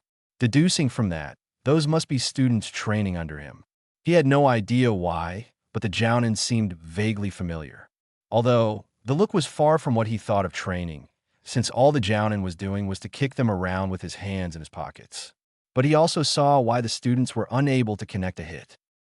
Those idiots. If they're all against a single one, why not coordinate their attacks rather than attack blindly? He's no pushover if he's a jounin, and yet none seem to even see eye to eye with each other, Naruto contemplated. Anyways, it wasn't his place to judge. He had other things to take care of. The jounin was more than enough for a teacher, if the students listened to him. With these thoughts, he backed off and jumped on the other side to look around further and left. On the other side, the Jounin wondered if he had seen someone leaving the place from the corner of his eye and also squinted at the fact that why he couldn't sense him at all. Time skip. After going through various training fields and obviously avoiding those belonging to individual clans, he reached a certain overgrown field resembling a deep forest which looked abandoned, due to all the locked gates and fences he could see surrounding the entire area. He would have moved on quite willingly until he sensed a lone chakra signature somewhere around in the middle of the center and edge of the forest. Is someone training in this place? But it's locked, so why would anyone go in here? There are lots of other places. Could it be that someone got stuck inside and can't find a way out? This place seems like one can't navigate easily enough. Should I go inside and check? Or maybe I should just walk away? Should I ask Gigi? But what if someone's in trouble right now? What should I do? Those are the thoughts running in his mind as he scrambled around his hands on his head in frustration. Not to mention, he was a little scared of the appearance of the place, added to which he didn't know the territory inside. On the other hand, leaving a needy person who might require assistance as soon as possible alone in such a place while he could help him was something he could never do. So, without any more delay, he leapt over the gates and fences in an acrobatic manner and landed on the other side. Running deeper into the forest, what he missed in the hurry was a signboard further ahead on which was visible a danger sign of skull and bones, and what was written under it could be read. Training Area 44. The Forest of Death. Time skip. What the hell is this place? I've been here for half an hour at most, and almost been eaten 5 times, even when I'm being so careful. What in the world is this person thinking of roaming around here? Naruto said out loud as he leapt away at branches. The chakra signature was still further away, but he could sense that it was getting stronger as he got near. Hope I'm not too late. If someone is actually in trouble, that is, he thought. He increased his speed to reach the destination quickly, but was again interrupted by a giant spider along the way. Getting annoyed, he one-punched the spider down with his enhanced strength and trod forward hastily. Finally reaching the person he was looking for, he hid in the tree shadows to look at him. Wait, it's a her. The person standing there was a girl in her late teens, having violet hair tied up in a ponytail. She was wearing a coat and mesh bodysuit underneath, but the coat fairly covered almost all of the upper half of her body closely. She had a leaf headband over her head. He decided to approach her warily, but was surprised when he sensed a similar chakra behind, and a kunai was on his neck before he could turn. Looking for someone, little guy? A feminine voice asked. He saw the woman in front of him disperse into snakes. It was a snake clone, huh? Never saw one before, he thought. How did you know I was here? He asked. Well, I can sense people now and then, although you're just a little brat, so you won't have any chakra at all. It had more to do with the fact that I heard a loud noise from that very direction, she replied. Oh, it was at that moment I punched the spider down. He facepalmed mentally. He thought of the options he had at the moment. Either he could elbow the girl fast enough and then engage in a fight, or simply surrender and talk nicely. Given that she was roaming around here in this place crawling with all kinds of deadly creatures, she was no joke. But most importantly, she was a leaf shinobi, and that was enough to give her benefit of the doubt. So he chose the latter. I was looking for you. I mean no harm. I'm a little scared of it right now, so could you please remove this kunai from my neck? He asked politely. The girl made no movement for a few seconds, but then removed the kunai, guessing no harm could be done before listening the matter out clearly. He was just a young boy after all.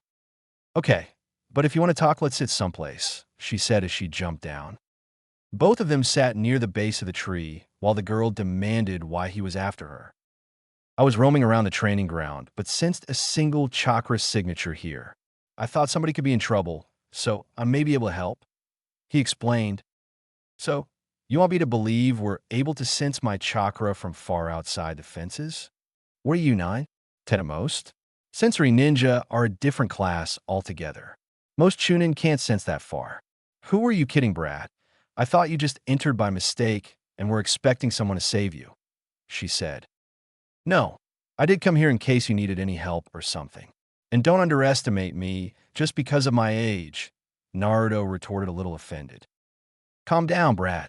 Well, I guess I can't deny the fact completely since you managed to walk through the forest while you look mostly unharmed, she said, eyeing him. Oomph, he just said, turning his head sideways. Okay, I never got your name. Care to share? She asked rather nicely, which seemed a little forced. Naruto Uzumaki. I hope you'll tell me yours too, he replied. Enko Mitarashi. Nice to meet you, Naruto. Wait, aren't you that kid who? She stopped mid-sentence. It's all right. I know what that's about. Nice to meet you, Enko-san, he said. They made small talk about things here and there. He got to know that she was also like him, as some villagers treated her badly too, although not to an extent as much they hated him. It was because of the snake Sannin that she was put under guidance of a long time ago. She was thus also mocked as the snake bitch due to the curse mark he had used on her. That's why she roamed around here since she was young, because no one dared to step foot in this forest, and she was well acquainted with the surroundings. But now she was a Chunin, and no one dared to mess with her. She was empathetic towards him, that's why she did start to like to talk around him. So, why exactly were you taking a stroll in the middle of the day here? She asked. He rubbed the back of his head sheepishly and told her about the list he had to make to manage his home. Also how he miserably failed to do so, in the first attempt at least. So he went outside to explore and get some fresh air. What? That's nothing to be worked up on. If you want to be glad to help, she said. Naruto was momentarily relieved that someone could help him, but still wasn't sure if she was trustworthy enough to be shown his home. She picked up his hesitation quite easily and thought of the only way to gain someone's trust, that is, to put your own trust in them. She motioned him to follow as she said, "Come on." Naruto was not sure of what to do, but decided to go along as long as there wasn't any danger. Not far from the place where they were originally, she stopped in her tracks where two giant trees stood closely while their roots were intermingled above the ground. Not easily visible, there was a hut that was built rather unprofessionally using the tree roots as foundation and using wood around them. As they neared it, Anko opened the gate and asked Naruto in. He was surprised to see that it looked cozy on the inside. Also, it was rather impressive as it was decorated and also well organized. He was a little ashamed that he couldn't even figure out a simple list, while she seemed to have used up every corner of the space effectively. Welcome to my heavenly abode. This is the place I come to rest and relax where no one disturbs me. It is like an oasis in a desert, an island in the ocean, a mountain between the clouds, whatever you may call it. I don't like my house in the village that much, so I spend a lot of time here in this place, she said. Wow, this is awesome. Can I come here sometime again? He asked. Sure, but only when I'm around.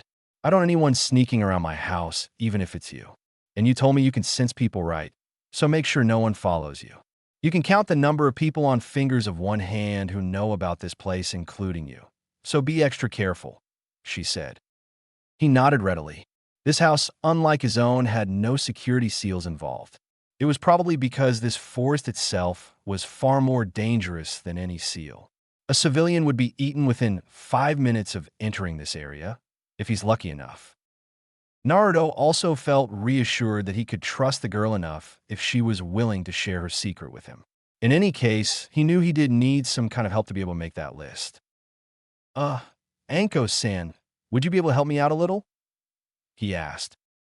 Anko smirked, having found something interesting to do on a rather monotonous, uneventful day.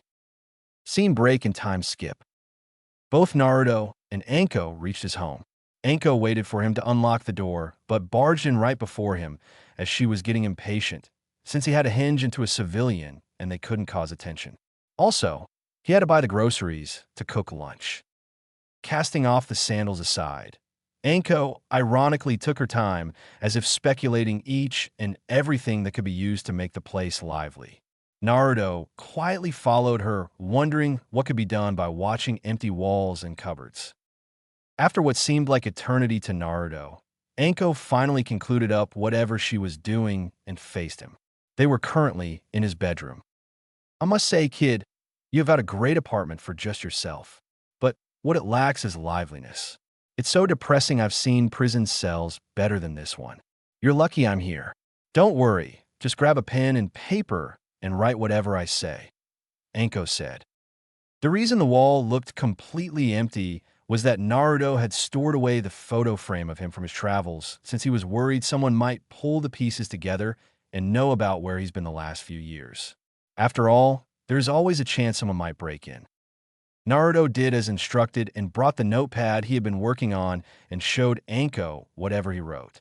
She tore that page and threw it away, instructing him to categorize all the stuff. Once done, she started rambling different types of things, and Naruto was struggling to keep up. How is she even thinking of all kinds of that stuff? What the hell some of these things even mean?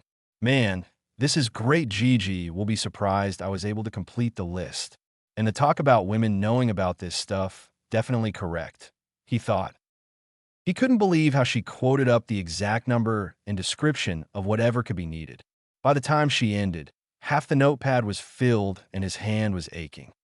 Anko had a satisfactory smile, knowing she didn't leave anything out. Wow, that was awesome. It's like you're an interior designer or something, he said. Anko just laughed loudly and replied, Believe me, Naruto, I'm not at all an expert in these nids of things. You should check the women out there who know the real stuff. Naruto just gaped in awe as to how someone could be better than this. But again, there was much in this world he didn't know about yet. So how are you going to buy these things again? I don't think a kid like you would have enough money, she asked curiously. Well, Gigi said it won't be an issue, but I would have to cross out some of the less necessary things, he said, not wanting to be direct about it. Who are you talking about? She inquired. Well, the Hokage, of course, he replied. Lord Hokage? She shouted in surprise. Hey, why are you shouting like that? He said. I'm sorry. It isn't a surprise, although since he also helped me when that basta. Ahem, man left me with this curse. I will always be grateful, she said. You're right. It didn't sound like you were surprised. He rolled his eyes sarcastically. Shrugging off his comment, she said, So, when will you be buying all these things? I can drop by to help. It's not like I have anything better to do. I'll have to show the list to Gigi first. He asked me to come after a few days to talk about some things, he said. Okay, I'll be at Amiguriyama, the dango shop, for next 4 days in the morning for breakfast, if you want to meet then. If you are late than that, I won't be able to help since I have a mission afterwards, Anko said. Knowing the location, which wasn't too far from Ichiraku's, he nodded in affirmation. Thank you for helping, he said. Don't mention it. As I already said, I have nothing better to do right now, she said as she left. Great, I didn't even imagine it could done that easily, he said, but then a realization struck him. What am I going to do now to pass the time? Time skip. 3 days later. Naruto was currently standing in front of the gate of Hokage office around late morning. He had passed the time mainly by studying the scrolls and books that Tsunade had left with him. He did buy a few novels from the shops using a henge to pass the time, but those were quickly finished. Other than that, there wasn't anything that he considered even vaguely interesting at the time. He had also given the required details for the alternative ID that were needed the next day. He had to cut short the list now instead of trying to fill it. At least this was easier. He crossed off most of the decorative stuff and also the things without which he could manage easily enough. He knocked and waited for the Hokage to permit him to enter. Once he opened the gate, he saw that the Hokage had cleared up most of the paperwork already, or maybe burned them to ash, who knows. He exchanged greetings and then came directly onto the topic. I've made a list of whatever items that I need like you told me. Here, you can have a look, Naruto said as he presented a different notepad on which he had neatly written the final checklist. The Hokage was impressed to see that he had indeed written down everything that was expected. Good, but I can't believe you did this all by yourself, Hokage said. Actually, I didn't. I had someone help me with all this. Truth be told, I wouldn't have been able to make it even if you had me a month. he said. I didn't know you had friend around here. That's good to know. Who is this, if I may ask? Hiruzen said. Her name is Anko Mitarashi. I didn't know her until a few days ago. I kind of ran into her in the training grounds when I was taking a stroll. Naruto said. Oh, so you've already befriended Anko. I suppose that it's good you had help. Although it defeats the purpose that you do it by yourself. Well, at least you tried, the Hokage said. Naruto just gave an uncomfortable laugh. Now first take this. The alternative ID /N, glorified name of fake ID, which you needed has been prepared, Hokage said, giving him a laminated card. Naruto accepted it and carefully tucked it in his pocket. I have cleared up my schedule for today, so we can head out any time now. Come on, the Hokage said. Wait, but where are we going? I just needed some money so I could buy all the items I need, Naruto asked. Just come along, would you? I will explain it to you once we reach there, Hiruzen said as he walked out, followed by Naruto. Scene break and time skip. Naruto was looking up at a huge building with the title saying Reserve Bank of Konoha on a beautifully designed leaf-shaped board. The building was the head office of the bank, which also had other smaller offices throughout the village. This was the only bank through which all the transactions occurred, since allowing multiple banks would increase the chance of bypassing transparency of the financial inflow and outflow of the capital through the village. Although the use of cash could still be another way for the shady businesses, it did prevent exchange of larger amounts of money without increasing the chances of getting caught. The building was quite flashy compared to the simple design of the Hokage office, since that place represented a symbol of power, while this one represented the flourishing and luxury that the village had. It was also partly due to the fact that important persons from all over the Land of Fire also used the services of this bank, finding it to be more safer and trustworthy. As a result, it was also highly guarded and secure, since attempt at a sabotage to this place could also deal a heavy blow to the village. Naruto just stood there admiring the building, since he never came here before now, as there was never a need. He also now understood why the Hokage brought him here. Come on, we don't want to spend the whole day here, the Hokage said. Wait a minute, you forgot to take out some money, so you dragged me all the way here? Why not just call me a later time? Or maybe send someone else to fetch it? Your EMBU? Literally anybody else? Naruto accused. It isn't what you think. Just follow me and halt your questions for a while, he said, ignoring the questions as he entered the building through the glass doors, followed by Naruto. They were promptly greeted at the reception and escorted to an office on the topmost level of the building.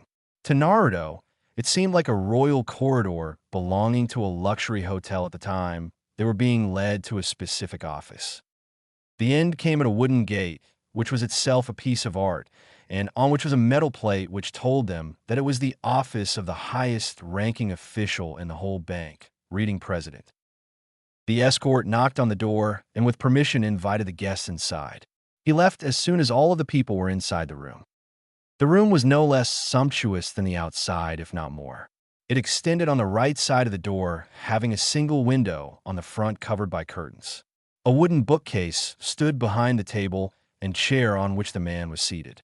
The man stood from his chair and greeted the Hokage properly. Hokage-sama, it is an honor for us to have your presence here. Why bother coming all the way here, although? You could have just sent a word, and I'd come to your office, the man said. Oh, there's no need for that. I've come here for some personal business, and sitting around all the time won't do any good to the stiff joints this old body has, the Hokage replied politely. Naruto was observing the man as he spoke to the Hokage. He looked a little younger than the Hokage, but still was an old man with gray hair. He wore a traditional outfit compared to most of the other staff working at the bank. It was probably due to the generation gap, and he still preferred conventional garments. His posture was straight, yet respectful, while talking to the Hokage. And who else do I have the pleasure to make acquaintance with today? He said, looking at Naruto. Ohayo gozaimasu, Aji-san. My name is Naruto, Naruto said respectfully. Ohayo, Naruto-san. It's nice to meet you. Please, both you have a seat, he said. Once they were seated, the man sent for someone to bring them tea. This is an old friend of mine, Rise. He's been running this bank for a lot of years, and I don't know anyone who is half as able to manage things smoothly as he can. He always has been an expert at finance and economics. The Hokage said while facing Naruto. You humble me, Hokage-sama. I've just been trying to do my best at the responsibility I've been given. Nothing else, Raizu said with a smile. I'm not going to take much of your time, so let's get to the work I'm here for, Hiruzen said. Of course, how can I help you today? Raizu said with a businesslike expression. The Hokage pulled out a scroll and put it in front of the man on the table. The details of an account in this boy's name under my guardianship are in the scroll. It was until now a deposit-only account, but now I'd like to convert it for withdrawal as well. Also, I'd like to have a specific withdrawal limit per month started from next week, he said. Of course, that can be arranged easily. You might already know, but in case the ceiling limit is reached, we will require a document duly signed by you, the guardian, to withdraw from the rest. Is that okay with you? Raizu asked. Yes, I understand completely. It is as I wish, the Hokage said. Very well. I will need a little more documentation from both of you, but it won't take much time, Raizu said as he made a call. A woman appeared at the door who was instructed by the president to carry out the work. Naruto, I will need you to go with her for some identification details. Don't worry, she will explain everything to you, Raizu said. Naruto, who was listening quietly through the whole conversation, just looked towards the Hokage, who nodded. He then walked off, following the lady out of the room. Hokage-sama, if I may ask, isn't this the same child who I think he is? Raizu asked hesitantly. The Hokages glared at the man with stern eyes and said, Yes, he is. And don't forget that he has a name too. It's Naruto. I apologize, I didn't mean it like that. I was just concerned if giving a child like him liberty, and that too to someone as Naruto, would be the right decision. Not that I question your wisdom, Raizu said. You don't see him as himself yet, my friend. He will be an exceptional shinobi someday and a great asset to the Leaf Village. Remember my words, and maybe sometime in the future when you recall them, you may understand, the Hokage said, sipping his tea. If you say so with such confidence, I don't have any doubts myself. I do hope you're right, for the best of the village, Hiruzen-senpai, Raizu said with a smile on his face. After some time, as they made small talk, Naruto returned with the same woman who was holding a bunch of documents in an envelope. Sir, all the formalities are done except for the guardian's signature in a few places, she said, handing over the documents and the envelope to the man. Raizu got the signatures from Hiruzen and handed over all of them except the envelope to the woman who left the room. Handing over the envelope, Raizu said, This contains all the things related to this account, including the debit card. The ceiling will be started from the next week, which will be 15,000 Ryo, as mentioned in the scroll. Is there anything else I can help you with? No, that will be all for today. Thank you, Raizu, the Hokage said. The pleasure is all mine, Hokage-sama, and it was nice meeting you. Naruto-kun, I hope we meet again soon, Raizu said. Thank you, Raizu-san. It was nice meeting you too, Naruto said politely with a slight bow. With that, they left the office and once again were in the front of the office building, but facing the opposite side. Now that we have completed our work here, do you need anything else? The Hokage asked. Actually, there's one thing that I wanted to ask. Since we were going to start training after a few days, I was wondering if you could show me a shop where I can restock up on the ninja tools since I did use many of them in the test, Naruto said. Oh sure, I have just the place in mind, the Hokage said as he started walking, followed by Naruto. Scene break and time skip. Naruto was perplexed as to why they were currently walking in a small street of a comparatively less crowded area of the village. Surely, there would have been many shops in the main market too.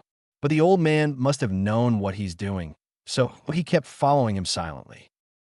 After making a few twists and turns, they finally reached a shop at the corner, which looked like it had seen better days. Not that it was broken or wrecked in some way. It was just completely worn out, in the lack of a better term. The shop owner hadn't spent anything on renovation of any kind from the looks of it. although appearances can be misleading. So he entered the shop following the Hokage, whose signboard read, Konoha Tools.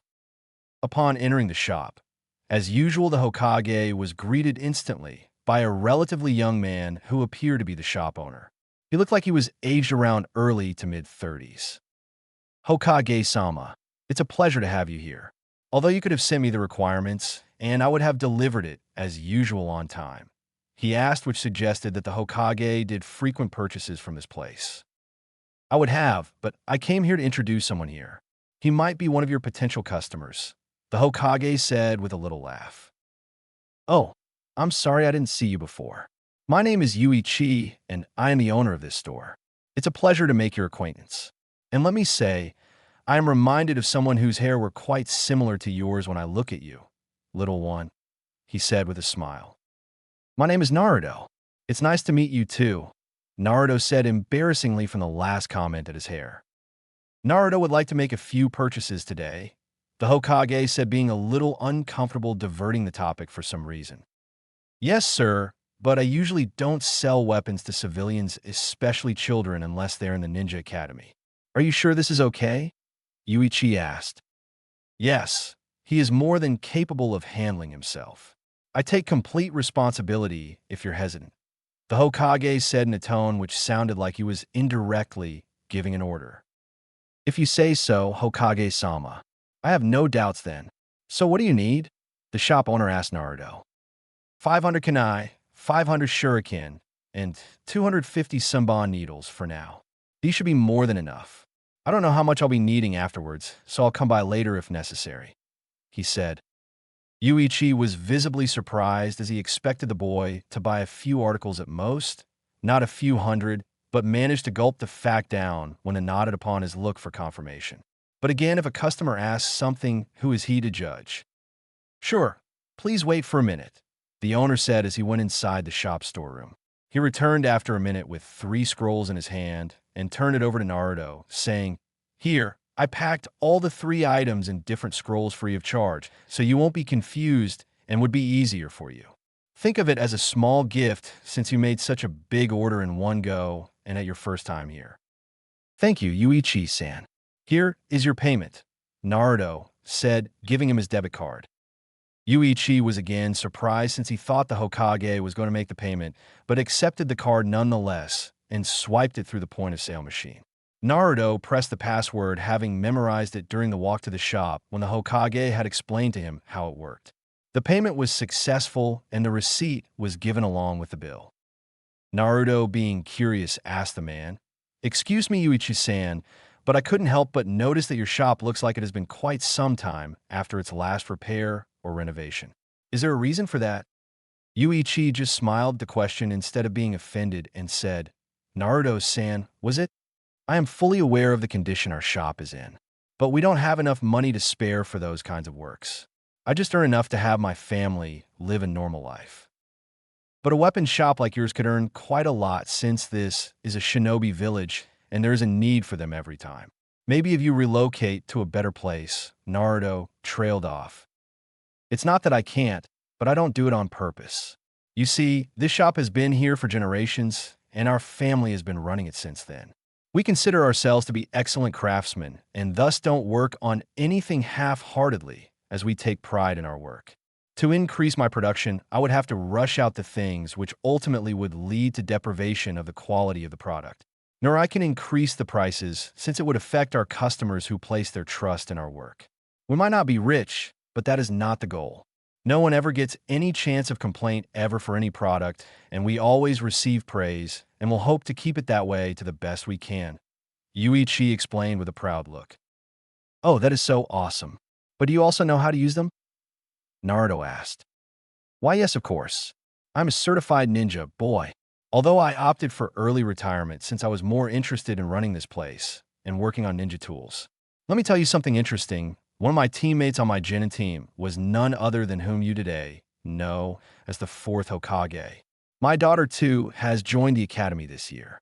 She has also shown some interest towards ninja tools, so maybe one day she would take over running this place, although that's still uncertain. Yuichi replied. Paying no heed to the last statement about his daughter, Naruto excitedly asked. Whoa, really? You're on 4th Hokage's team. Please tell me about him. He's practically a legend. Laughing at the boy's excitement, Yuichi said, Yes, I was. Actually, I was ahead of him initially in the academy, but due to his exceptional rapid progress, he was promoted 2 years to our batch. When we became Genin, we actually had a struggle to keep up with him. He quickly outshone everyone else as he had already made it to Jounin when we became Chunin. He practically won us a war single-handedly soon after becoming the 4th Hokage. After the war, I retired and started working here. He was in a true sense what a prodigy could mean. Naruto's eyes were gleaming with stars after hearing so much about his role model. The Hokage was quietly listening to the talk while observing Naruto. Thank you for everything, Yuichi-san. I hope to see you again real soon. Maybe you could tell me more about the 4th, Naruto said. It's my pleasure. I would love to boast about my friend to anyone who wants to listen. Although it's a shame that he isn't among us anymore, I am proud as a friend and a citizen of the Leaf that he courageously laid down his life for the sake of the village. Anyways, it was nice meeting you, Naruto, Yuichi said as he shook Naruto's hand and bowed to the Hokage. With that, the duo exited the shop leading to the Hokage, asking Naruto again, So is that all, or do you need something else? Thinking for a few seconds without any important work popping in his mind, he replied, No, nothing comes to mind as of now.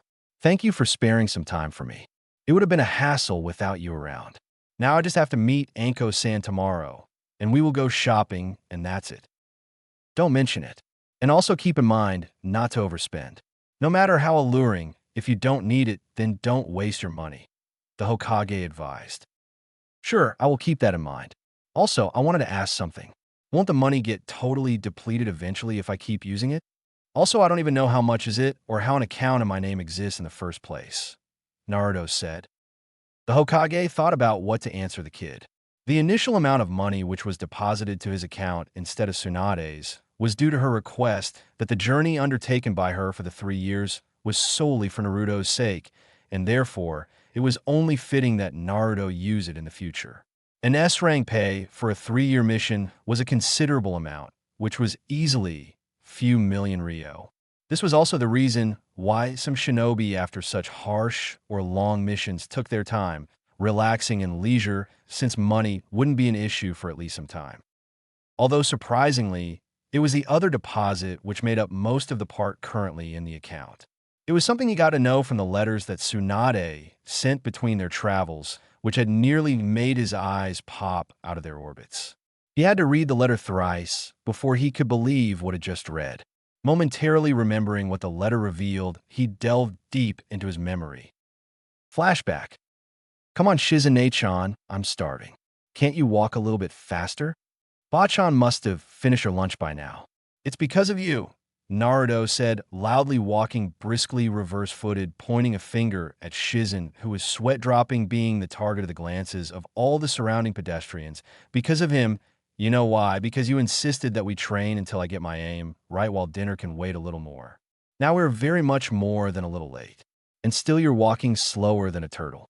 We won't even reach there until supper at this speed. Shizune, being embarrassed enough, quickly replied, Naruto, please stop making a scene here. I said I'm sorry. I didn't think it would take that long and lost track of time. And I don't want to be seen running through the streets with a rumbling stomach. That's why we're walking. Tell you what, I'll make it up by treating you to ramen.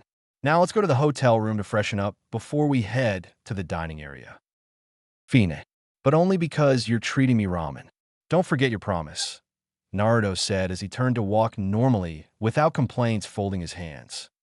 Well, I'm going to get scolded by Lady Tsunade for feeding him ramen every now and then. But what can I do except that to shut him up nicely? Shizune asked, not that anyone was there to listen to her. Both of them reached the place in the town where they were staying for the time being. They reached the room and had to use the key since the gate was locked.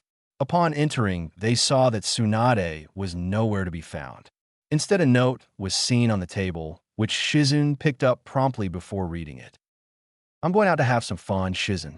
Take care, Naruto. I'll be back in a few hours. This was all she had to read to give out a frustrated groan, which Naruto encountered quite a lot in a similar situation now, and then so didn't bother to ask about it. Instead, he rushed off to shower first since his stomach left no chance in telling everyone that he was hungry. Leave her alone for one moment, and she rushes off to gamble whatever money she has. I'm certain she is at the biggest gambling hall of this town. And once she starts betting even, I can't stop her until she's completely sucked dry. Why do I have to babysit everyone in the first place? Shizen grumbled, exasperated. She shoved these thoughts aside as Naruto came out of shower, indicating that she could use it now. While she was using the shower, Naruto was less than patiently tapping his foot on the floor, which was clouded by the sound his stomach made while rumbling. Shizen was then virtually dragged to the hotel-attached restaurant after she came out of the shower, only having enough time to hang the towel, which she was using to dry her hair. She had to keep true to her promise after they reached the place, so she ordered ramen for Naruto while the regular meal for herself. Given how hungry both of them were, it didn't take much time before their meals were finished, with Naruto having multiple empty bowls stacked in front of him. So where's Bachan anyways? I know she left a note telling you, so let's go there too, Naruto said. Shizen was a little surprised by the question since she didn't exactly expect it beforehand, but replied, she's somewhere around in town. Why do you ask? Well, wherever she is, Taunton is with her. And I want to play with Taunton, Naruto said. Why don't you play with me? We can also train if you want. Or we can also have a little rest easy since we just ate a meal. Shizen replied, not wanting to roam around the town in their search, but a certain knucklehead wasn't going to relent this easily. Oh, come on, Nachon, did you forget what's that saying about walking helps to digest your food? After I meet Tannen, we'll play on our own, so you can rest all you want. Now let's go, Naruto said, tugging on her arm. Shizen sighed, as she had enough experience to know that the boy was adamant enough not to be persuaded easily, just like her teacher, if not more. Thus, holding his hand, she left the building with the only thought, just why did I let Taunton go with Lady Tsunade, thinking that it would save me the trouble of holding it all the way back? Scene break and time skip. Shizen had finally managed to pinpoint the location of the biggest gambling hall in the town, and they were currently standing at the entrance. What is this place, Nachon? And why is Bachan here? Naruto said. Being unable to tell him what exactly was the purpose of this place to the boy, she said something which wasn't a lie, but a half-truth. Well, you can play some games here which can win you some prizes. Well, like the ones that we see in fairs. We have to pop balloons or throw rings on targets? Naruto asked excitedly. Not exactly. These are a little different, but yeah, kind of like that, Shizen said. Let's go then, what are we waiting for? Naruto said, rushing off inside to find Tsunade, with Shizen following him, thinking how she got herself in this situation. A few minutes later, they found Tsunade with Taunton on her lap at the casino table on which the biggest betting seemed to be going on. She looked like she was about to explode from the frustration builded up just below the surface, gauging by the angry expression she was trying to hide. It was likely due to her losing streak that kept going on today, too, while the others were salivating at the hefty amount of money they were going to make today after what's left was just one last round. Bachan, we finally found you, a voice called out, heard by Tsunade, which put oil in the fire that she was already trying to control. She looked towards the source with an angry look, but was surprised to find Naruto there. How many times have I told you not to call me that in public? And why are you here, Naruto? Where is Shizen? She asked. As if on cue, Shizen came up running behind Naruto to find a questioning gaze from her teacher. She was going to apologize and explain her reasons, but Naruto beat her to it. I had trained with Nachon a lot since morning, so I want to play with Taunton, but you were not at the hotel. And Nachon said it might take you hours to come back, so we came looking for you instead. Come on, Taunton, let's go play. Tsunade face-bombed at the reasoning, but shrugged it off easily, already expecting some kind of childish answer from him. Wait, I'm almost done here. Doesn't take me a few hours to empty my stash considering my luck. I'll come with you guys too, she said. Can I play too? I never played this kind of game before. Please, please, Naruto said hopefully. Looking at the cute face he was making and considering that she was on her last straws, decided to let him since there was no harm. Fine. Here, these are the dice. You have to try to predict what can be the outcome, either odd or even. She said, taking Naruto on her lap with Taunton jumping into Shizun's arms, who watched wide-eyed as she expected Tsunade to scold her for bringing Naruto her and not have him play. Naruto grinned at having a chance to play. He guessed odd, and it went right. Tsunade was happy that at least he didn't have her bad luck. But what she did not expect was what happened afterwards. Turn by turn, Naruto guessed the outcomes, and they came out to be the same. It wasn't long before Tsunade had more than the amount she had started with piled up in front of her. She was tempted to stop the game since all of it could be lost again, but she knew that it was Naruto's game now, so opted to watch. Getting annoyed at suddenly being at a loss against the large profit they were expecting, they turned in bigger stakes to swipe it back quickly. But fate had other plans for the day, as Naruto kept guessing the outcome correctly, making the game fun to him, oblivious to the death glares received from all the rest of the participants. Tsunade was now, instead, trying to control the laughter and amusement that came due to the situation. Shizun was seen retracting her dropped jaw, since never in her life she had seen Tsunade winning a jackpot like that. Since it was Naruto and not herself who was winning the games, Tsunade didn't have any ominous feeling at the back of her mind. Wow, my Naruto-chan, you are so great at this. We actually won the game. Swanda said, barely hiding her grin, as the whole table was empty as space except for the area where Tsunade was sitting. The collective money was accounted to be around 5 million Ryo, which Tsunade would happily have been content to withdraw, but the game that fate wanted to play wasn't over yet. The rich casino owner, getting several complaints from the customers about how a single woman with a kid seemingly robbed them off, somehow approached her to somehow get back the money. It seems like you're enjoying your time here. I would like to make an offer at another game. It is different from the classic Dice one, as we have recently installed it, he said. Yes, let's go, I want to play more, Naruto said, to which Tsunade couldn't refuse. The chuffed casino owner escorted them to the area where the game was. It was a roulette with a metal ball of silver color inside. The numbers were arranged from 0 to 50, with each successive number being alternatively red and black. At the center, there was another ring which had only color marking with blue and green alternatively. There are many ways to play this one. For example, you can bet on it being red or black, which would give a 50% chance. Any combination you like would be allowed and will calculate according to the odds placed. It gives the customer a variety of options. Also, the inner ring, should you wish to use, it can double or half the amount of whatever you score, depending on the color chosen, the owner explained. Guessing the best choice would be to let Naruto speak the outcome. Since it was because of him that they had reached this stage, she told the owner that whatever Naruto says would be the bet. Without a doubt in his mind, Naruto exclaimed dramatically, pointing his finger, "I'd choose blue number 7 with every single bit hope I have."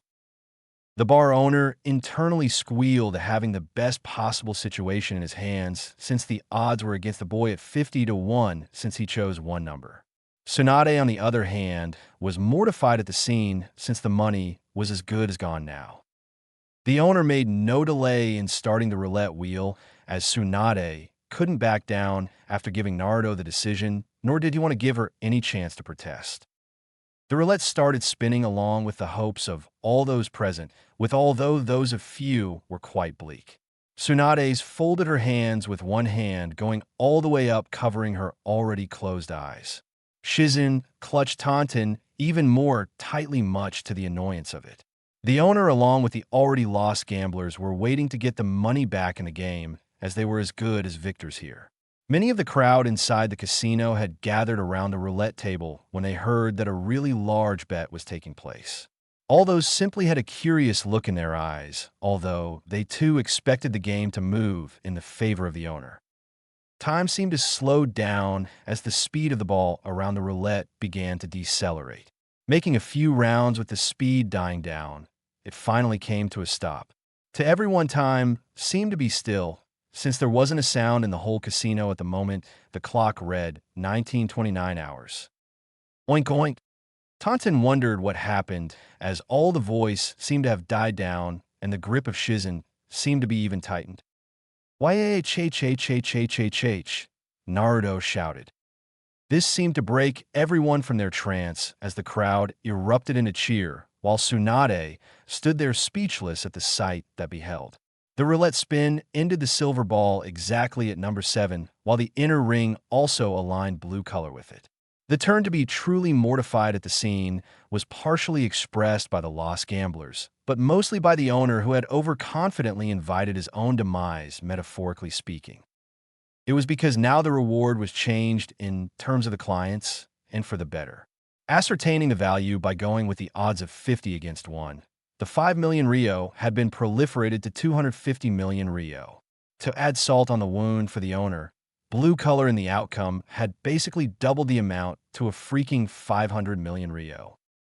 Feeling exultant at the near impossible outcome, which was in their favor, Tsunade didn't take any more time to hug Naruto hard, crashing his face into the so-called Valley of Heaven, making many of the male crowd wish they were in his place. Although to Naruto, it felt as if he would asphyxiate any minute. The same could be said for Taunton, since Shizune didn't seem to express herself more consciously than subconsciously. After some time, when the hype died down and the loser gamblers sneaked their way out hurriedly, the owner had no choice but to keep his word since everybody had witnessed the scene, so his business and impression was on the line.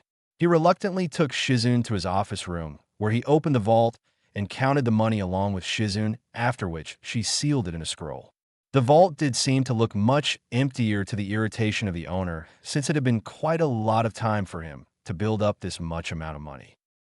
Shizune simply nodded and held back a smile, then went to meet the others outside the building. Naruto was quite happy since he won, although confused as to why everyone made a fuss about it. Tsunade, on the other hand, was feeling quite elated. This has to be the best day ever. Lady Luck must be giving me back all the lost fortune I could have had since forever. Naruto, I can't believe you're this felicitous at these kinds of things. You're coming with me every time now, Tsunade said happily. Lady Tsunade, Shizen scolded her. Here comes the party pooper. Okay, I was just kidding. From what happened today, I think I've had my fun all at once, and I really don't want to push my luck, Tsunade replied. So what was the prize again? Naruto asked. That you don't need to worry. Your prize is that you get to eat ramen tomorrow as much as you want, Tsunade said, smiling. Really? Wow, I need to get to this place more often, he said. Naruto, Shizen said. Okay, I was kidding. What's with you? This place is a lot of fun. But anyways, as long as I'm getting ramen, I won't complain, Naruto grinned. Shizune handed over the scroll to Tsunade, who carefully stored it inside her pocket of the Haori. They headed to the hotel directly since it was getting late. Tsunade, upon reaching, sent a letter to the Hokage conveying Naruto's recent success at stripping off a whole casino. She had also asked the details to Naruto's account since she had decided to deposit all of the money in it. A few days later, while Naruto had gone to be treated to another round of ramen to his delight with Shizen, Tsunade had set up a meeting at the branch of Konoha Reserve Bank in the town, where she deposited the hefty amount, much to the surprise of the manager. Flashback over. Well, details about the account itself are not something you need to know for now. And the money won't get down to zero, since the interest also keeps being added to it. /in. You're right. Nice way of fooling the kid Hiruzen. He wouldn't be able to finish it easily even if he wanted to. And you'll be able to start working on ninja missions after passing the academy, which would also get earnings. For now, just focus on your studies and training and not your finances. If there's any problem, you can always ask me. These can be easily handled, the Hokage said. Naruto frowned at being denied of the details, but then shrugged it off. After all, the Hokage does everything in his best interests. And maybe he'll know when the right time comes. Before I forget, you can also use the card at any ATM machine to withdraw cash, since not every shop uses the electronic payment system, the Hokage said. Okay, thanks again, Gigi. I'm going back home now, Naruto said and sprinted away. My, what an energetic child. Well, I've taken the day off anyway, so guess I'll spend some time with my grandson. The Hokage said to no one in particular. Scene break and time skip. Next day. Okay, I guess this is the shop. I passed this one a lot of times, but never actually bought anything from this shop. I guess I don't have much of a sweet tooth, Naruto said, standing in front of the shop at the given time Anko had told him. He entered the shop with his eyes scanning the area, looking for the girl. He easily spotted her at the corner in the right, sitting alone with a couple of dango sticks in the plate and stuffing her mouth with the rest. It was because the shop was less crowded as it was a weekday and the time was late morning, so mostly everyone had gone off to work. Hey there, Anko-san. Good morning, Naruto said as he approached the girl. As her mouth was full at the moment, she just waved at him and he waited until she forced the last with a glass of water and said, "Ah, Naruto, you're actually on time. That's good because I hate waiting. And there's a certain guy from one of my seniors who always keeps people waiting for hours and hours. Man, that's annoying." Shrugging off the comment since he didn't know whoever that person was, he said, "Yeah, I always keep my promises. So now should we go to the market?" Cool down. I'm not running anywhere. And anyways, I can't let you leave here until we have some dangos, she said as she shouted, "Hey, old man, can we have some more dangos here?" The middle-aged man replied in affirmation and grumbled something about not being that old yet. Hey, wait a minute. I thought we would have to leave directly, so I just had some breakfast at Ichiraku's, Naruto said. I don't care. Once you're here, and that too on my request, you can't leave without tasting the best food around. Eat up, it's on me, Anko said. Naruto, sighing in defeat, sat opposite to the young woman and said, "You know, I'm not very much into sweets. Ramen is much, much better. It's almost heavenly," with almost a dreamy drool on his face. Whatever. Your opinion won't be the same once you taste the real heavenly dish, Anko said with an equally dreamy face. Both the occupants straightened up as the shop owner told them that their order was ready and they could take it. Naruto got up to bring the plates before Anko could and uttered a thanks to the owner. Naruto started eating one of the dumplings while Anko waited to see his reaction. He closed his eyes in satisfaction, which clearly showed that he did like the dish a lot. This is delicious, Anko-san. Although I can't find it anyhow better than Ichiraku's ramen, it certainly is on my top 10 list, Naruto said. Anko frowned at the statement and said, "Oh, so what are the other 8 dishes then?" "Well, there isn't just one kind of ramen," Naruto said plainly. Anko couldn't hold her frown as it turned into a laughter after hearing that. "Cammy, you're a real ramen freak. But then maybe I'm a dango freak too. So let's finish up fast and we have to go shopping too." Naruto was a bit put off by the way she had a hint of squeal in her voice, since why would a person exactly have excitement for a job as simple as shopping? But then again, judging from the loss she had him make the day before, anything could be possible. A few time skips later, Naruto was treating around, breathing heavily with all the bags he had to carry while Anko was totally carefree. It seemed to him like she had eyes on literally everything present in the market.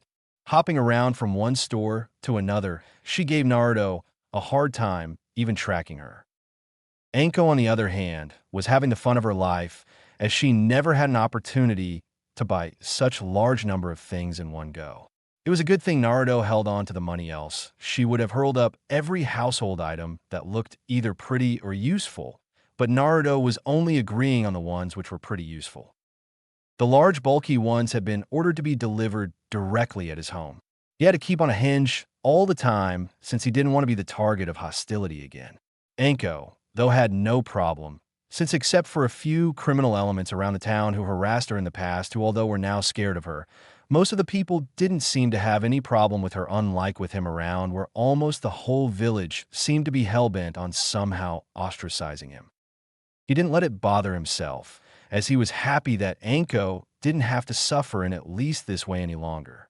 But at the moment he did want her to suffer, since he was the only one doing that while she was enjoying this chore in a way he didn't understand why.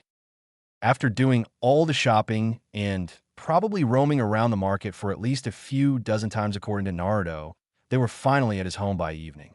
After resting for a few minutes, Anko explained to him exactly where what item would be used or placed. They were both working for an hour or so, after which Anko told him that she had to leave since it would take some time to reach home, and also that she had a mission to attend early the next day. "Well, kid, it was fun shopping around with you. Call me anytime again if you need," Anko said. "I'm sure I'd pass on that. And I really don't think anything would be left after what we got today. But yeah, I'd say it was fun hanging around with you," Naruto said. "Ah, come on, it couldn't have been that bad. Anyways, you can come to the training area, and you know the location inside already. I'm available more at that place than my actual home outside," Anko said. "Oh, sure, I'll keep that in mind," Naruto replied. "You see, I'm not very much good at shopping and all like other girls, otherwise you'd be home in half the time and double the products," Anko said, giving him a warm smile and a light kiss on the cheek before she left. Naruto was a little embarrassed by the gesture, but didn't mind it much since he had been on the receiving end of quite a few of them every time both the ladies found him looking cute in the last few years, much to his annoyance. Placing a hand to wipe the sensation on his cheek, he said, "If other women are really even more capable of doing such tasks than her, maybe it's better not to engage with any one of them, or else I'll find my hands falling down due to the stuff I've been carrying for hours before I could reach home." Time skip. Naruto was lying down comfy on his bed the night before his training was going to be started. He had prepared dinner shortly after Anko had gone since he was quite tired and wanted to sleep badly 2 days ago. The day before, he had dedicated almost the whole day to managing and tidying up his home since he didn't want any of these petty chores to be left after he had started training, since it would not let him concentrate or focus on the more important jobs. On the last day, he had decided to just relax, as most probably the upcoming days wouldn't be so easy on him, and nor did he want them to. He was determined to work harder day by day until he reaches his goal, to become the Hokage and be acknowledged, as well as respected, not only in Konoha, but the entire world. Now here he was looking at the ceiling fan in the darkness, wondering what his parents would have wanted him to be. He wasn't exactly pleased with himself, having his thoughts drifting off to his parents every now and then, but couldn't help it, as a part of him still wondered what would life had been if he was like any other child living a normal life with his family. It was only supplemented by the fact that starting tomorrow his life was taking another turn, as it would lead up to him becoming a shinobi and hopefully achieving his goal someday. Granted that he had come a really long way from 3 years ago and was happy that there were people who cared about him, even if not his parents were. He didn't feel sad anymore, since the Hokage had at least told him that his parents didn't have any ill feelings towards him anyhow, but also frustrated since he hadn't gone into any detail after that. So having all kinds of possibilities, he even wondered if they were shinobi or civilians, or that they liked shinobi or bore hatred against them, or if they would have accepted his decision of becoming a shinobi. But in the end, he decided to push aside all the negative thoughts, since they were in the end going to create doubt on himself, and hope that they'd be proud of whatever type of person he became. Knowing that there's only moving forward and no looking back from the next day on, he fell into deep slumber, having high hopes of achieving his dreams one day. Chapter 7. Dawn had emerged on another peaceful day in the village hidden in the leaves. Through the twilight, the young blonde could be seen sitting atop the edge of the great Hokage monument. He was waiting for the sunrise, since it always seemed to give a good, welcoming start to the upcoming day. He had woken up early, which given his disciplined schedule wasn't anything out of ordinary, and quickly completed the morning chores. After taking a shower, he put on his new training outfit. It wasn't because he wanted to look cool or anything, but because of the fact that he wouldn't be able to wear those clothes in the public due to the condition they'd be in. He already had to dispose of one good pair from when he sparred with the Hokage last time, although these could be used longer since they were only for training purposes. So he had bought more than a dozen pairs of same t-shirts and pants for the training. Anko had offered to select different fashions, but he had outright refused, due to which he was now free of the hassle of choosing any specific dress every time, as all were nothing but alike. He tucked the pouch at the side of his waist in which he had arranged his ninja tools the night before. He did remember Yuichi's words when he had proudly said that the shop only sold top-quality products, which did come out to be true in his case at least. Heading out after locking the house, he had decided to watch the sunrise before finally going to the training field. He didn't get to ask about the specific time to reach, so decided to reach the location around sunrise and wait there until his teacher arrives. As the sky turned bright blue in color, sweeping off the darkness of the night, and the rays of the sun fell upon the land, all around refreshing it for another merry day, he couldn't help but feel a shiver in his spine because of the cool breeze, and also due to the excitement building up within him, erasing all the doubts and fears he had until now. Standing up slowly and looking at the rising sun above the horizon, which was as bright as his waving hair, Naruto announced at the top of his lungs, "I'm going to get stronger now from every day on. Someday, I will be strong enough to protect the whole village, and I'll be the Hokage Dadabayo." Naruto was very surprised to find the Hokage already waiting for him, enjoying the nature as he approached the location inside the training grounds. Embarrassed while curious a little, he asked, "Gigi, was I supposed to be here earlier? I really didn't expect to find you here already." "Why, of course you were. I'm roaming around here for hours now.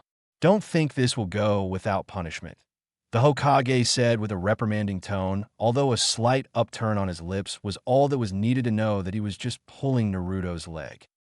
Although it went unnoticed by Naruto, as he was focused more on his apparent folly, coupled with the fact that the Hokage's face or the expressions contained couldn't be clearly made out due to the hat that accompanied his white robes.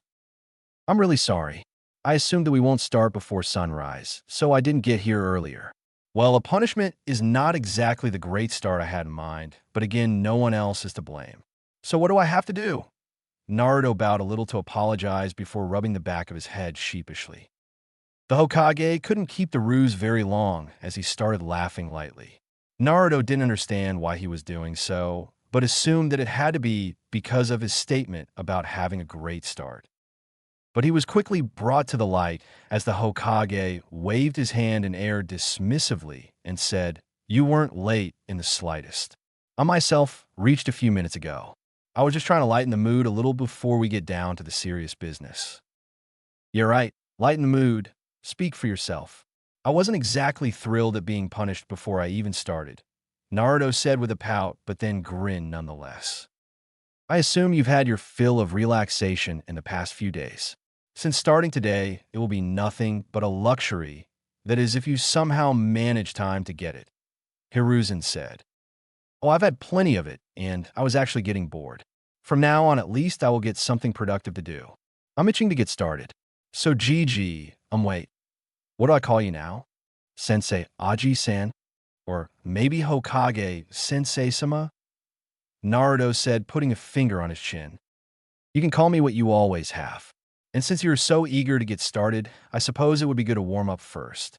Take a round of the field, gradually increasing your speed, and come back here. And it would be advisable to run up to here from home next time so it'd save us more time," Hokage said. Naruto saluted, giving an affirmative, and darted off to complete his lap around the ground, while the Hokage himself carried on with his stretching exercises as he had already warmed up. Naruto appeared panting after a few minutes and waited to take a breather before asking, "Done. I stretched already between the breaks of sprints. Can we now get to the main part, please?" The Hokage smiled at the young boy's enthusiasm, which was still not quite free of impatience.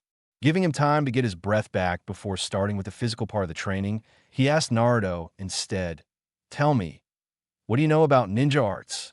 I did test your battle skills, but haven't yet had a chance to assess how much knowledge you have." "Well, I just know the basic stuff. Since Bachan decided to teach me medical ninjutsu, it was mostly the only thing I had to study, as it was a huge topic within itself.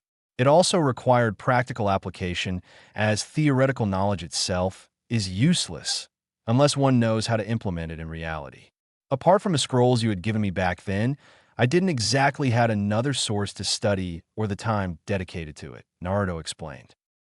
Although before the Hokage could say anything, he added, As for your question, let me tell you how much I know. There are three basic types of techniques that make up most of the jutsu we know of. The first is taijutsu, which is basic hand-to-hand combat. The second is ninjutsu, which has the widest variety and applies the use of different chakra elements. And the last being jinjutsu, which comprises of the use of illusions to distract or damage the enemy. Apart from these, there are different types of specialized arts or subcategories, such as fuinjutsu, kinjutsu, bukijutsu, etc., and of course, Iryo ninjutsu. The Hokage was relieved that Naruto at least the basic knowledge, otherwise he would have to conduct an introductory session for that first.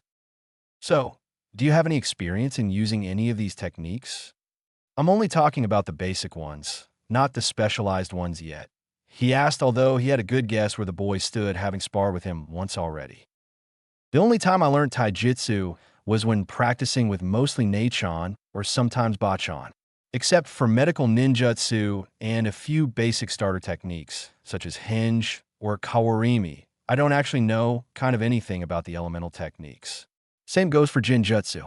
I wouldn't have a clue even if I were in one right now. Sensory abilities don't exactly count in offense, so I'm leaving them out, Naruto said. The Hokage smiled, expecting such an answer.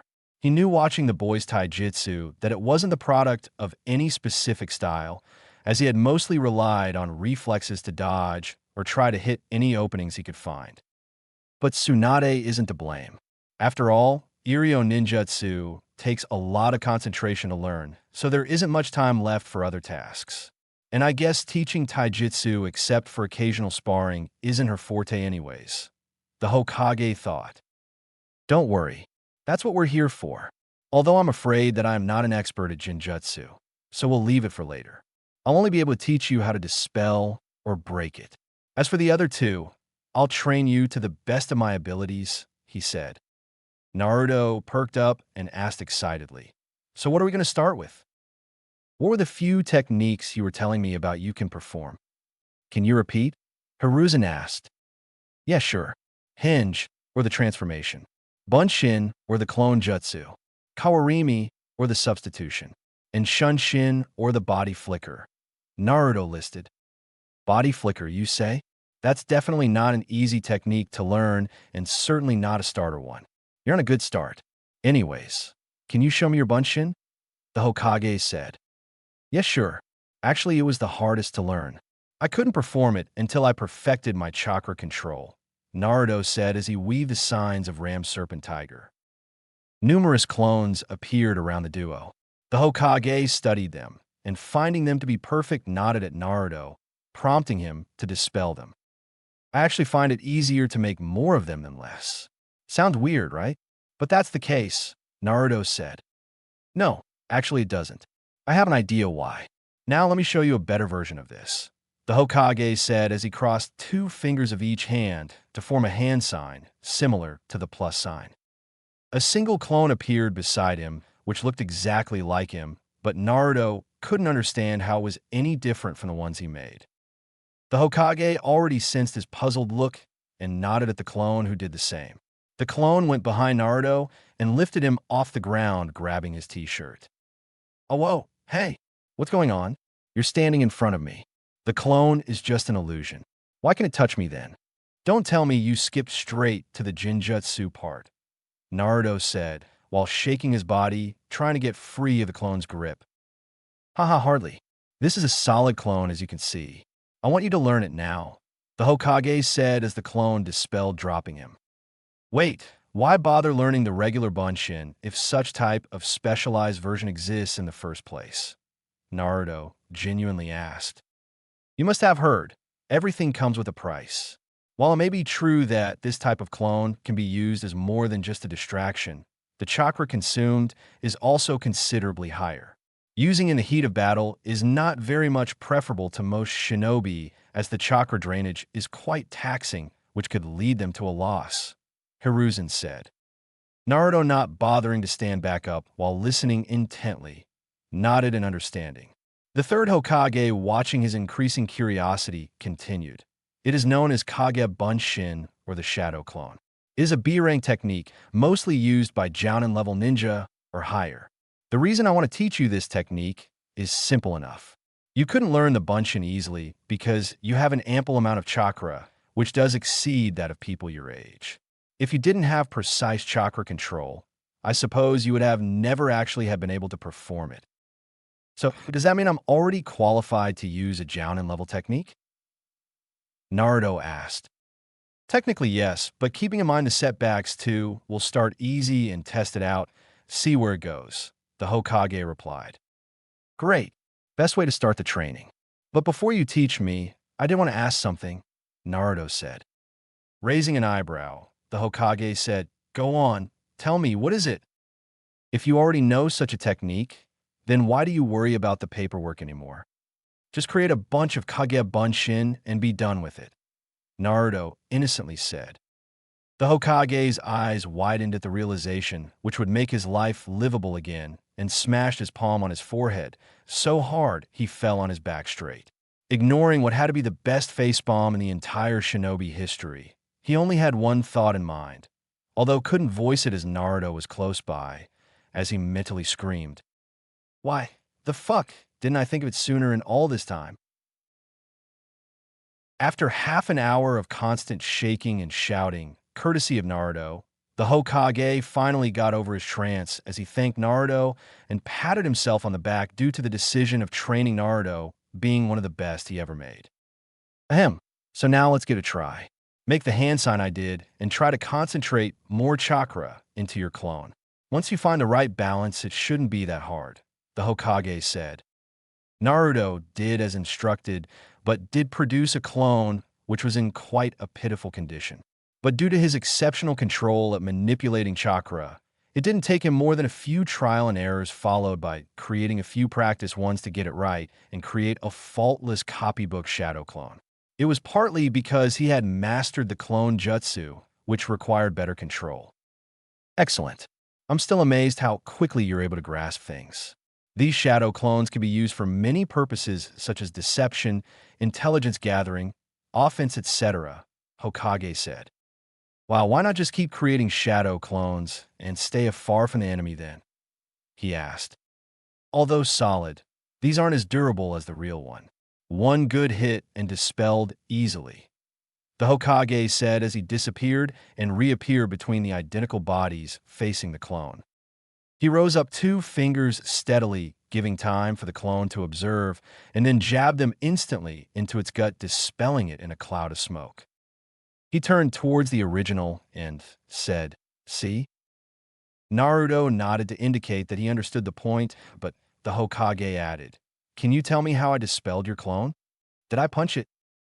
No, you just straightened 2 fingers of your hand and suddenly jabbed right into the midsection, Naruto said nonchalantly before a wave of realization struck him as he further said, Which I couldn't see, yet I know it happened. That means, well discerned. The memory of the clone is also transferred to you. Just understand it this way, whatever happens to the clone comes back to you, including the remaining chakra as well. If you incorporate it in your training, you can virtually double the output in the same time of training. Although it will be physically and mentally taxing as well since your body would have to accustom itself to the changes at double the speed, the Hokage said. Oh, I understand. But if that's the case, why stop at just 1? Naruto said, crossing his fingers, forming the same hand sign.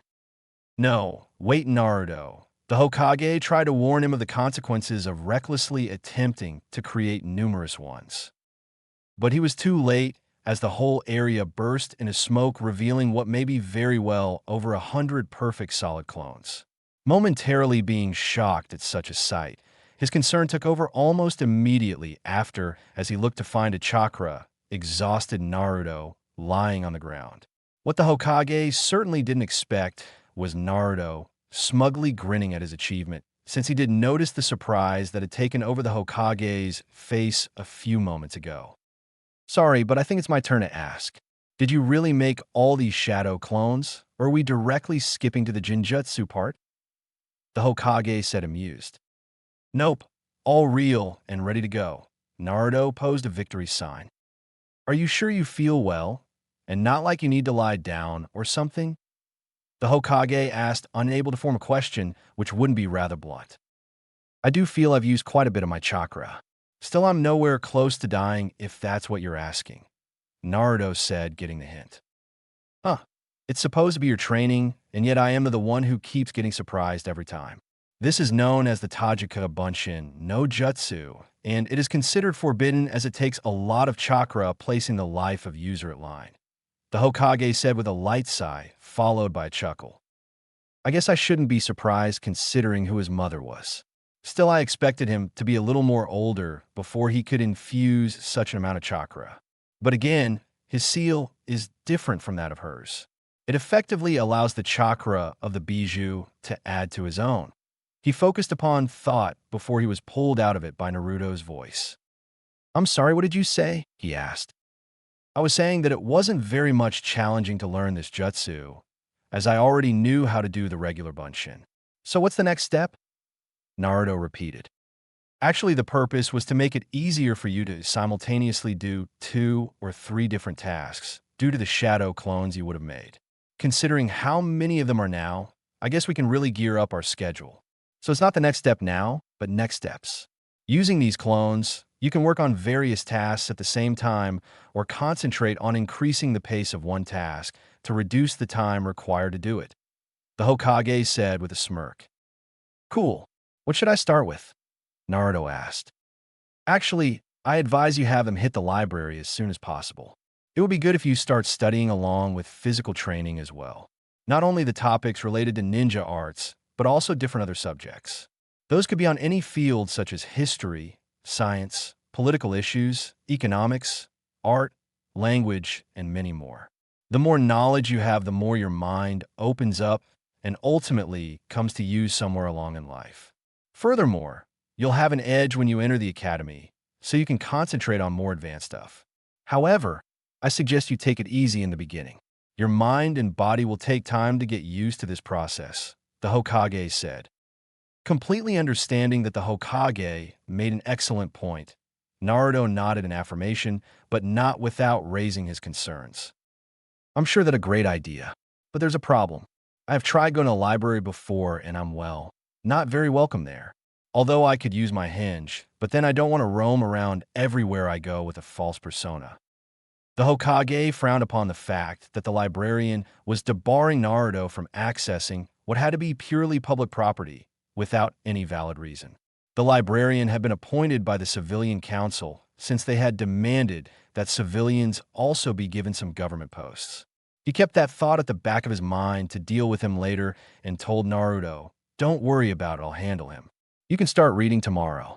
For today, let's start with taijutsu. Your punches may pack power, but it's all in vain if you can't land a hit.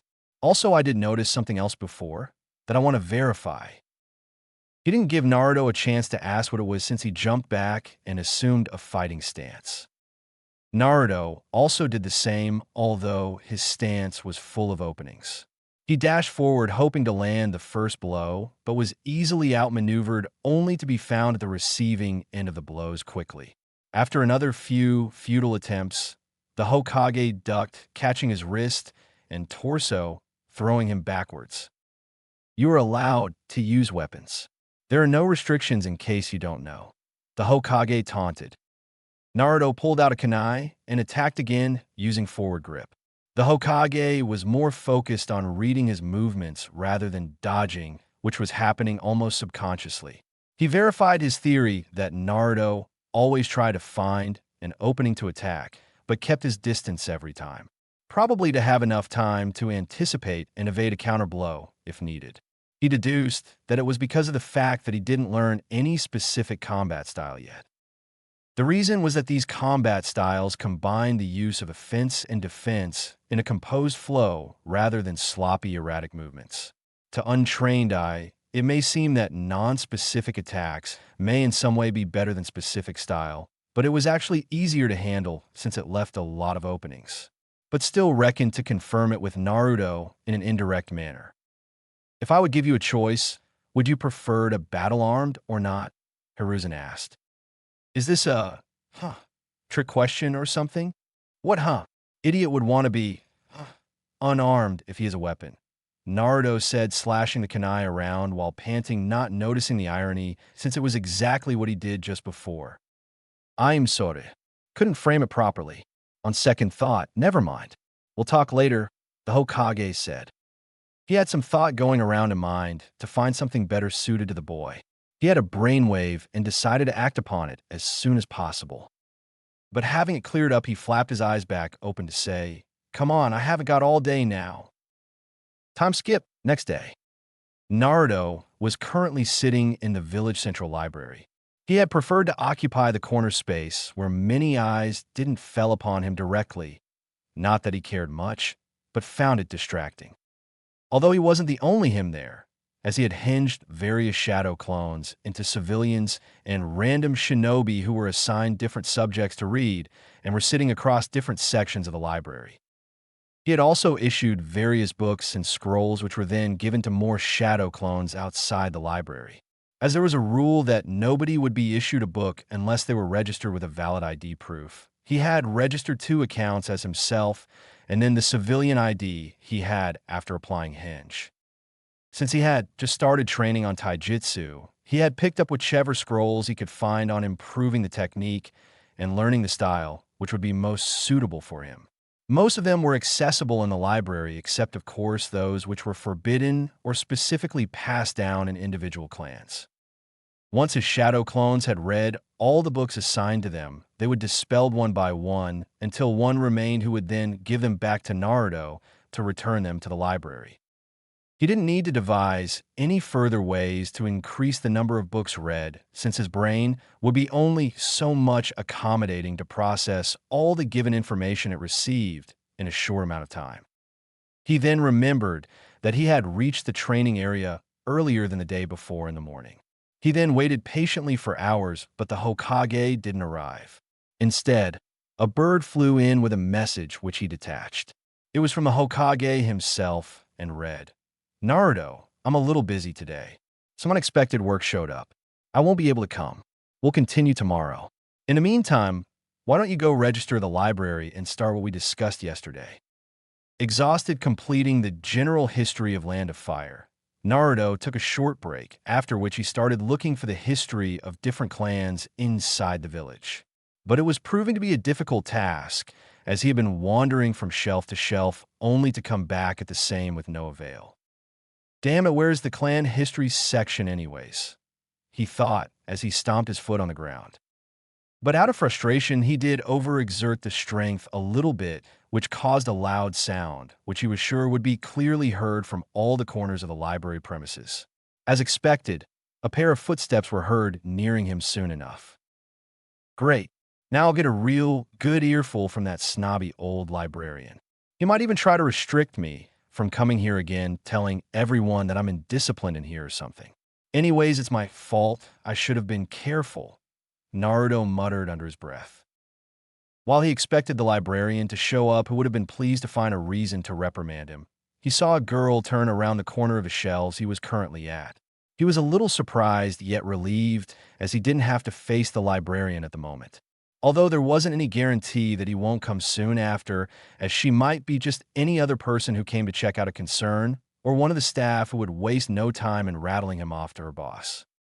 She was a young girl older than Naruto, probably around her early teens, with light blonde hair up to shoulder length with a few stray bangs sticking out here and there.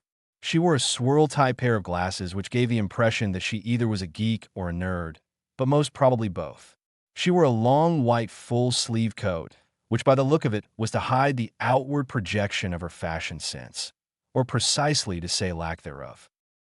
While he was observing her, she wasn't doing the same, or even if she was, she did a good job at doing it discreetly. He came to his senses after he heard something, but was too involved in his thoughts to actually interpret it. "I'm sorry, did you say something?" he asked. "Yes, I asked what happened here. I heard a loud sound which kind of sounded like something crashed, so I came here to check it out," she said. "Oh, nothing. I was looking for a book, but in a hurry just slipped my foot and fell down pretty hard. That's why the sound. Really sorry. Did I disturb your reading?" he asked. "Oh no, that's not the reason why I'm here. I work as the assistant librarian, so currently I'm in charge of the place. The head librarian has gone out for breakfast, so I just have to make sure things keep going smoothly, she said. So, this was the assistant librarian. From the looks of it, she was the one who did all the management work while the head lazed around. However, he was still not sure if she'd let him off the hook. I won't be rebuked for indiscipline, right? He asked, hoping that she'd forgive him easily. What?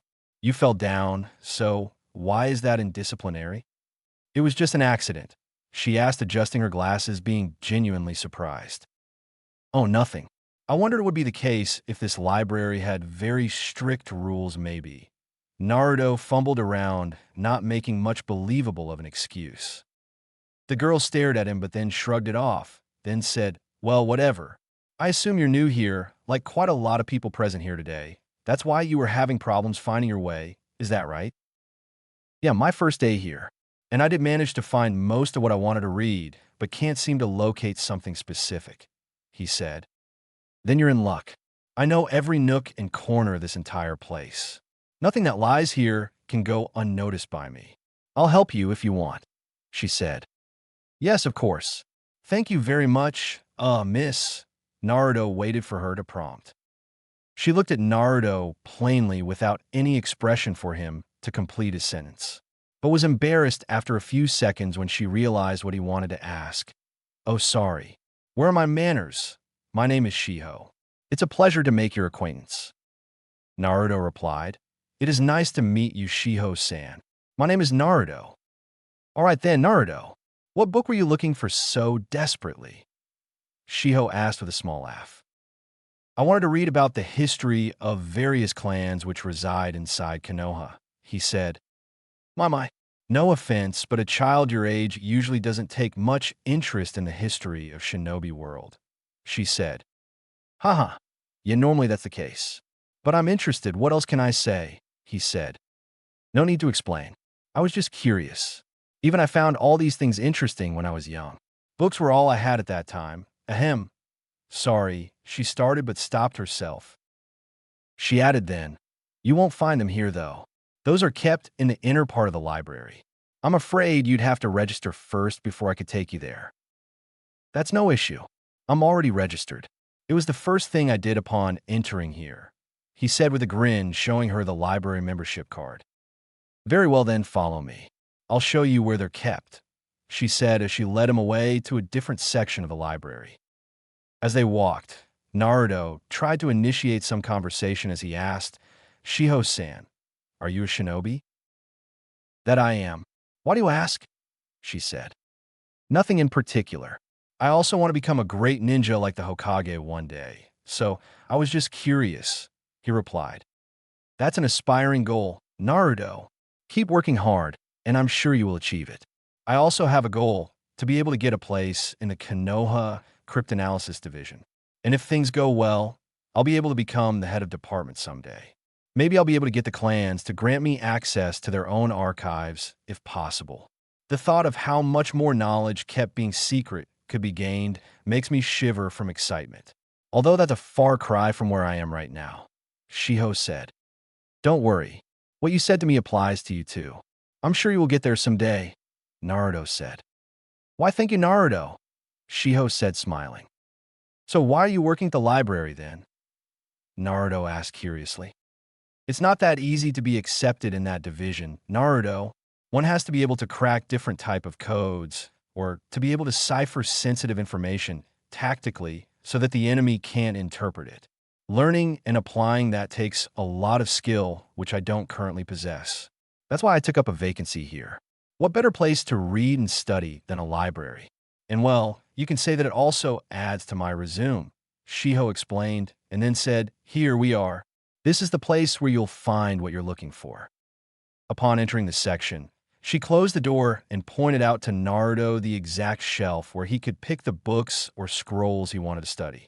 The room wasn't occupied by anyone else except for the pair, which came to her observation rather quickly. Oh, Gami. I'm in a room alone with the only other person being a boy. Man, only if he was older. No. What are you thinking, Shiho? He's just a young boy. It's you whose hormones are climbing.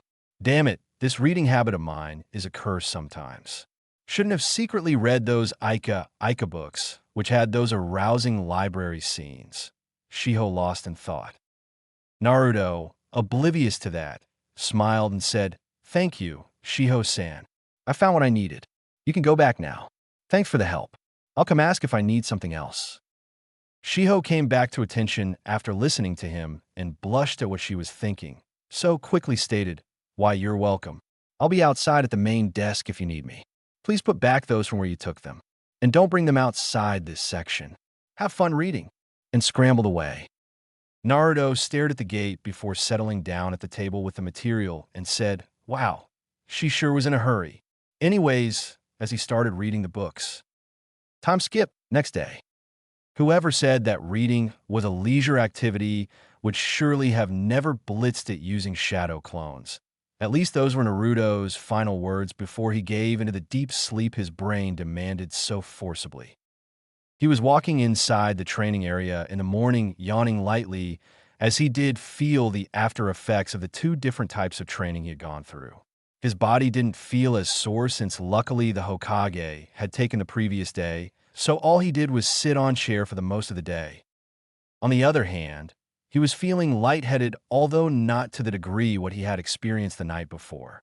He felt dizzy all the way home the previous evening with a good enough headache and hit the bed as soon as he changed, as at this point his brain and eyes required only one thing: sleep. This was because sleep is the way of human body to give rest to all the other parts while coordinating, filtering, and retaining the memories of what happened or was learnt the entire day. This specific day, although it was overloaded enough. Lesson learned: never try to push this hard on the first day. Take it easy, yeah, one step at a time. Naruto thought with the last part both figuratively and literally. He suddenly pulled out a kunai and threw it in one of the trees nearby.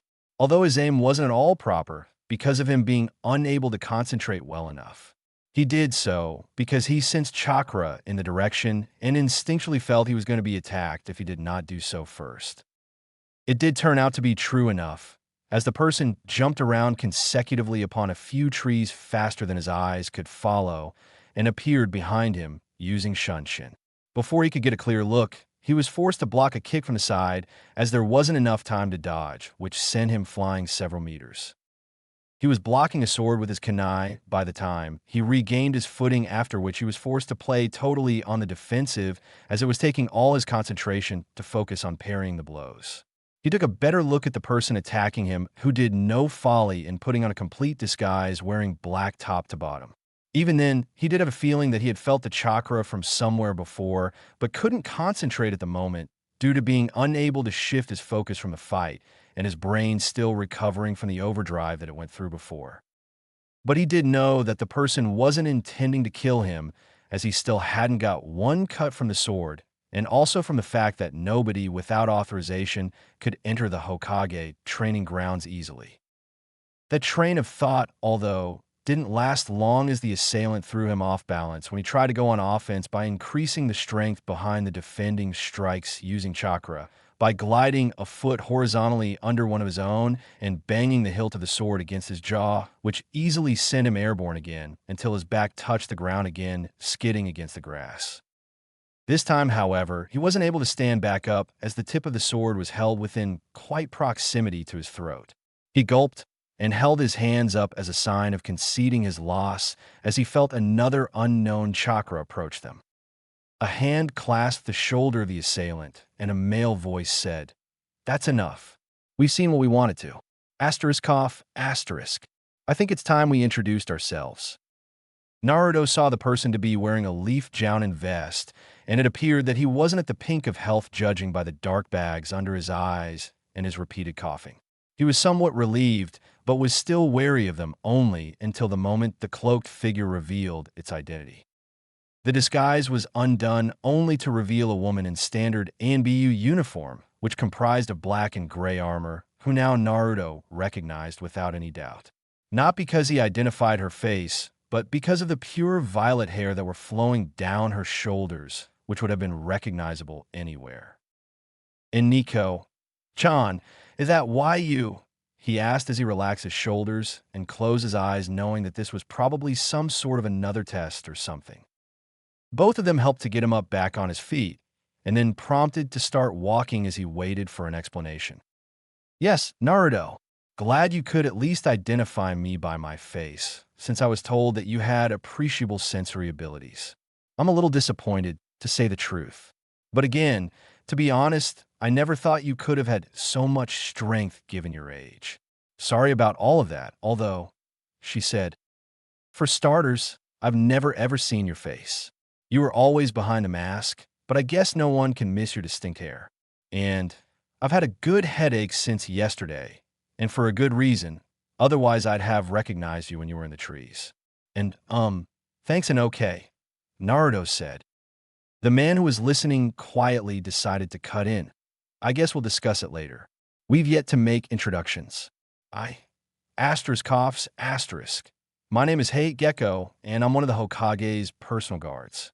She you know as Nico of the MBU Black Ops is Yugao Yuzuki.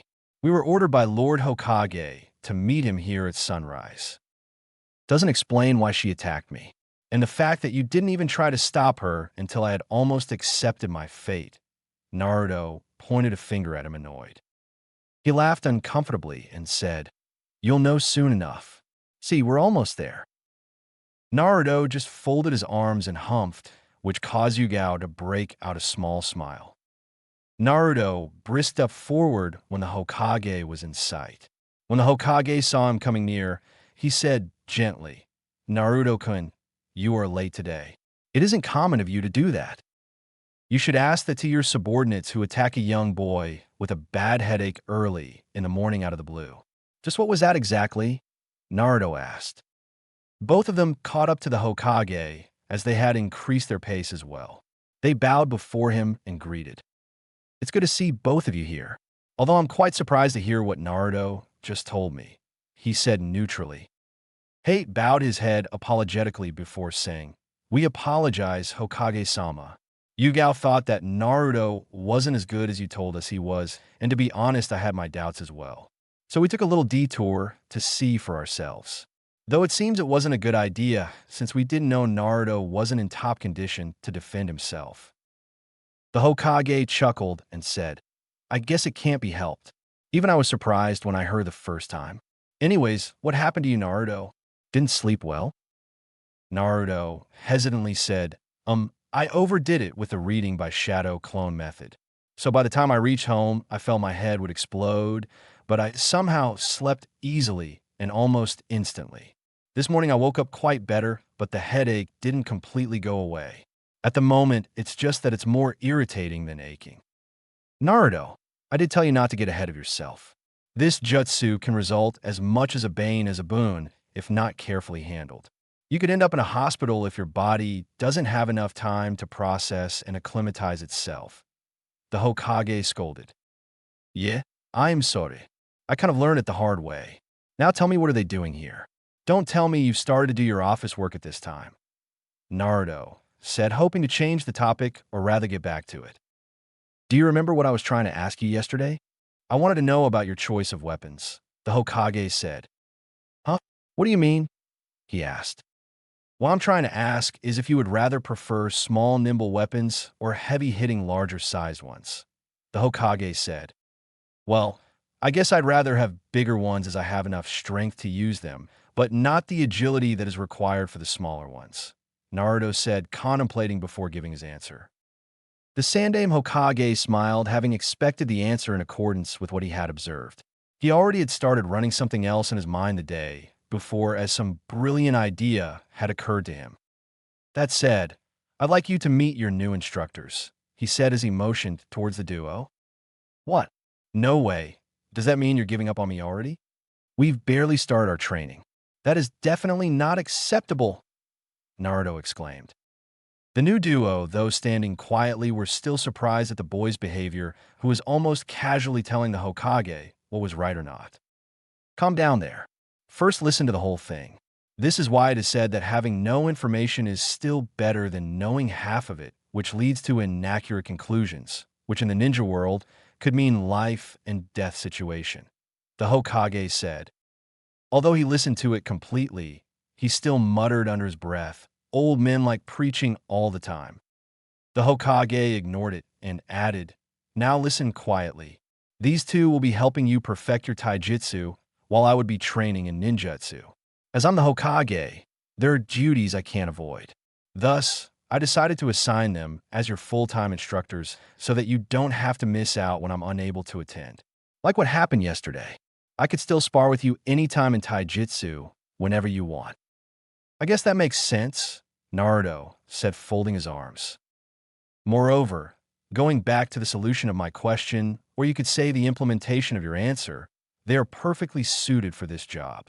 What they're going to teach you is not only taijutsu, but also a special art different from the basic ones, the Hokage said. Naruto perked up and asked, "Whoa, that is just awesome. Which one is it?" "Which one?" with excitement brimming in his voice. The Hokage smiled at the energy of the boy as if his headache had vanished suddenly, but then divulged using only one word. Kinjutsu. Flashback. Previous day, at Hokage's office. At your service, Hokage-sama. How may I be of assistance today? The cat-masked EMBU asked as she kneeled in front of the Hokage desk. Stand at ease, Nico. I haven't called you in for a mission. Not at the moment, he said. She nodded, stood up, and took a relaxed position with her legs at normal width and hands at the back. She wasn't entirely sure why the Hokage wanted to talk to her, since neither she had done anything out of the ordinary in the past few days, nor there was any hitch in her missions, as they were carried out smoothly. Do you remember Inu? He inquired, starting off the conversation after gesturing the ANBU bodyguards to leave. Of course, sir. No offense, but there isn't a chance anybody in the ANBU can forget him. He was the living definition of a perfect ANBU, and his works were exemplary. I was on his squad, and he was a great captain as well. And even then, not much time has passed since he was relieved, although I still don't understand why, she said while her disbelieving expression at the question hid behind the mask. The Hokage, however, chuckled and said, "We didn't need to list his accomplishments. I was trying to get a conversation going, so I only expected a simple yes or a nod." The ANBU agent blushed at the fact that she lost control of her emotions because of the fact that one of her well-respected seniors retired without her knowing any reason about it. Still, the mask did hide her embarrassment, and she replied with a stoic expression, "Apologies, Hokage-sama." Don't worry, it's understandable. In fact, one could say that in a way that is the very reason I called you here today, he said. Now that caught her attention quite a lot, but still managed to not jump ahead and ask, "I'm afraid I don't follow what this is about, sir." The reason I pulled him off the ANBU was because he had made it to be a way to dive deeper into the darkness that's slowly engulfing his heart. Lord Forth put him in the ANBU so he could keep an eye on him while he worked beside him. In this way, he thought that by working in the ANBU, the boy would be able to forget what tragedy happened. I assume you know what I'm speaking of, the Hokage said. Nico nodded quickly in affirmation as she had heard of the rumors that he wouldn't even hesitate to kill his comrades if the mission requires so, as both his teammates died in action, one of whom was said to be killed by him. Also, she was now intent on hearing the complete story as soon as possible, since this might be her only chance. The Hokage added. He took it as a form of punishment upon himself to have failed those dear to him. That's why he was relentless as an ANBU and ascertained that performing his duties towards the village his friends died for might be the only form of redemption he could have. Although he could have easily become the ANBU head commander due to his vast experience, he chose to remain a captain at most, since every death that occurred would have just left another scar on his conscience. That is the reason I pulled him out of the ANBU and put him up to become a Jounin instructor, was to have him find the light that has been clouded inside by watching the new leaves that bud anew in this village of ours, who provide us hope in building this world a better place. And then said, although it seems it will take time for him to adjust to the changes, I recently got the report that he failed his Genin team. Nico kept silent for some time, allowing the information to sink in. Mostly the fact that the ideal ANBU they looked up to wasn't so only because of his skills and dedication, but also due to the dark side that existed within him. Sure, ANBU were assassination specialists, and thus had to deal with a lot of killings, but the pain that one experiences while killing a friend could leave a permanent hole in one's heart that can't be filled easily. Thank you, sir. I understand now. But I still don't get why is that related to me in any way, she said. Ah, yes. I would like to present you with the same opportunity one did to him. Although for him, it was more or less forced. You have a choice, he said. Nico could have imagined a lot of things he could have asked, but this one was definitely not on that list. Her eyes went wide at the given proposal. Do you mean that I should become a jounin instructor like him? I'm sorry, but I definitely can say I'm not cut out for that job, she asked. Your Mr. AMBU role model made quite better counter-argument than that. And yet, where is he now? Anyways, the answer to your question is no, not exactly. I need you to teach only one student. This one shows great promise for the future, and you are the best suited for the job to ground him in the ways of Kenjutsu, the Hokage said. But, Hokage-sama, why ask me this? Do you see the same darkness in me that you saw in him? She asked, referring to the retired ENBU. No, that is not the reason. What you do is take pride in your work and perform your duties to your best for the sake of the village. But there is always a small shadow of darkness that does take shelter subconsciously in the line of work you exist in. That is why I gave you a choice, unlike him. Should you choose to accept or not is entirely up to you. Also, I'm not asking you to resign from the AMBU permanently. You will just not be in the regular force. But if a need arises which requires your area of expertise, then you would be summoned accordingly, he explained. Can I get some time to think before I can give an answer to that? She asked. I'm afraid not. I don't want your answer to be biased by any other outside influence. You're to give me the answer before you leave this room. If you accept, then I will be keeping your mask in my possession unless you are on a mission, he said. I understand, she said, knowing that ninja are supposed to have the ability to take on-the-spot decisions, although this was a bit different. She stood there pondering over her options while the Hokage made use of the time by clearing out some more paperwork.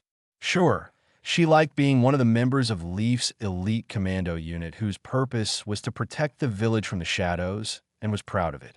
But there was also a part of her who did want to enjoy a life different from the current one. And the Hokage had already assured her that she would be called upon when her services would be needed here. The Hokage looked at the mask that was placed on the table in front of him and looked at the young woman whose face was now clearly visible. He gave her a small nod with a smile. I'm glad that you decided to accept. You are not Nico from now on, but Yugao Yuzuki. Now I must say that I'm surprised you didn't even ask who was the person you were going to be taking as your student, the Hokage said.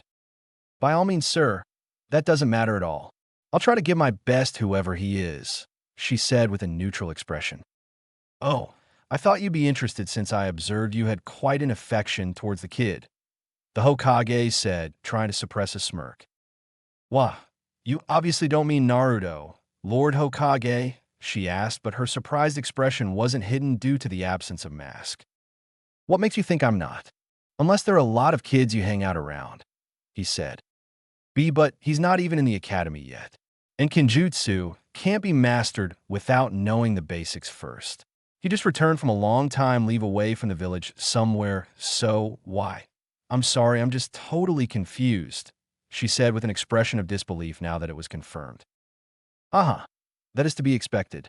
You might not know, but he has had a good amount of training in that time. I've rarely seen such talents at his age, but he still has to train hard in order to utilize them. I have a feeling that he could be very well suited to wield a sword if given proper training. I didn't tell you this beforehand because I wanted you to be unbiased while making a decision. Otherwise, you might have unwillingly accepted only due to your sympathy for him, the Hokage explained. Maybe that's right, but now that I know this, I feel even better having made this decision, Yugao said with a momentary upturn of lips. I have taken responsibility of training him, but in my position, one can't put aside the duties for the village aside in any case. I also wanted to assign someone to help him in taijutsu, he said. May I give a suggestion, Hokage-sama? She said. Go ahead, he replied. For the first time after removing the mask, She couldn't keep her stoic expression as a blush spread across her face as she said, "There's a guy I know who is a well-experienced ninja. He knows even better Kinjutsu than I do. If you assign him as a co-instructor with me, not only will the Kinjutsu quality teaching will be improved, but we'll manage to train him in good enough taijutsu between the two of us." The Hokage smirked knowingly, but it went unnoticed by Yugao as she was watching downwards trying to hide the blush that warmed her cheeks. "That's a good idea. May I know who is this person you're referring to?" he asked generally. "He is actually one of your personal guards. His name is Hate Gecko. I've also picked up a bit or two advices in Kinjutsu from him," she said. "Oh, Hate, huh? You're right. He is proficient at Kinjutsu and knows decent taijutsu as well. I don't have a better plan at the moment, so we'll go with it. You may convey this information to him too, if he accepts the conditions that I provided you with," he said. "As you wish. May I leave?" she asked. The Hokage shifted in his seat a little and looked at her with cold eyes, which carried an expression of threatening. "Yes, but I gotta add one more thing. You or Hate are not to tell anyone about this whole activity going on. This is confidential. I don't want people back on Naruto's back like before. Also, make sure twice that no eavesdropping is going on before you tell Hate about it. Once you're done, both of you report back to me today itself for the rest of the details. Is that clear?" he said in a serious tone. "Yes, sir. Absolutely," she replied with her posture going back to attention. "Very well then. You are dismissed." Flashback over. "Wow, you mean I get to learn sword art? How cool is that? I'll tell you, absolutely awesome," Naruto exclaimed. "Gall to see your excitement, but it's not as easy as it sounds. Kinjutsu is conceptually and right to the basics different from your regular arts. You must be having basic knowledge of wielding a weapon to start on Kinjutsu training, but it won't save you from going through the basics of Kinjutsu. Confusing, isn't it? Think of it as knowing how to eat food is necessary, but not enough when you're learning how to eat food with proper table manners," Yugao said. "Not only that, we're going to be ****. Your instructors for taijutsu training, don't forget. From what I observed, you need to work on that a lot too," Hate said. Yeah, I know. "Hey, sensei, I guess I need to start calling both of you that," Naruto said grinning. The Hokage was now satisfied that all of it happened without any problems from either side, but reminded himself that he didn't exactly have a lot of spare time on hand, so clapped his hands to get attention from everyone around and said, "It's good to see everybody getting along with enthusiasm, but I'm short of time already due to your delay in the introductions, so we're going to get back to business." He looked towards the instructor duo and said, "I'll be here until 2.5 hours from now. You can come pick him up then. In the meantime, I suggest you look for a proper secluded place to have him undergo his training. I've already told you that the Hokage training grounds are not a good place for full-time training when I'm not around, as it ensures the arousal of suspicion. Unless you already found one, that is." Both have looked at each other, then shook their heads. "Then what are you still standing here for?" the Hokage said. Both of them hurriedly nodded and shunshined away. Now where were we? So we're going to be starting ninjutsu training from today. As both taijutsu and kinjutsu will be taught to you by them, it would give me more time to focus on the ninjutsu aspect, which if I remember correctly you explained is the type which has the biggest amount of variety of ways it can be used in, the Hokage said. Yes, due to the fact that there are 5 different natures, which makes it far more versatile. Mostly ninjas use ninjutsu as the strongest weapon in their arsenal all over the shinobi world. I have yet to see someone who relies solely on taijutsu or jinjutsu. Although I have seen Bachan use only taijutsu, it's because she can gain super strength by focusing chakra on one point, which is not a very common skill, Naruto said. 5 natures, you say? I guess you've yet to get to the ninjutsu information part in your studies, despite cramming quite a lot on your first day. The Hokage chuckled. I wasn't any good at taijutsu against you, and we did start with that, so I decided to first study those scrolls as much as possibly could to improve, Naruto said. The Hokage was surprised that Naruto had tried to make progress by identifying his weaknesses and overcoming them on his own. He gave the boy a genuine smile and said, That's good, Naruto. Keep it up, although at a slow and steady pace this time. So let's get on to it, the Hokage said, but was interrupted. Before we start, can you first show me some awesome move? All I saw was the protective wall and shuriken clones when we sparred. I get why you refrained from using powerful moves since I could have been injured, but now I can't wait to see something, Naruto said excitedly. The Hokage thought over it and felt that no harm would come to do it. If anything, Naruto would be more than thrilled to start his training. All right, stay attentive. I'm only going to do this once. And you might want to step back, he said as he turned towards the large clearing. Naruto stepped back and aside as instructed and waited excitedly at thinking what type of jutsu he'll get to observe. His curiosity wasn't able to stay around long enough as the Hokage started weaving various hand signs and stated the name of the jutsu at the end before inhaling a lot of air in his lungs. Katan, Karyu Inden, Fire Style, Dragon Flame Bomb. As soon as he released the air, it came out in the form of intense fire that took shape in the form of dragon, which spiraled around the area in front of them before turning upwards. Naruto had to shield his eyes initially since he wasn't used to or expected this much heat, but adjusted in a few seconds. Next was nothing but amazement that kept his mouth wide open the entire time as he marveled at the sight in front of him. The dragon faded as the Hokage cut off the jutsu and turned his face towards Naruto and motioned him to get back. Naruto stared blankly for a few seconds before his mind came out of the wonders and he walked back towards the Hokage. Satisfied? The Hokage asked with a smirk. Absolutely. That was so cool for a moment, I thought, I don't even want to learn Kenjutsu now. I mean, I can't get why is it that if someone knows such amazing techniques, why bother with the smaller ones? Just do what you just did and consider the job done, Naruto said. What you're saying is definitely not correct.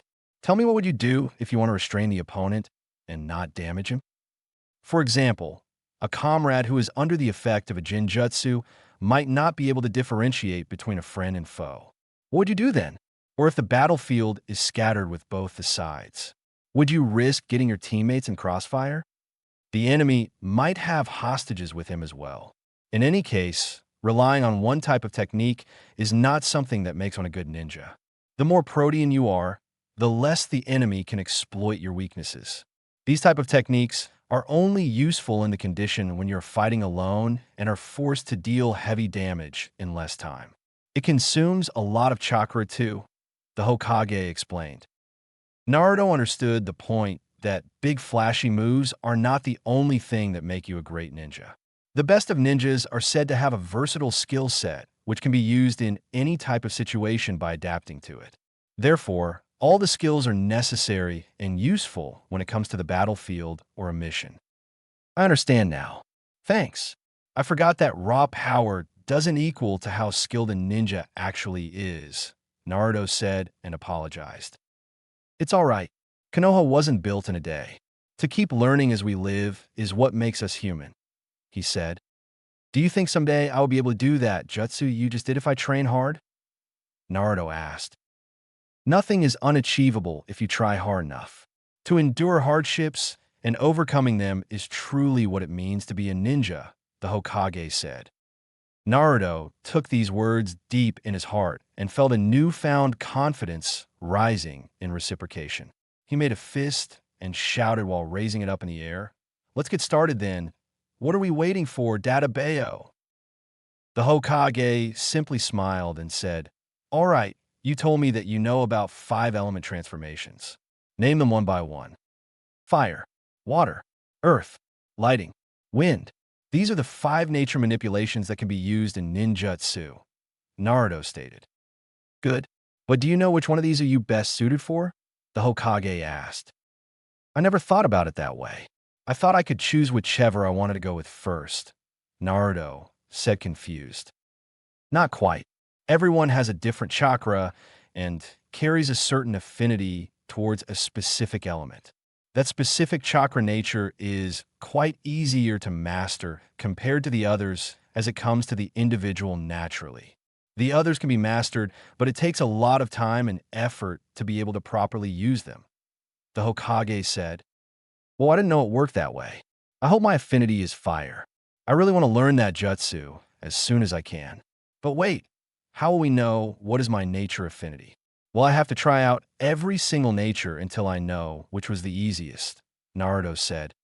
The third Hokage shook his head and moved his hand behind his own waist and pulled a bunch of papers out of nowhere. /N. Now, don't get the wrong idea, dear readers. Winky face. There must be a pocket or something, that's all. He extended his hand towards Naruto and told him to pick up one of those, to which Naruto obeyed. "What is this? Do I have to make notes here?" Naruto asked. "No, this is not your regular paper. It is made from a special type of tree whose bark reacts to the smallest amount of chakra. What's even more interesting, and at the same time useful, is the fact that it reacts to different type of chakra natures in different but specific ways. This will help us is knowing what type of nature your chakra possesses affinity towards, which, unlike your suggestion, wouldn't take us few years of time until you manage to know your affinity by hit and trial method, trying of learn all types." The Hokage smirked. Naruto just stood there dumbfounded, as he didn't have any idea there was such a simple way, and also because of the fact that his own suggestion/question was clearly not viable. "So what do I have to do now?" he asked. "Just pass on a little bit of your chakra into the paper, and it will be done," the Hokage said. "What happens then?" Naruto asked. "Depending on your nature affinity, the chakra paper will react in different ways. With fire, it'll burn and turn to ash. With water, it will get damp. With lightning, it'll wrinkle/crumple. With earth, it'll turn into dirt and crumble away. And lastly, with wind, it will be cut into half," the Hokage explained. "What is your nature affinity then?" Naruto asked. The Hokage took one of the chakra papers to demonstrate as he pushed some chakra into the paper. It immediately caught fire and burned up, turning into nothing but ash. "As you can see, my natural affinity is fire, but I can use the other natures as well. Some clans are affinity specific, like the natural affinity of almost all of the clan members of the Sarutobi clan is fire. Same goes for the Uchiha clan. Okay, let's see now. Here goes nothing. Just be fire, fire, fire please, please," Naruto said as he infused some chakra and pushed it into the paper. The paper started to get wet all over as Naruto started pouring the chakra onto the paper. "A water type, huh? Too bad, Naruto. Water is the least compatible with fire. Learning fire style wouldn't be easy if it could be done at all," the Hokage thought. He was, however, flabbergasted at the scene that unfolded next. The chakra paper crumpled/wrinkled while turning brown in color, as if it was about to be converted into dirt. The Hokage looked up at the sky with his mouth still wide open and mentally shouted while pleading, "No, Kami, please. I don't think I can handle these kind of surprises anymore with this boy. I don't want to see this anymore. Please show some sign that it was just a mistake of nature, and Naruto absolutely does not possess affinity towards 3 different elemental natures." Naruto was more focused on getting the paper to burn, so he pushed a lot of chakra compared to before in one go, while being inattentive to what was actually happening.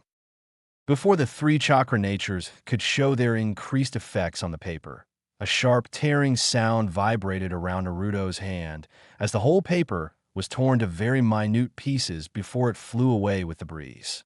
The Sandaime was now sweating as he took a step back and visibly shook his head frantically while looking towards the sky again and said, "No, I take back my words. That was definitely not what I meant."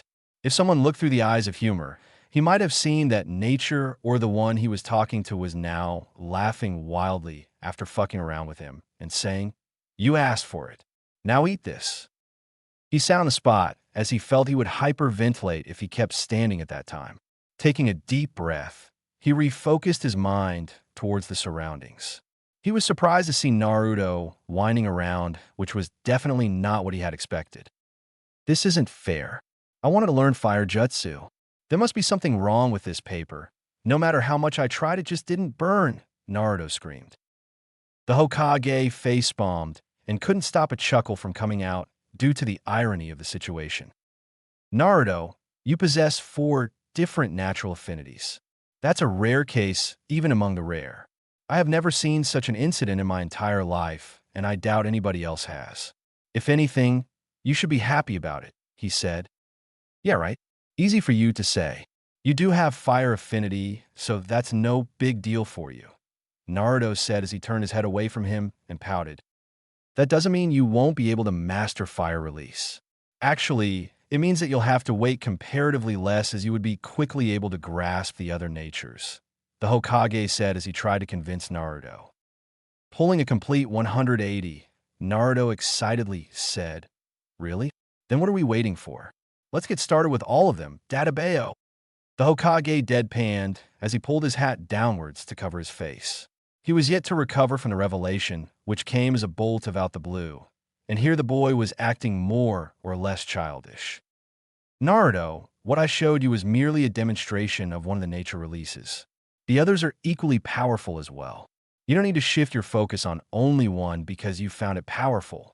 This is not a game we're playing, so I can't always overlook your behavior. It is your training to become a shinobi, so I need you to act seriously, he said in a mildly strict voice. The action did prove to be effective as Naruto calmed down in the next few seconds as he realized he had yet once again let his emotions get the better of him during the training. Sure, the Hokage was affectionate towards him and was lenient too, but he was going out of his way specially to teach him along with taking care of the village. He was disappointed in himself as he bowed and apologized sincerely. The Hokage smiled momentarily and indirectly forgave him as he said, Whatever happened can't be helped. We should focus on the present. So by your observation, what did you notice happened to the chakra paper you used? I saw the paper getting damp, then crumple and turn brown at the same time. Lastly, it tore into shreds, he recalled. And what do you infer from this? Hiruzen asked. I guess my strongest nature is water because it reacted with the chakra paper before the others. Then lightning and earth and finally wind in that order, Naruto said. That's not how it works. It can mainly be deduced by how much intensely the paper reacted with the chakra rather than the reaction time. At that point of time, your water nature reacted first, hence making it wet, the Hokage explained. So then all of them are equally strong in my chakra? Naruto asked. Most of them, but not all. Rest of the natures reacted normally with the paper, excluding one. It was the wind nature. Remember I told you that wine splits the paper in half? Even if there were 1 or 2 more tears, it wouldn't be unusual, but with the power that it ripped through the paper and shredded, it shows that wind nature has even more affinity towards your chakra, the Hokage said. Oh, if that's the case, I guess we should start with wind chakra training then? Naruto asked. Yes, that would be the most practical approach, but we'll have to desist from using it. The reason would be that wind nature chakra is the toughest to control, even more so for those who don't possess affinity towards it. My late wife did have an affinity towards wind nature, and my son also does. Unfortunately, as you can see, I don't. So I don't have as much proficiency in wind style as I have over others. That is why we'll be leaving it for the last. You should be able to quickly grasp it if you do manage to have a command over the others, the Hokage told him. Naruto simply nodded in understanding on what the Hokage was explaining to him. So then what do you suggest we start with? Naruto asked. We'll start with water manipulation. It is the easiest to control as water has fluidity and can be molded with the least difficulty. It is the moderation between different chakra natures. The reason behind it is similar to the 3 states of matter as you may have studied in science. Wind is more fluid in nature, but it can't be molded or controlled easily. On the other hand, earth is solid and therefore possesses the least fluidity, although it can be controlled easily, the Hokage stated. Yash, let's do it, Naruto said. Sure, but we'll have to get to a water source first. There's a small pond not far from here. Come on, the Hokage said as they started walking in that direction. Time skip. Where did they go? Somewhere in that direction, I guess. Let's go check it out. Both Yugao and Hate reached the original location right on time, but found it empty. Yugao had sensed Naruto's chakra some distance away in the direction he had gone to. So both of them were currently making their way towards the pond. As they reached it, Naruto was sitting against a tree in a half-lying position, heavily breathing with his eyes closed. Yet, it seems he managed to spot both of them easily as he said, "Good morning again, Yugao-sensei. Hate-sensei." "Good morning, Naruto. How have you been?" Yugao replied since Hate mostly tended to refrain from talking too much due to his chronic cough. "Oh, I've been trying to attempt at moving water around with chakra, but I can't even pull out of the pond. Gigi says that it will take time, so I have to just keep practicing until I get it. When I get the hang of it, I'll inform him and then he'll schedule the next training session," Naruto said. "I see. Speaking of him, where is Lord Hokage?" she asked. "He left around 10 to 15 minutes ago. He taught me the basic part of what I had to do, so all that was left to practice. So I kept at it until I sensed you guys coming so settled down here to take a breather," Naruto said. "So, your chakra affinity is water element. Huh, good. Asterisk cough asterisk, for you," Hate said. Yeah, I guess you could say that," Naruto said, not wanting to explain all of that to them at least for the moment. Changing the topic, he asked, "So where did you two go since morning?" Yugao turned her face as her cheeks took a glint of pink, but was saved by Hate as he replied calmly, "We had to asterisk cough asterisk. Go look for a place where we can carry out your training. We had breakfast afterwards and came here right after that." Now the other side was trying to change the topic as Yugao said playfully, "We also brought something for you. Want to take a look?" "Yes, what is it?" "Come on, show me," Naruto said as he perked up.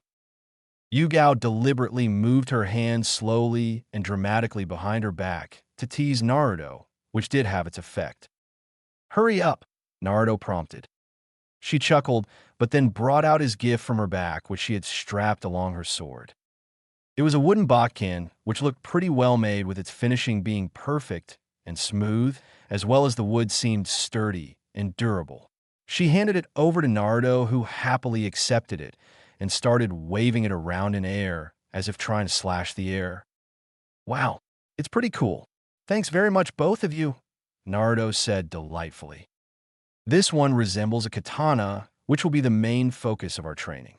We will also be taking a few lessons if you ever have to use a tanto or a wakizashi, but that's something for later," Yugao said. They had bought it from the same shop Naruto had visited to fill his ninja tool arsenal, as it had the reputation of giving the best quality products. "We know that it won't outlast your training, and you'll have to buy new ones sometime or the other. But since you didn't know about the asterisk cough asterisk Kinjutsu training, and it's the first time you're doing it, we thought it'd be a nice gift to our student," Hate said. "Yeah, it's great. Thanks again," Naruto said. "Don't mention it," Hate said. Naruto had a question going on in his mind for quite some time, which he wanted to ask him, but didn't get a chance before. But now seemed like a perfect time to do so. "Hi, Sensei. I wanted to ask something. Why do you always seem to be coughing? If it's a regular cough, why don't you visit the doctor?" Naruto asked, not knowing if the disease was something acute or chronic. Hate was hesitant in answering the question, but Yugao decided to quell his curiosity as she said, "It is not a common ailment like the common cold, if that's what you mean. The truth is that he got some serious lung damage while he was on duty carrying out a mission. The enemy used poison gas as a surprise attack, which was inhaled by most of his team members, including himself. Although the mission was successful as they managed to defeat the enemy, all of them were in critical condition at the time. They could reach help. Those who survived, of course. The medics were able to extract the poison from their bodies, but all of them sustained lasting damage somewhere or the other. Including Hate, the poison gas affected the lungs mainly due to maximum exposure while inhaling it. This is why he. And then the damaged lung tissue cleared up, but since new lung tissue can't be formed in the body at this age, it was replaced by regular collagen tissue, which lead to scar formation in different parts of the lungs and ultimately fibrosis. That's why his body coughs reflexively, as it assumes that proper flow of air isn't maintained due to some mechanical obstruction in the airway, which could be expelled by coughing, but which is in actuality due to the absence of gaseous exchange in the fibrous parts," Naruto completed. Both Hate and Yugao were staggered for a few moments as they tried to comprehend what he deduced and how he did so. Both looked at each other before Yugao said, "Why, yes, exactly. I read that in the doctor's report. I couldn't have explained it better than you did. But how did you?" As she trailed off in uncertainty. "I did learn medical ninjutsu for the major part of my previous training, and my teacher was really good at doctor. I may still be lacking at the experience of treating or healing complicated diseases, but I do know the in and outs of most of the diseases." "Wait, you didn't know that already?" Naruto asked. Both of them remembered that the Hokage did show them a file containing information on his abilities, but figured that the Hokage might have added some things just to boast on him, or that Naruto, if did have those skills, they must be on a very basic level. Now embarrassed that they were clearly wrong and Naruto wasn't just any boy roaming around that the Hokage put his hopes in. This led Hate to ask the million-dollar question. "Where on earth? Asterisk. Did you learn all of that?" "Well, if Gigi didn't tell you, I'm in no position to do so either. You'll just have to live with the suspense," Naruto said cheekily. "You make a good point. Don't worry, I was just curious. Nothing I won't forget over a good night's sleep. Asterisk, if I ever get one, that is," Hate said. Yugao was in a dilemma at the moment. She was aware of the whole scenario and would have easily told Hate. But after hearing what Naruto said, made her realize that the Hokage had entrusted her with confidential information, and just because she felt like it, she couldn't just blabber out anything before having permission. This issue wasn't a personal one, but professional. On the other hand, her heart knew that Hate wasn't a bad person, and since he was going to be teaching Naruto along with her, it was fitting that he also knew the details that she did. But then again, personal feelings weren't supposed to interfere with official work for a shinobi. And she was one of the AMBU Black Ops, damn it. As she passed sideways glances towards Hate, but couldn't decide what to do, Hate noticed and sternly said, "Don't." Yugao looked at him and just voiced a huh. "I know that there's something you know and I don't. But you're conflicted on telling me because you're under the orders of not to. If that was something Lord Hokage intended only to tell you, then it would be for a good reason. And as I said, asterisk, I have no specific interest in knowing either. I was merely curious. And if there would be a situation that would need me to know, then I'll personally ask Hokage-sama. I know for a fact that he won't refuse," Hate said. Yugao just nodded and was relieved that she didn't have to cross any boundaries, and Hate understood that. "Ahem. No offense, I know you're going to be my sensei and all, but if it was that bad, then why did you even bother to continue?" Naruto asked. "I guess, asterisk, I wasn't ready to give up my shinobi career yet. Most of the others did resign, and they were in a way right to do so, but I didn't think I would be able to leave all I worked for. It was basically a gamble, and asterisk, it will be worth it as long as I live," Hate said. In the terms of medicine, it was not a good choice, to be honest, a really bad one actually. With this type of chronic disease, day-to-day life wasn't comfortable, let alone the life of a shinobi. It was evident that he couldn't even sleep soundly because of it by the look of the bags or dark circles formed beneath his eyes. But again, logic isn't the only thing that matters if your heart is somewhere else. Hate was passionate about being a ninja and wasn't a fool in any case. He did understand the risks that came along and had duly accepted them. He had put both things on a weighing balance and had come to the conclusion that he'll live to his heart and passion, however short it might be. He had also honed his skills to a great extent, which spoke for itself, as he was selected among the Hokage personal guard unit. "I understand." Naruto said, his respect for Hate being nothing but grown. "Enough of that now. Let's go. We have to start our training. Can't have ourselves slacking on the very first day. It'll take time to reach, as that place is considerably far from the village, unlike the Hokage training grounds," Yugao said. "Why can't we wait a little more? I'll have to start training again anyways when we reach there," Naruto said. Yugao was about to chide Naruto for being indolent, but was cut off by Hate as he grabbed Naruto and put him on his back swiftly as he said, "No time to waste. You can rest on me as we go there." Putting his Bakken around his belt, he swung his arms around the man's shoulders and grinned as he said, "Yay, Thanks, Hayate-sensei. The trio then left for the secluded location that was to be the training area for Naruto's, well, training, Chapter 8. He was running through the corridor hastily as he tried to locate the room he had to be in. The reason for being in such a hurry was that he was late, plain and simple. He had decided to make the morning more exuberant by having the breakfast at Ichiraku's. Although there wasn't much time gap between when Ichiraku's opened and when he had to report at the said place. Still, since it was ramen, he took the chance. Unfortunately, he had to wait there for more than a few minutes to have the ramen served as a few customers were already there before him. The shop owner was obviously obliged to serve whoever came first.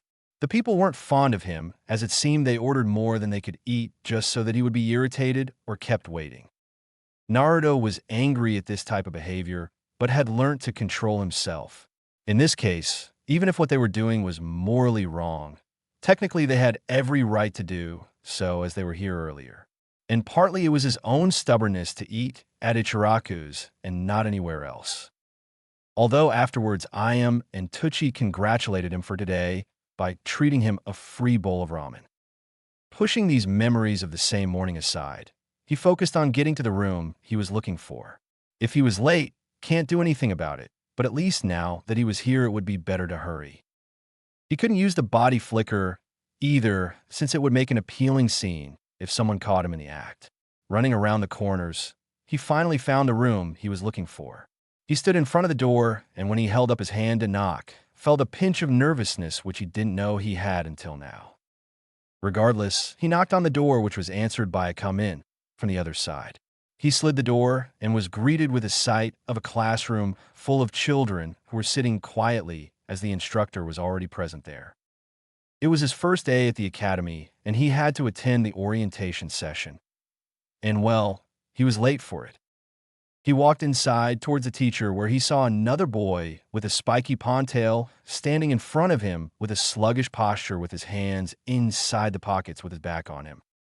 Although from the point he opened the door, all eyes in the class were solely on him. Of course, he was the last one to reach there, so he must have stood out, or maybe because the children had been told by their parents to stay away from him, so were just studying him. But the main reason was something else, and he knew it. It was due to his wardrobe change. He had shifted to a completely orange attire with the orange jacket having white collars with some outline of blue, which matched his sandals. It was full-sleeved and loose, so didn't show off any muscles that would have been noticed otherwise. He had placed green-colored, goofy-looking goggles on his head so that his hair don't fall down on his eyes. All in all, whatever he wore definitely wasn't to impress. As he approached the instructor, he scolded both the children. "It's the orientation session. Your first day in the Ninja Academy, and yet you're late. I'm letting you off this time, but I expect everyone to be on time from now on." The ponytail boy just shrugged his shoulders and uttered an "I'll try," with a yawn and half-open eyes, after which he took up a seat at the back beside a fat, pleasantly plump boy who seemed to be eating something. Naruto bowed his head a little and said, "I'm sorry, sensei. I was late for breakfast, but it won't happen again, I promise." "Good. Go on, take a seat," the instructor said. Naruto turned towards the benches and quickly looked for any empty seat, but in vain, as he couldn't spot any with the class being quite crowded. He thought he had heard a meek feminine voice which tried to call out his name, but was cut off as a raven-haired boy shifted aside and politely said, "Hey there, you can sit here if you want." "Hey, thanks. Sorry you had to adjust in your space." "My name is Naruto," Naruto said. "No problem, don't mention it." "Name's Sasuke," the boy said. Before they could say anything else, they were interjected by the banging of the instructor's hand over the wooden table, who shouted, "Silence now, class." This made the quiet rumbling going on here and there, which started when the instructor was scolding the boys, come to a halt, after which he said, "Good morning, everyone. My name is Iriki Yumino. I'm going to be one of your teachers at the Ninja Academy for the next 4 years. I've been assigned to basically welcome you here, as I'm the head instructor of this batch, and I sincerely hope that we'll be able to get along." A few chuckles here and there were heard in the class before he continued. "As you know, only those of you here have been the ones selected for the ninja program this year. I assume that you all have seen your entrance scores beforehand, otherwise you wouldn't be here. Naruto smirked, as he already knew exactly how much he would have scored, as he knew the cutoff score that he would need to get in order to pass. But from here on, things tend to get even more difficult, so don't think that you're already sure to make it to a ninja once you have entered the academy. Having said that, I hope all of you get along with each other, make friends, and have fun throughout your school life. My introduction is over, so I'd like to know the names of everybody present here. Everyone will stand up one by one and tell the class their name. I'll also take up this opportunity to create the new attendance register. Irika finished. One by one, the students started stating /in. Wow, these words look like a bad tongue twister wasn't intended. Their names, and Naruto intently listened to know if someone from any major clan was present among them. He found the first one from where a group of girls were sitting. She was a fair-skinned girl who had light blonde hair which reached her neck. She wore a red hair clip to keep her hair from falling. But the distinctive feature was her eyes, which being pale blue, looked clear as glass through which anything could see. Maybe that is why her clan was skilled at reading people's minds. Ino Yamanaka was her name. The girl next to her stood up and said, Sakura Haruno. Like her name suggested, her hair looked as pink as cherry blossom. They were also at neck length, although she tied a red-colored ribbon to keep them tied. Her eyes were as green as a leaf, which didn't go unnoticed by Naruto. Although she didn't come from any clan, he did find himself quite awkward to stare at her longer than required, but he couldn't deny that had instantly developed a small crush on her. Before he could think any further about it, the next girl stood and nervously, Hinata H. Hyuga. The Hyuga clan, considered one of the elite in the Leaf, so they should be quite proud of themselves, and yet the girl didn't show any signs of it. Her claim was true, as no other clan had eyes as pale-colored as them. Her hair had 2 strands falling on the sides, while they were mostly cut at the back. She was fidgeting her fingers, which did mean that she wasn't the least bit confident.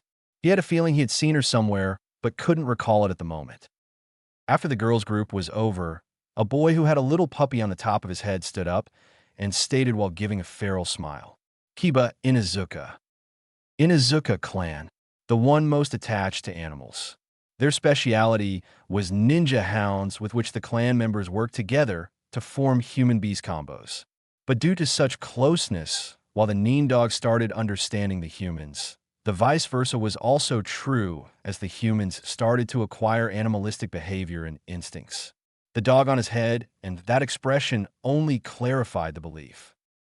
Next up was a boy whose voice was completely devoid of emotion as he stated with a stoic expression, and even though it was barely visible under his high collar as he said, Shino, Aburame. Makes sense now. Aburame clan. Members of this clan refrained to chatter as much as possible. Analysis and strategic counter by the use of specialized insects was their primary battle tactic. Note to self, never even by accident squash a bug in front of this Shino guy.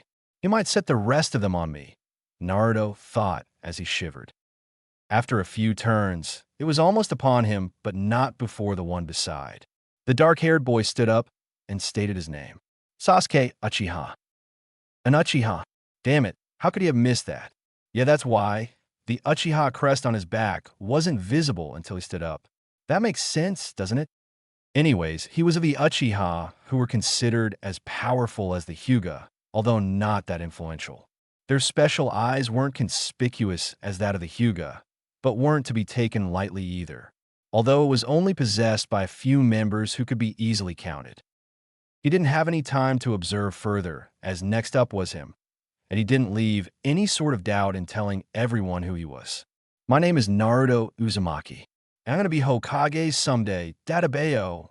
Everyone was staring at him with different expressions. Some were surprised who weren't paying attention, like Shikamaru who fell asleep halfway. Others were trying not to laugh, as the scene looked comical like a few of the girls. Naruto, it's good to hear that you aspire to become the Hokage, and we would have liked to hear more about you. But we're just introducing our names today. We don't have that much time to discuss other things. Please sit down now, Irika said. He noticed that Sasuke was watching him from the corner of his eye now, trying to find out if he was some kind of weirdo or not. He ignored him for the time being and focused on the last few people that were left to introduce themselves.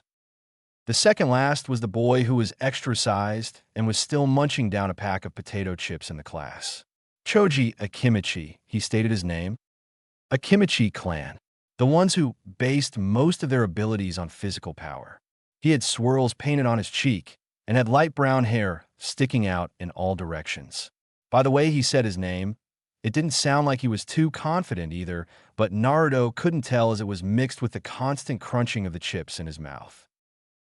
The classroom is not a place to eat, Choji. That's what usually lunchtime is for. And school hours are very less today. So please put it back inside, and you made it outside after you leave, Irika said, to which Choji complied, although half-heartedly.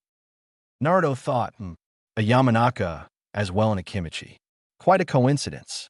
And the names are Ino and Choji. Wait, Ino and Cho. Gee.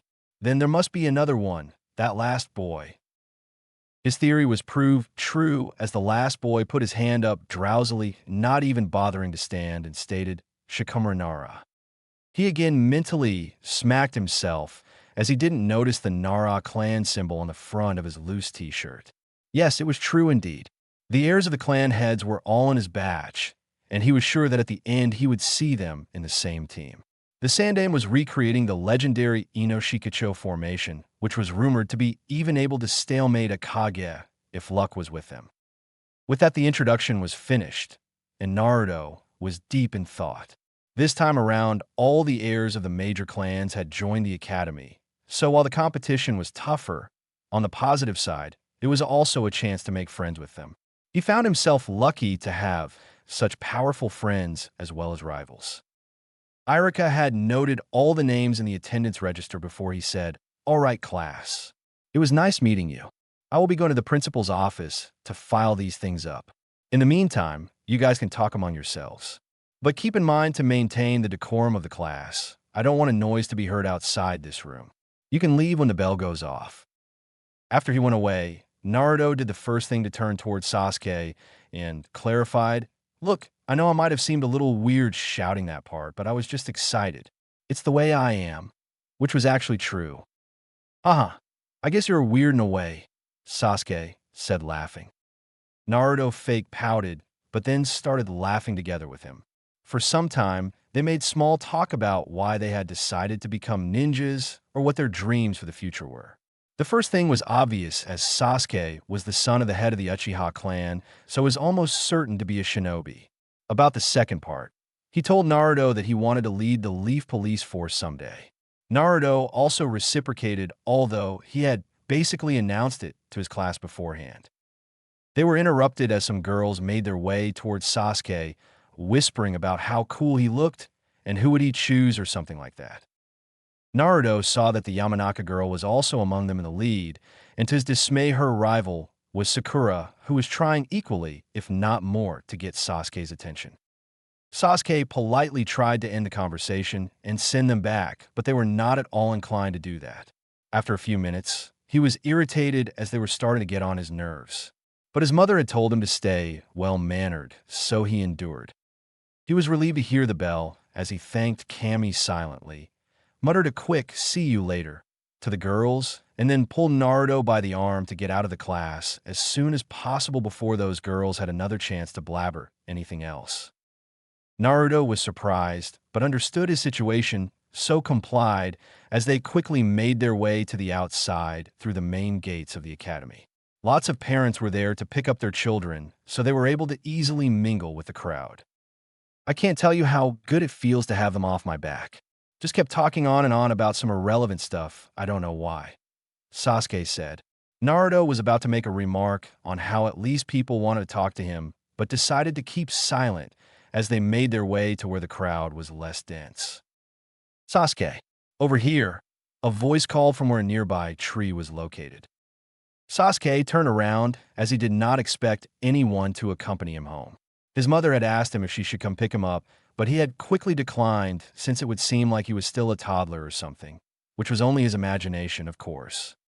To his surprise, his elder brother Itachi was sitting on the tree branch, who seemed to be patiently waiting for the school to get over so that he could accompany his younger brother to home. "Nii-san, what are you doing here?" Sasuke asked with an unusually happy expression. Itachi jumped to the ground in front of Sasuke and teased, "Oh, I thought you'd be happy to see me. Looks like you don't like me around after you've made friends here." No, it isn't like that, I swear. It's just you're busy most of the time, so I wasn't exactly expecting you," Sasuke defended. "I know, I'm just kidding, Sasuke. I wasn't able to come in the entrance ceremony with father and mother. I know it doesn't make up for it, but I thought I could at least pick you up from school," Itachi said. "That's great, Nii-san. Let me introduce you to my friend. Wait here," Sasuke said as he ran to where Naruto was observing him. It seemed Naruto was reluctant to come, but Sasuke managed to persuade him. Naruto came and greeted politely. "Good morning, my name is Naruto Uzumaki. It's nice to meet you." Itachi was a little surprised when he recognized who Sasuke's friend was, but greeted back nonetheless. "Likewise, Naruto. I am Itachi Uchiha, Sasuke's elder brother." Naruto was relieved that, unlike other guardians, Sasuke's elder brother wasn't afraid of who he was nor tried to tell Sasuke otherwise. On the other hand, Naruto also observed that Itachi wasn't some run-of-the-mill guy. Although Sasuke might also be talented, he was at this point of time nowhere close to the elder sibling. Even while relaxed, he didn't have a single opening that could be targeted to surprise him. Perfect posture to be able to instantly debilitate or eliminate anyone and anything that seemed a threat in the blink of an eye, including Naruto. Since Itachi looked such an extraordinary ninja, it wasn't hard for Naruto to imagine that Itachi must have already unlocked his dojutsu. Even after analyzing all that, Naruto couldn't help but agree that his smile was genuine and his behavior didn't give off a single hint that he could be a bad person. He actually felt like Itachi gave off a protective feeling to him, which was extended to him due to being friends with his younger brother. "I would have liked to talk more with you, but we will have to leave now. I have a mission afterwards," Itachi said. "Oh, sure. It was nice meeting you," Naruto said. "I look forward to meeting you again, Naruto. Come on, let's get going, Sasuke," Itachi said with a warm smile. "Bye, Naruto. See you later," Sasuke waved. "Yeah, see you tomorrow then, Sasuke," Naruto waved back. He stood there for a few minutes thinking how lucky Sasuke was to have an elder brother while he didn't, but then shoved the thought aside as it could only feed into his insecurity. Plus, he remembered that he had promised a bunch of people to meet after he had attended the first day of the academy. So started making his way to his destination, walking through the streets, but not before taking a detour to Ichiraku's ramen, as he didn't have time to have his complete fill in the morning since he was getting late then. Scene break. Meanwhile, a knock was heard on the door of the office of the Hokage. He gave the vocal permission to come in. "Hokage-sama, you summoned me?" The person who was currently in the office other than the Hokage himself was none other than the academy instructor Irika Yumino. "Yes, Irika. Take a seat. I'd like to talk to you about a student of yours. He has recently been admitted into the Ninja Academy," the Hokage said. "Thank you, sir," Irika said as he grabbed a seat from the side, and then added, "Sorry to say, but I'm a little surprised you would want to talk about academy students considering how busy a person you are." "I've told you this before too, Irika. The future of a leaf is what will ultimately carry on the will of fire. No work is more important than ensuring that happens to me as the Hokage," he said. "Apologies, Hokage-sama, I understand. And considering how much talented crop has been admitted this year, even I can't help but be excited at how they turn out to be," Irika said, smiling. "Yes, I too am curious about that prospect too. But I need to talk about someone specific. He is an intelligent kid, let me tell you, and I would like you to be lenient on his attendance at the academy. It would be easier for him this way to better himself without worrying about the regularity of attending the classes," the Hokage said. "I had expected many things, but that Hokage-sama is quite a surprise since there hasn't been such a student until Itachi Uchiha. But again, he was genius of his own. Already knew everything we could have taught him at the academy," Irika said, but then interrupted himself by saying, "I'm sorry. Prattling on about my past students, how silly of me. So who's it this time? My bet is on his younger brother, Sasuke Uchiha. He looks quite a promising one too, although not to that degree. I expected you to be. And you're right, Sasuke Uchiha is a promising one, all right. But I can't say I'm talking about him at the moment, the Hokage said. Oh, so someone else then. I can't think of anyone right now who'd be more propitious than Sasuke, even among the clan heirs. Although the Hyuga kid from last year was quite something, that's not the case this time. Surely I must have missed something that you didn't, Irika said. I'm afraid you're going in the wrong direction. The one I'm talking about is not among the clan heirs. I'm actually surprised you didn't name him yet. The way AA with a bit of confusion. I don't quite follow what you're trying to get to, Hokage-sama, Irika said. The one I'm talking about is Naruto Uzumaki, the Hokage plainly said. With all due respect, Hokage-sama, do you even know what you're saying? Irika said in perplexity.